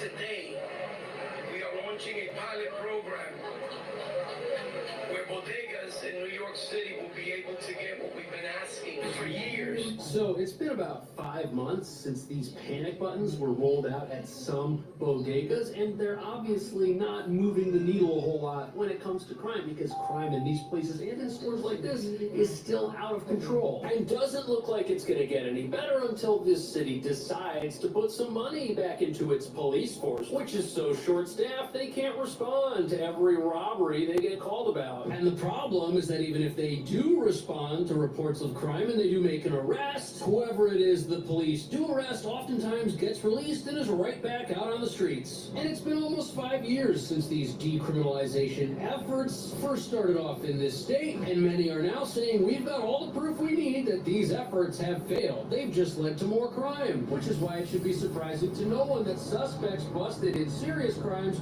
are more likely to be rearrested under these reforms. This article quotes a study saying that 47% of those arrested for a felony were rearrested in the following 2 years since these reforms were enacted. On top of that, it shows that the number of accused felons who were rearrested for doing something really bad is up 3.3 percentage points than in years prior, revealing that recidivism among dangerous individuals is going up as our consequences for committing crime go down. And now we're just supposed to wait around for these criminals who could be anywhere to show up again in the future to their court dates, something that doesn't always happen, sadly. The launch follows a string of violence at bodegas in just the last week. Though the tech could potentially cost taxpayers $3,000 per store per year, Councilmember Oswald Feliz wants to convince his colleagues to invest $15 million into the program. Okay, so panic buttons, are those better than nothing? Yes, but they're not better than a system of justice that deters crime. Without a system like that, you can have all the panic buttons and flashing police cameras and security plastic you want. It's not going to change the trajectory of our crime problems. And the fascinating thing about this is that these decriminalization efforts, they were designed to protect criminals. But we just heard about 2 stories where criminals were not protected by these laws. In fact, they got injured when they went into stores and started stealing, revealing that a lawless environment just makes everyone less safe. And our justice system is failing these people by not intervening in their lives, acting as a deterrent from a crime-filled future that is just going to put them at risk. Think about that. Most of these people that are out there committing crimes over and over again, they've been failed at every level of society, and now the justice system that would finally be a consequence that could cause some to reflect on their lives and rehabilitate, that has been taken away from vulnerable members of our society. And without it, many people, they see no reason to change their behavior because nothing is going to come along and force them to do that. That's how you have people who've been arrested 10, 20, 30 times who are still out there. And look at this, 327 people were responsible for 30% of the crime in 2022. How is our justice system helping these people change their ways by giving them second chances? It's not, and it's putting the lives of those very criminals at risk, along with the owners and employees of all of the stores that these people are targeting. What do you think about that? Is the crime problem we have here because of our legal system, or should we change our legal system? Is it not progressive enough, and is that the real problem? Thank you so much for watching. I'll see you in the next video. We need to be tough on crime. That's the problem. Please go to my store, the-studio-reykjavik.com, and get ashwagandha root. Ashwagandha root helps to control glucose levels and your cortisol levels. By controlling your glucose and cortisol levels, you are bringing down inflammation. So taking ashwagandha root is going to help with your immune system and with your cardiovascular system. Turmeric is an antioxidant, and it also brings down inflammation. This is very important for your immune system. This stacks really well together, turmeric and ashwagandha root. Take them together and you're improving your cardiovascular health, and you're also improving your immune system. So please go to my store, the-studio-reykjavik.com.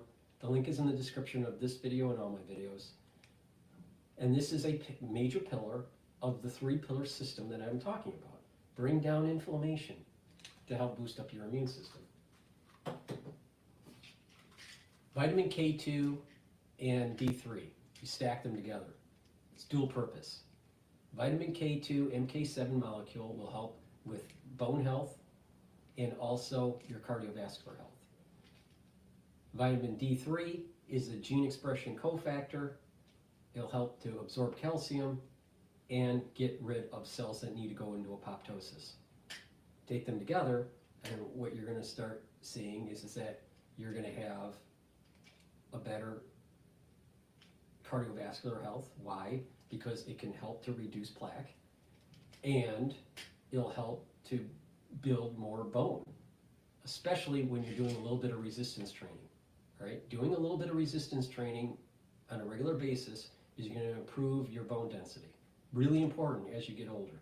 All right? It takes about 7 years or so, depending on your age and your metabolism, but it takes about 7 years to actually recycle the bone matrix, right? So you need to be working out a little bit over a 7-year period to see major benefits in bone density, but it can be done. That's the key. It can be done. And strengthening bone density is really important. When you get older, you don't move around as much, you're not doing resistance training, your bone density goes down, and then all of a sudden you fall, you break your hip, and 3 weeks later you're dead. Unless you're Nancy Pelosi, who has lots of money. How did she get lots of money? By insider trading. Digestive enzyme complex. Really important to take every day. Why? Because when we get older, our pancreases don't work as well, even when you are really healthy. All right? So to reduce the load on the pancreas, take the digestive enzyme complex. The digestive enzyme complex helps to break up carbohydrates, proteins, and lipids. In addition, it'll help you to absorb nutrients, reduce that load on your pancreas. And if you work out and you're younger and you work out all the time, a great way to refuel your body for that workout is to take the digestive enzyme complex to be able to break up those proteins, carbohydrates, and lipids. So this is for athletes, and it's also for people that are 40 plus years of age, all right, to reduce the load on the pancreas. Please go to my store and get the digestive enzyme complex. I can't tell you enough how important pancreatic health is. It's super important. Same thing with the immune system. Please go to my store and get the digestive enzyme complex. All right. Let's see here. Police making a horrifying situation What on else is going on in the news? In the news.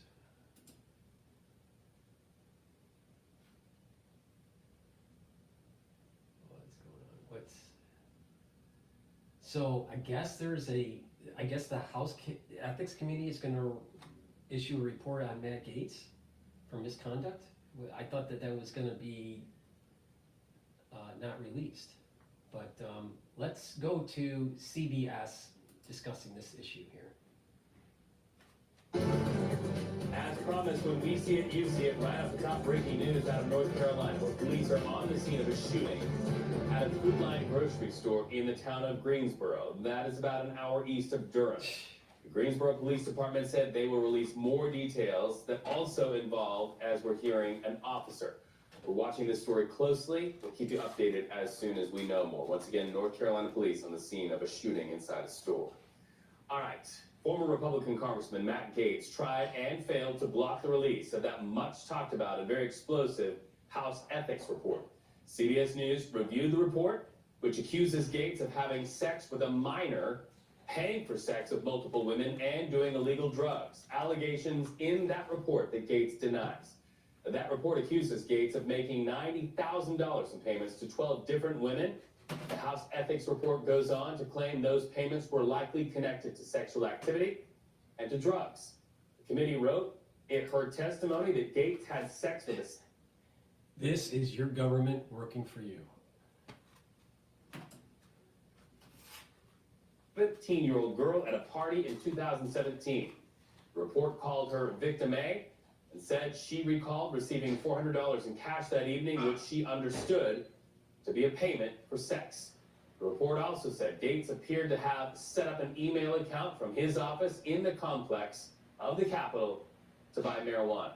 That report went on to conclude that Gaetz violated House rules that prohibit prostitution, statutory rape, illicit drug use, and obstruction of Congress, among other standards. So lots to talk about here. Let's bring in CBS News investigative producer Michael Kaplan. Okay, Michael, the report accused Gaetz of violating multiple state laws while in office. What can you tell us about that?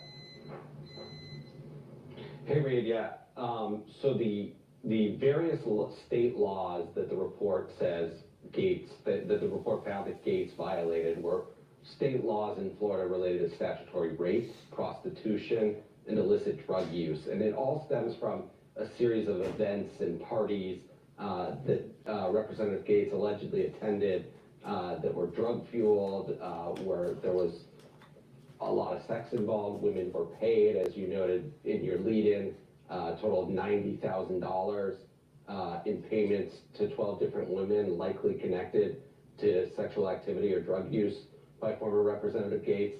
And those laws are different than the laws he was previously investigated for by the Department of Justice in their federal probe.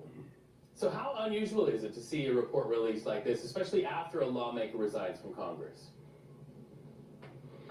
Well, it's really unusual, not unprecedented, and I think the committee did this sort of in light of, and they said they weren't doing this lightly, but they did this in light of the severity of the allegations and the obstruction that they say former Representative Gaetz engaged in all the way through. You know, there were, the report lays out multiple opportunities for Representative Gaetz to come forward to respond to these allegations, and they say time after time he employed delay tactics, he blew off a subpoena, he wouldn't sit for a sworn interview, and at the same time, publicly on social media and other places, accused the committee of engaging in a smear campaign, and that's his position to this day. He broadly denies these allegations, says he's done nothing wrong, but this is the first time we've sort of seen all this evidence put together, witness testimony, text messages, payment receipts, all put together in one place, and it spells a pretty damning picture. So, to that picture, does that report give any indication that Gaetz could face any legal action in the future? Why have we not seen charges? Well, as I noted before, the Department of Justice investigated him for sex trafficking, which is extremely a serious crime, and they did not bring charges. The House Ethics Committee concluded the same thing. He did not actually traffic women for the purposes of sex. The state charges, and the report notes this, the statute of limitations on those charges has expired. You know, one of the other things the committee's mandated to is investigate violations of House rules, and the report details many violations of House rules, particularly around receiving impermissible gifts and drug use and the like. And so, you know, the statute of limitations is one reason, but I really think here the committee's objective was to get this all out on one page. You know, these allegations have been swirling around Representative Gaetz for years through anonymous sources, through other folks who have been involved in litigation around it, but this is the first time you're sort of seeing a document come forward spelling out, an official document coming out, spelling out everything that sort of went on during this period where Mr. Gaetz was in Congress and sort of participated in a series of parties and events with rampant drug use and sexual misconduct. CBS News investigative producer Michael Kaplan, thank you so much. We know there are a lot of things in that report. That's a lot to get through. You have a good day. Well, that's Congress working for you, that's for sure. All right, let's go to the Amazon strike issue that's happening. Use this holiday shopping season. The Nordstrom family announcing today it's joining forces with the Mexican. Bloomberg was talking about the Amazon strike, but let's now go to Nordstrom. A little bit of market news here. The market has had a few hours to digest this, Shelley. Nordstrom down 1.6%. Not sure if we can really say, much about the stock price move, but how is this being digested by investors in Nordstrom? Yeah, people have had quite a while to digest it in the sense that there was news of this over the last month, and so the stock has gone up in recent weeks. Right now, it's trading right about the price that was on offer for the take private deal. So in general, I think people think this will be good for the brand of Nordstrom in the sense that it'll allow the family who owns Nordstrom to really focus on getting the retailer back on track without having to worry about the public markets. But it's a huge discount to where it was just a number of years ago. I mean, the stock has gone down quite a bit over the last 5 years. Back in 2018, the family made a similar offer, but much higher to take it private, and this represents a big steep discount to that. What is the problem with Nordstrom's? Why do they have to wind up going private? Yeah, I mean, I think it's a problem in general with department stores. I mean, the department store sales have pretty much halved in the last decade, and that's because more and more people don't see a need to go into the store. If you can get, as we spoke about Amazon, buy everything they need in Amazon. It used to be that some of the higher end brands wouldn't be seen, wouldn't be caught dead selling on Amazon. That's no longer the case. So you can buy anything basically now on Amazon. You don't really need to go into some of these stores. And a lot of these department stores sort of forgot the whole in-person shopping experience. The whole reason you go into a store is that you want that kind of service, and that requires people and labor and actually paying attention to the kinds of things that your customers want. Do we know anything about the family or much about family and who might be put into positions of power within the structure now? Yeah, already they're members of the family running the business right now. It's the CEO and chief brand officer. This is a company that their family that goes back over a century. So it's been in the family for over a century. This time around, they have a partner. This company, El Puerto de Liverpool, which is a Mexican retailer that is joining forces. So Nordstrom will take a 51% stake. They'll take a 49% stake. This company had already owned 10% of the shares, but it'll be interesting that they're teaming up with this Mexican retailer to try to see if together that they can turn it around. Does this mean that at Nordstrom Rack, when I go and shop there, I'll see more discounts or less? Because this is the real news that we need from this conversation. Yeah, I mean, Nordstrom Rack they're had kind of really expensive, I gotta say. They had really had something great going, really competing really well with the likes of, TJ Maxx and others that really brought people in.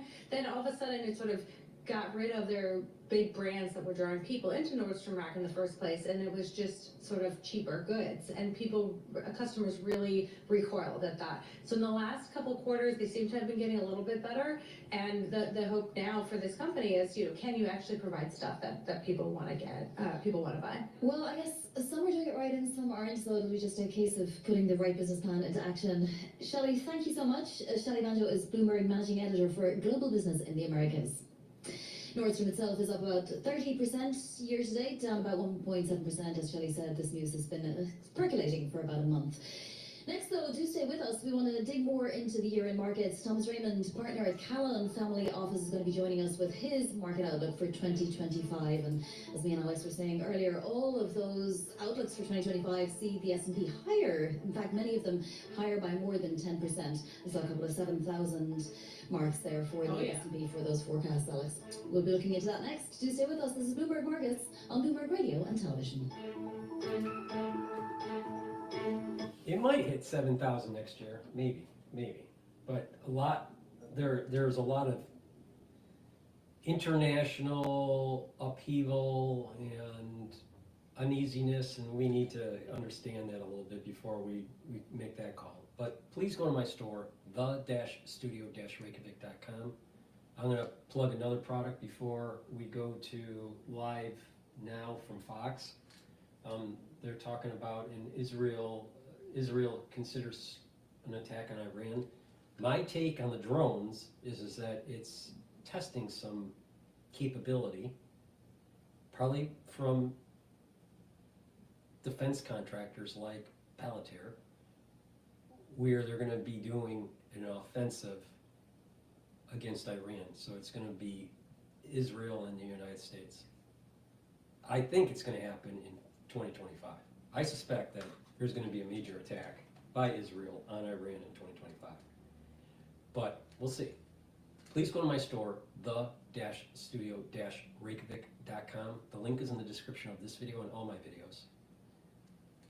Get the nattokinase. Nattokinase is a supplement that I have added to my stack to be fibrinolytic, right? It helps to break up clots, but also to bring down LDL levels and increase your HDL levels. By bringing down LDL levels, you're reducing the chances of it being oxidized, so you're reducing the chances of plaque. So taking nattokinase on a regular basis, you're reducing plaque buildup by controlling your total cholesterol. Really important, okay? So this is a supplement that you should be taking to help with your cardiovascular. And it is synergistic with omega-3 because it helps to bring down LDL levels. It's also synergistic with olive leaf extract because olive leaf extract also brings down LDL levels. So I'm giving you a recipe on how to control your cholesterol, your total cholesterol, and move it into a good range. So you're reducing the chances of plaque, and you're slowly bringing the plaque down. If this type of method, by controlling your cholesterol through supplementation and proper diet and exercise, is a much better solution than taking statins. Don't you think taking ashwagandha is a better solution than having to take metformin? I think so. So take my advice, all right? Just try it. See if it's making your life better. Now, the best thing to do is take a blood work, get blood work before you start the protocol. Start exercising a little bit. Start doing balancing exercises, stretching, a little bit of cardio, a little bit of resistance training. Start a stack, whatever you want to do to focus on. And then after a year, do another blood work and take a look at your physique and see what your energy levels are and what your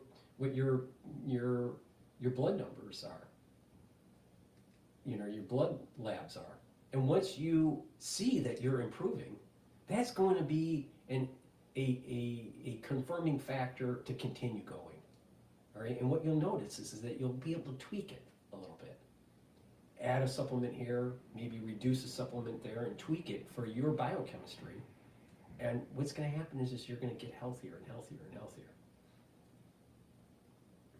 So, for me, what I have done is I've added nattokinase to my stack to control total cholesterol. My total cholesterol was never really high to begin with, but because I'm not just doing it for cardiovascular health, but I'm also doing it for anti-aging. So I'm slowly trying to mitigate chances of plaque buildup. And whatever plaque buildup over the decades of life that I've had, I'm trying to reduce. All right, and it can be done, but you have to, you have to be vigilant on it. It can be done though. NAC is a relatively new supplement that I've added to my stack. NAC helps to boost up glutathione levels, and it's another pathway to soak up free radicals. And a big part of improving your endocrine system, improving your immune system, improving the overall health of your tissue is soaking up free radicals. That's a big part. It's not the only part, but it's a big part. All right? So NAC brings up the glutathione levels, soaks up free radicals. It is synergistic with C60, because C60 soaks it up a different way. NAC soaks it up through the glutathione pathway. NAC can also calm your central nervous system, right? And put it into parasympathetic mode, which is good. If you have too much anxiety, you're in sympathetic mode and it causes higher cortisol levels, you want to calm that down. All right, NAC helps with that. NAC also helps to detoxify your liver and your kidney. So please go to my store, the-studio-reykjavik.com, and get the NAC. Ubiquinol. Ubiquinol is a supplement that I've been taking for a very long time. It's the highest bioavailable form of CoQ10. Ubiquinol is an antioxidant. It's synergistic with C60.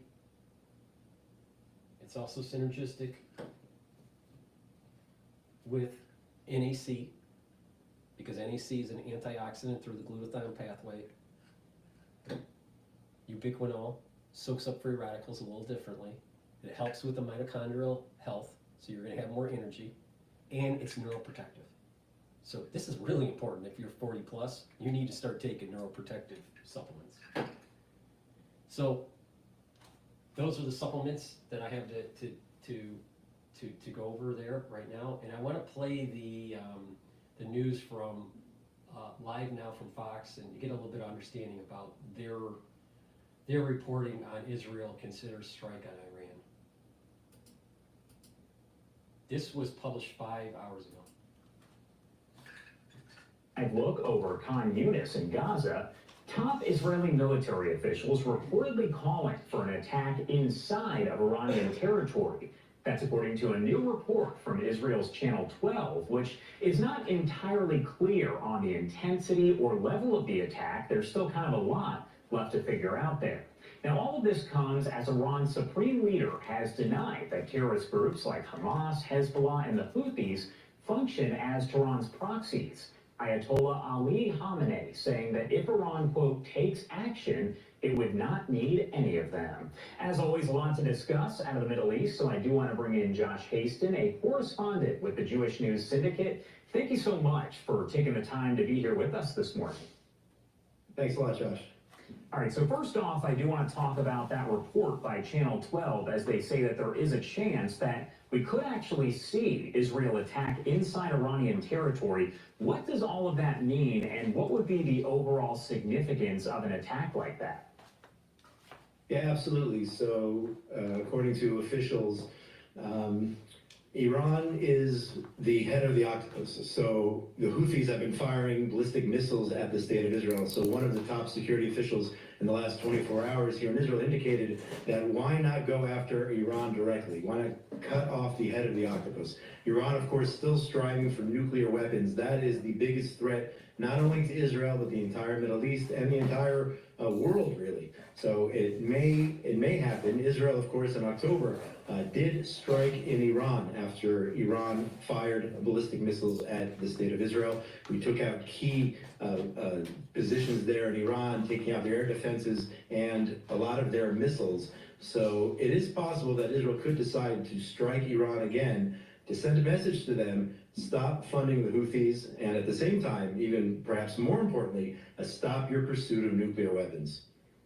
Supreme Leader Ayatollah Khamenei saying that the different terrorist groups that are there, you have Hamas, Hezbollah, Houthis, that they are not proxies of Tehran, and also saying that they're not needed if Iran were to strike Israel. What do you make of that? Yeah, number one, they are absolute proxies. Iran calls the shots, again, the head of the octopus, over the Houthis, Hamas, Hezbollah, groups in Iran or whatnot. So what the Iranian leader is trying to do right now is take away the attention from the fact that those groups are no longer the threat that they once were. Remember, Israel dealt significant blows to Hezbollah, to Hamas. We're in the process of dealing blows to the Houthis. So this is the Middle East. You try to show strength, and the Iranian leader is basically saying, no, we don't need those proxies. Yes, he does need those proxies, just like he needed Syria. Syria, of course, in the orbit with Russia and Iran. And now Iran is much weaker than they were several months ago and several days ago. I heard a report also, I believe the New York Times reported in the last 24, 48 hours, that Iran is suffering from a major lack of gas. They have to make decisions whether they're going to use those remaining gas reserves to help the individual homes, help people heat their homes in Iran, or use them for government facilities. So Iran is in a world of trouble as a result of the fact that they don't have these proxies anymore, that Israel's already struck them, dealt a serious blow to their defense systems, and it shows you just Iran, how they've used their money through the years, not to solve these problems with utilities or whatnot. They've used the money through the years to fund these proxies, to develop nuclear weapons, to attempt to develop nuclear weapons, and their ballistic missiles program. So Israel may in fact need to strike sooner rather than later. And I think we'll have a lot of support once President Trump and his administration take over on the 20th of January. We heard from White House National Security Advisor Jake Sullivan saying that he's more concerned about Iran building a nuclear bomb now. So what risk would a nuclear bomb with Iran really have on Israel, but also on the U.S. and U.S. allies?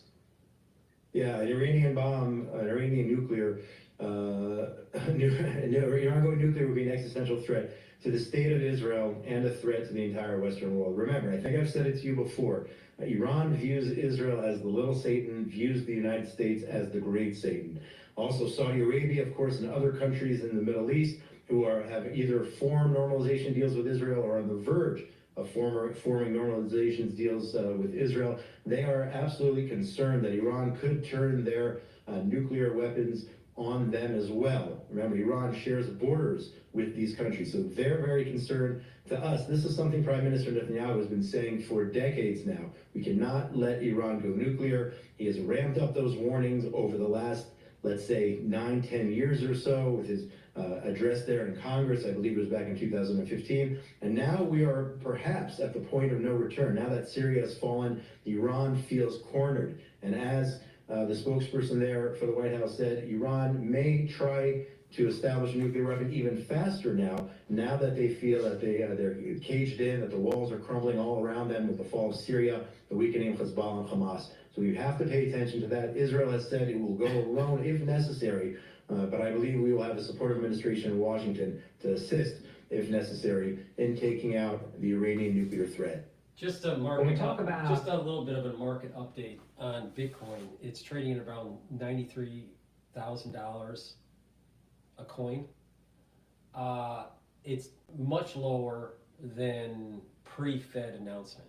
All right, last week, pre-Fed announcement was in the range of $106,000 per coin. So it's much lower since the Fed announcement from last week. And the ETF that I've been looking at for BITO, which is the long ETF for Bitcoin, is trading at 22.74. The short ETF, BITI, is trading at 24.10. So the short ETF is up about 85 cents a share. Iran's proxies here. Netanyahu said that Israel is actually going to step up its fight against the Houthis in Yemen because the rebels, quote, threaten world order. Is Israel maybe able to focus its attention more on the Houthis because there is that ceasefire that is underway there with Hezbollah, and you also have the possibility of a ceasefire soon with Hamas? Does that allow Israel to use maybe more of its resources against the Houthis? No doubt about it. That was one of the reasons that Israel agreed to a ceasefire with Hezbollah, is that it could focus more on Hamas. And now that the Houthis have struck Israel, I believe 3 times at least this week, a total of about 400 ballistic missiles and drones fired at the state of Israel since October the 7th. I don't think people realize how much damage they've tried to inflict on the state of Israel. Thank God, not as much as they would like. But now Israel can really focus on, again, the head of the octopus, Iran, and their proxy, the Houthis, who don't seem or haven't seemed to have gotten the message as Israel dealt a severe blow to both to Hezbollah and to Hamas. The Prime Minister warning that the Houthis could be next. We did strike them, taking out 3 key ports just several days ago, taking out energy infrastructure, but there could be more attacks against the Houthis, or, as we said just a few minutes ago, directly against Iran to prevent them from funding, from sponsoring one of their main proxies, this in Yemen, that being the Houthi terrorist organization. All right, Josh Hasten there with the... We're going to go to Bloomberg. Before we do that, though, please go to my store, the-studio-reykjavik.com. The first pillar of the anti-aging protocol and the protocol to boost up your immune system is the Max 35 or the Max 14. Take a teaspoon of this a day, swish it in your mouth, gargle, 30 seconds or so, swallow. Very simple. Not feeling well because of the cold season, take a tablespoon or 2 a day. Do the same thing, swish it in your mouth, gargle, and then swallow. Take it every day, and what it'll do is it'll help to boost up your immune system, neutralizes pathogens. So please go to my store, the-studio-reykjavik.com, boost up your immune system, and take the Max 35 or the Max 14. All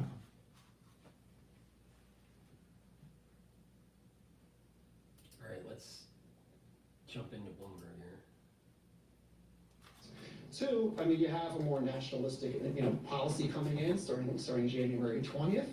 And 3, if cost of capital does come down, right, that does favor small cap companies, which are predominantly, lending at floating rate using floating rate instruments. Briefly, how much certainty can you have about anything that you tell your clients at the moment, given that we don't fully know? Good question. We kind of have some idea of what policy, aspirationally on the part of this incoming administration would be, but we don't know what it would actually turn out to be. Yeah, so there's some tried and true, we're living in this digital age, but there's these analog concepts that to us still make a lot of sense, right? We thoughtfully diversify. Adherence to that diversification is also something that we routinely embrace. But also 3, it's time. And a lot of our clients have decade-long time horizons, and that time is such an asset to them, right? They don't have to kind of think about the vagaries of the market, the day-to-day shift in data points, whether it's the inflation number that comes in a little bit hot. You don't have to think about that and overreact to that. That hyperactive mentality is something that typically gets you in trouble. And by the way, if you look at the S&P, there's never been a 20-year rolling period where the S&P has been down. Time is your best friend, it's your ally when it comes to investing. All right, we gotta leave it there. Thank you so much for joining us, Thomas. Where did he go? Thomas Raymond, there you go. Thomas Raymond, Investment Management Partner of McCallum Family Office. Happy holidays. More coming up. IPO market will be hot next year. This is Bloomberg.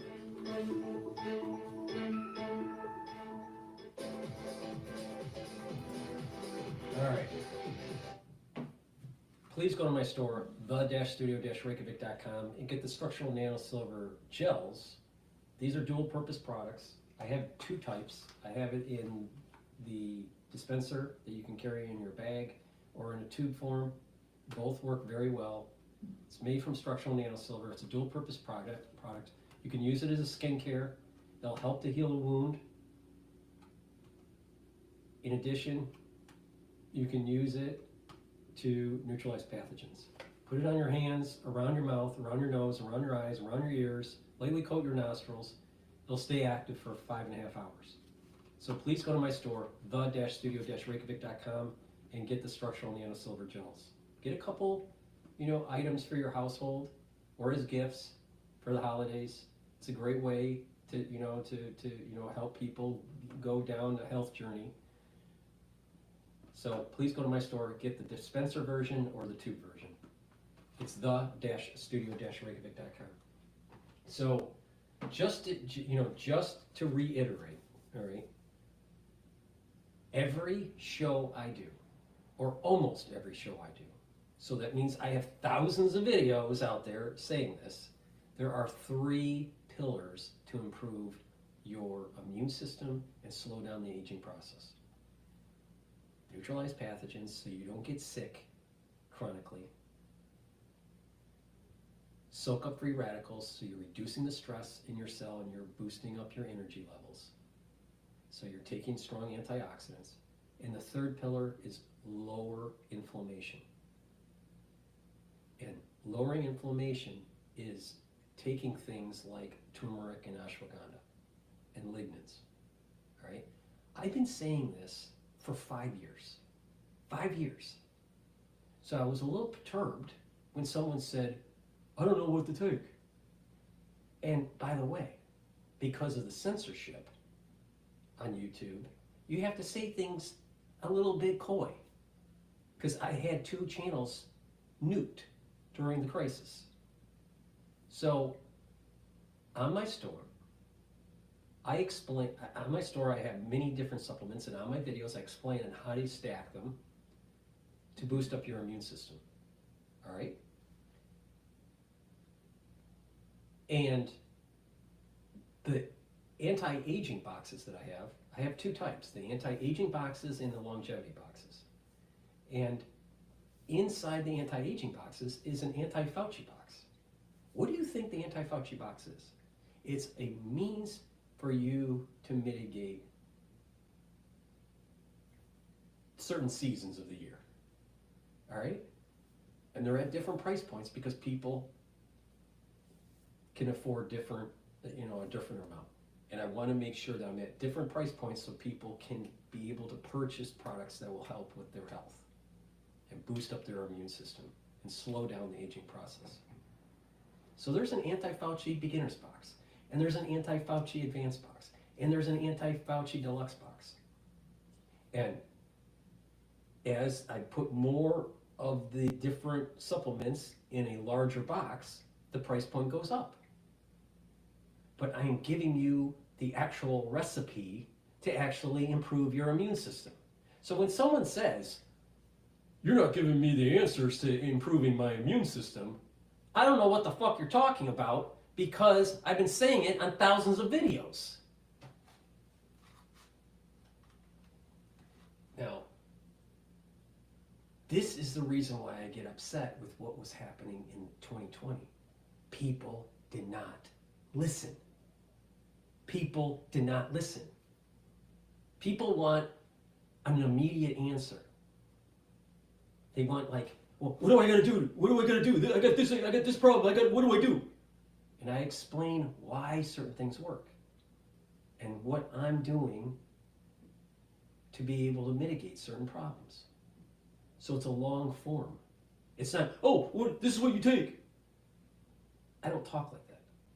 I don't just give, I give a long form. That's the way I prefer talking. So it's important that you pay attention to what I have to say, because what I'm saying is what I am doing. And not only that, it works. By bringing down those pro-inflammatory cytokines, you're calming down your chronic inflammatory situation in your body. By neutralizing pathogens, you don't get sick as often. And when you don't get as sick as often, your tissues don't have to remodel after an infection, because that takes energy away from your body. It weakens the immune system when you're chronically sick. By soaking up free radicals, you're reducing the damage on the cells. You're reducing the chances of less DNA damage. You're reducing the chances of lower performance on the tissues.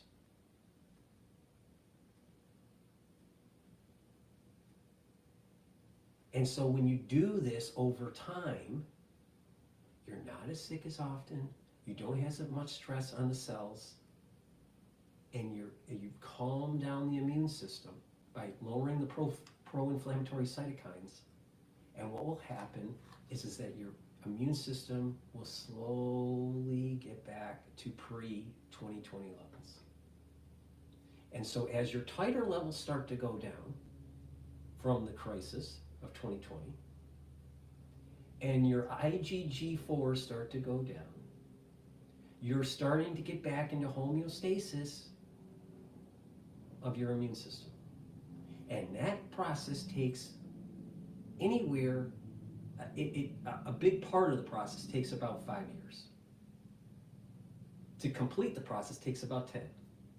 But there's big benefits after the 5-year mark, right? It's not linear, it's nonlinear, the way this works, all right? It takes about 5 years to heal. So if you take the last time that you had an inoculation and go out 5 years, that's how long you have to do this kind of process, all right? Now there's some people that didn't do it and their immune system is calming down naturally, but it's not as robust by supplementation. So you need to add this, you know, for a few years to add to it, to get you into that kind of healing mode, all right? But if you're chronically sick and reactivating your IgG4s, you're weakening your immune system. If you're getting the crisis of 2020 on a regular basis, all right, and you're re-establishing it in your body, what's happening is you're reactivating those IgG4 plasma cells. And so IgG4 is an immune modulator. So it weakens your immune system. Oh, and that's exactly how over-inoculations work too. So I've been saying this for a long time.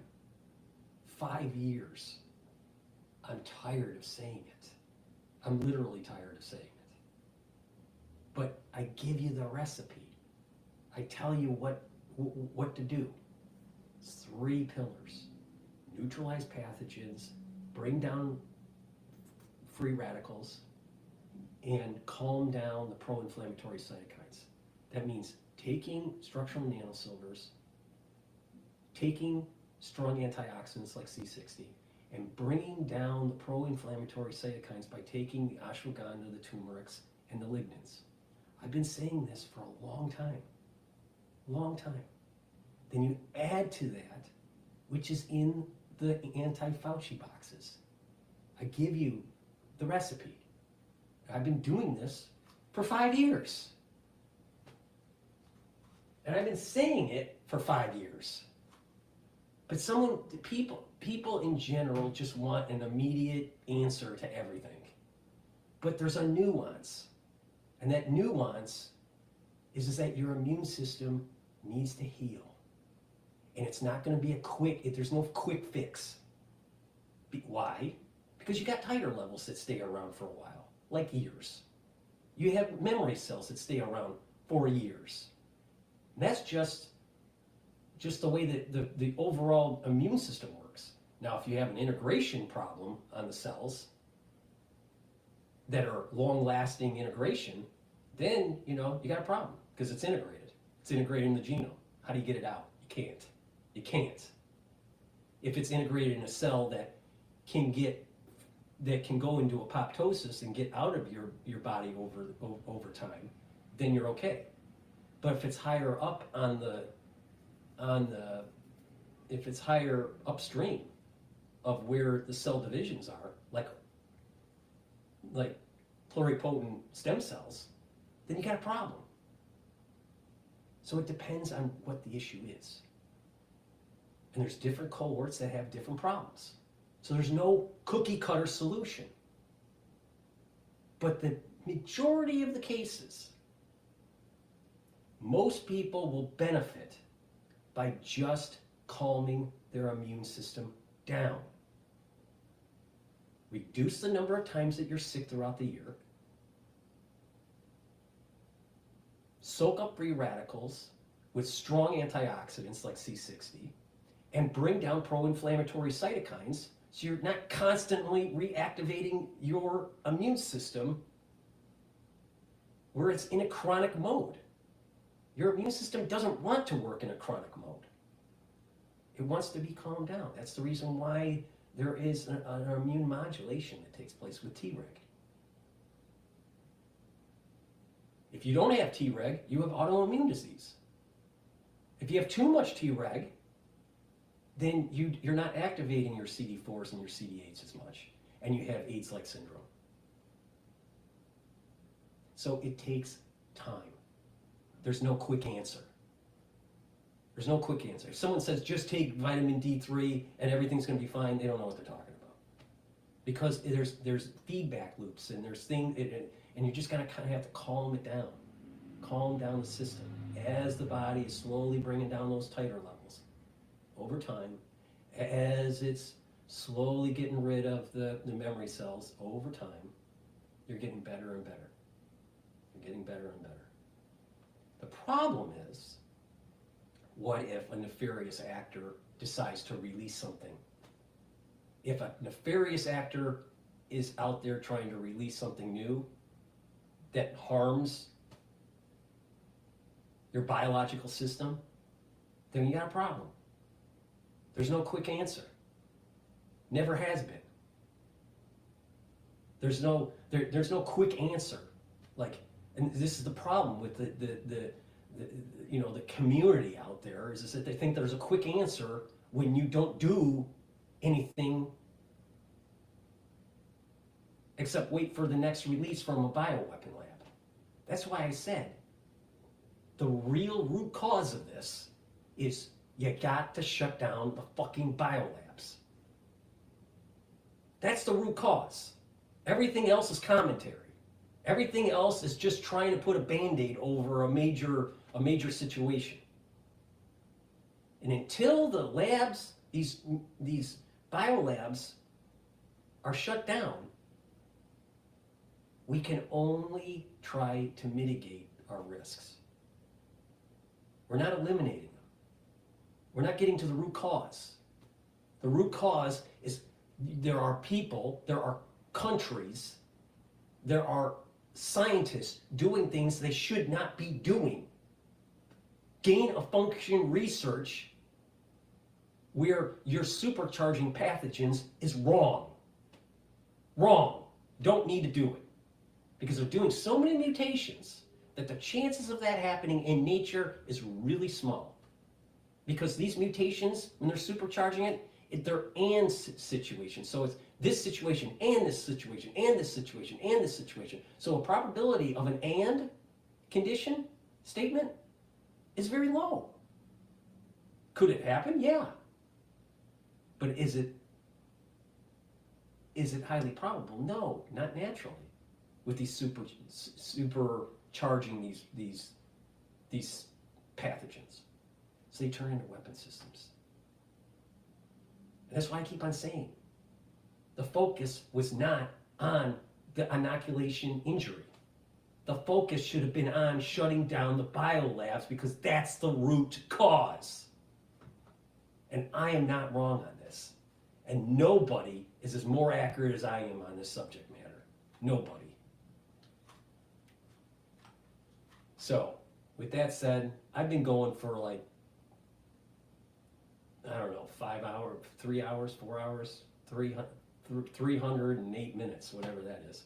So, you know, the best thing to do, I want you to look in the mirror and go, okay, 2025 is coming around the corner. How can I get healthier?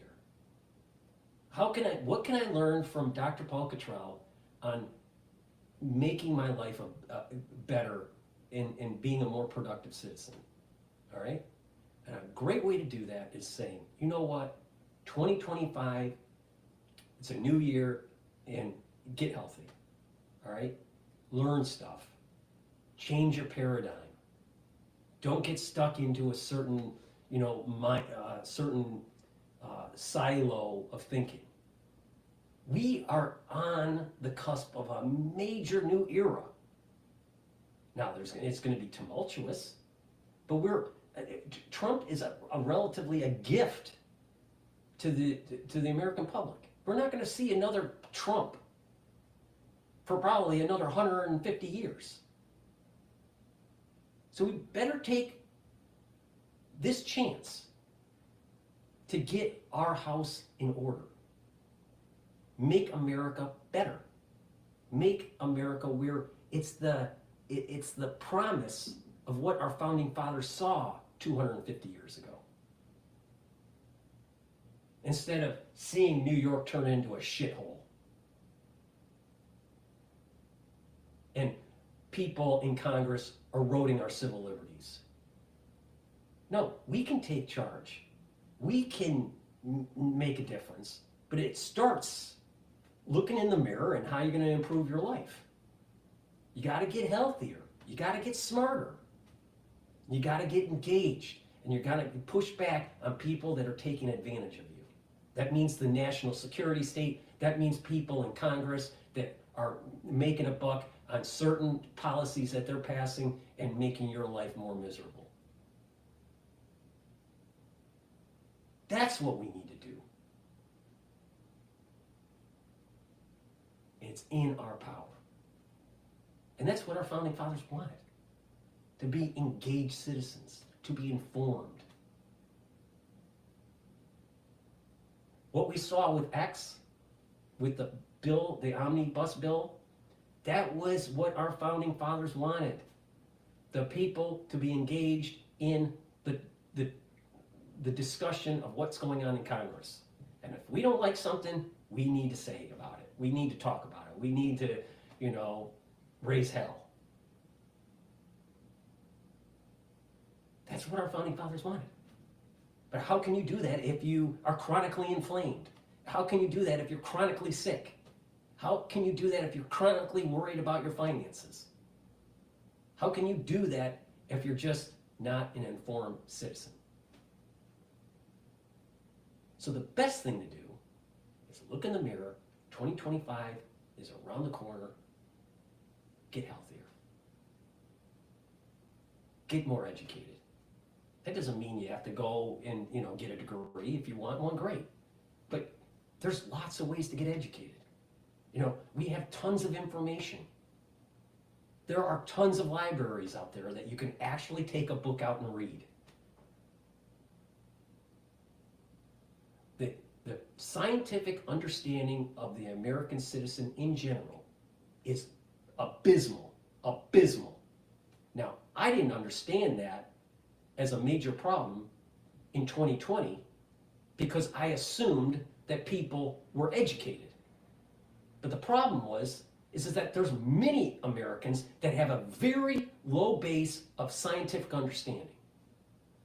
Like at an elementary school level. That's unacceptable. Totally unacceptable. Totally unacceptable. So, with getting healthier, it also means learning more about certain subject matters. Instead of depending on someone to tell you what's going on. The phrase, don't give the person a fish, give them a fishing pole. Well, read, learn. Be an informed citizen is how we're going to save our constitutional freedoms. Instead of people, fighting on the social media, pro-vax or anti-vax or blah, blah, blah. That was totally a waste of fucking time. Total waste. Why? Because it didn't get to the root cause of the problem. The root cause of what happened in 2020, the root cause of what killed my mother was a bioweapon.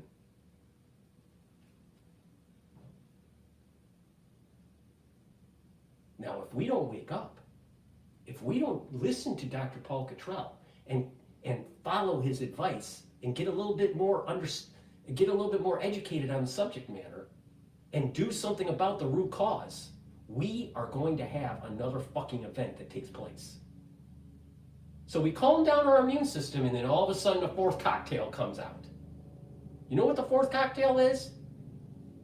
It's a chimera between influenza and beta coronavirus off of the SARS platform. What if the fifth cocktail comes out? You know what that is? SARS platform HIV. You know why they were playing around with beta coronaviruses? Because it can have a very large genome package, and it's respiratory. So, are we going to get to the root cause? Are we going to continue to support people that keep on talking about the inoculation injury? Because the inoculation injury is not the root cause. It's a runaway national security state making gain-of-function pathogens. That's the fucking problem.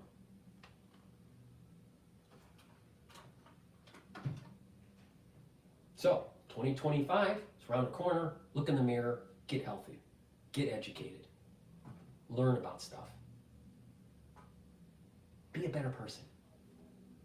Enjoy this very unique situation that America is in right now, where we're ending the 250-year cycle and starting a new one. And it's up to us to make it a better cycle than the previous one. And that means that Americans need to pull up their bootstraps, not depend on other people, and you need to get educated. The scientific base on people for the average citizen in the United States is abysmal. It can improve, but you gotta look in the mirror and you gotta admit that there's a lot of people that don't know what's going on with the sciences. They're too focused on bread and circus. And when that happens, there's a higher probability when an uneducated group of people are being taken advantage of, there's a higher probability of them releasing something that is really bad for you. Now, why is Dr. Paul Cottrell so passionate about this? Why is he focused so much on this? Because I can see in the future Americans fucking up. Just like they fucked up in 2020. Now, hopefully, there's enough people that wake up that stop it from happening. But guess what? There's stuff in the freezer that's a hell of a lot worse than what we have ever seen in our lifetime. Please go to my store, the-studio-reykjavik.com. Get the supplements, get healthy, follow the protocol, boost up your immune system, and get educated. Thank you for listening, and have a nice day.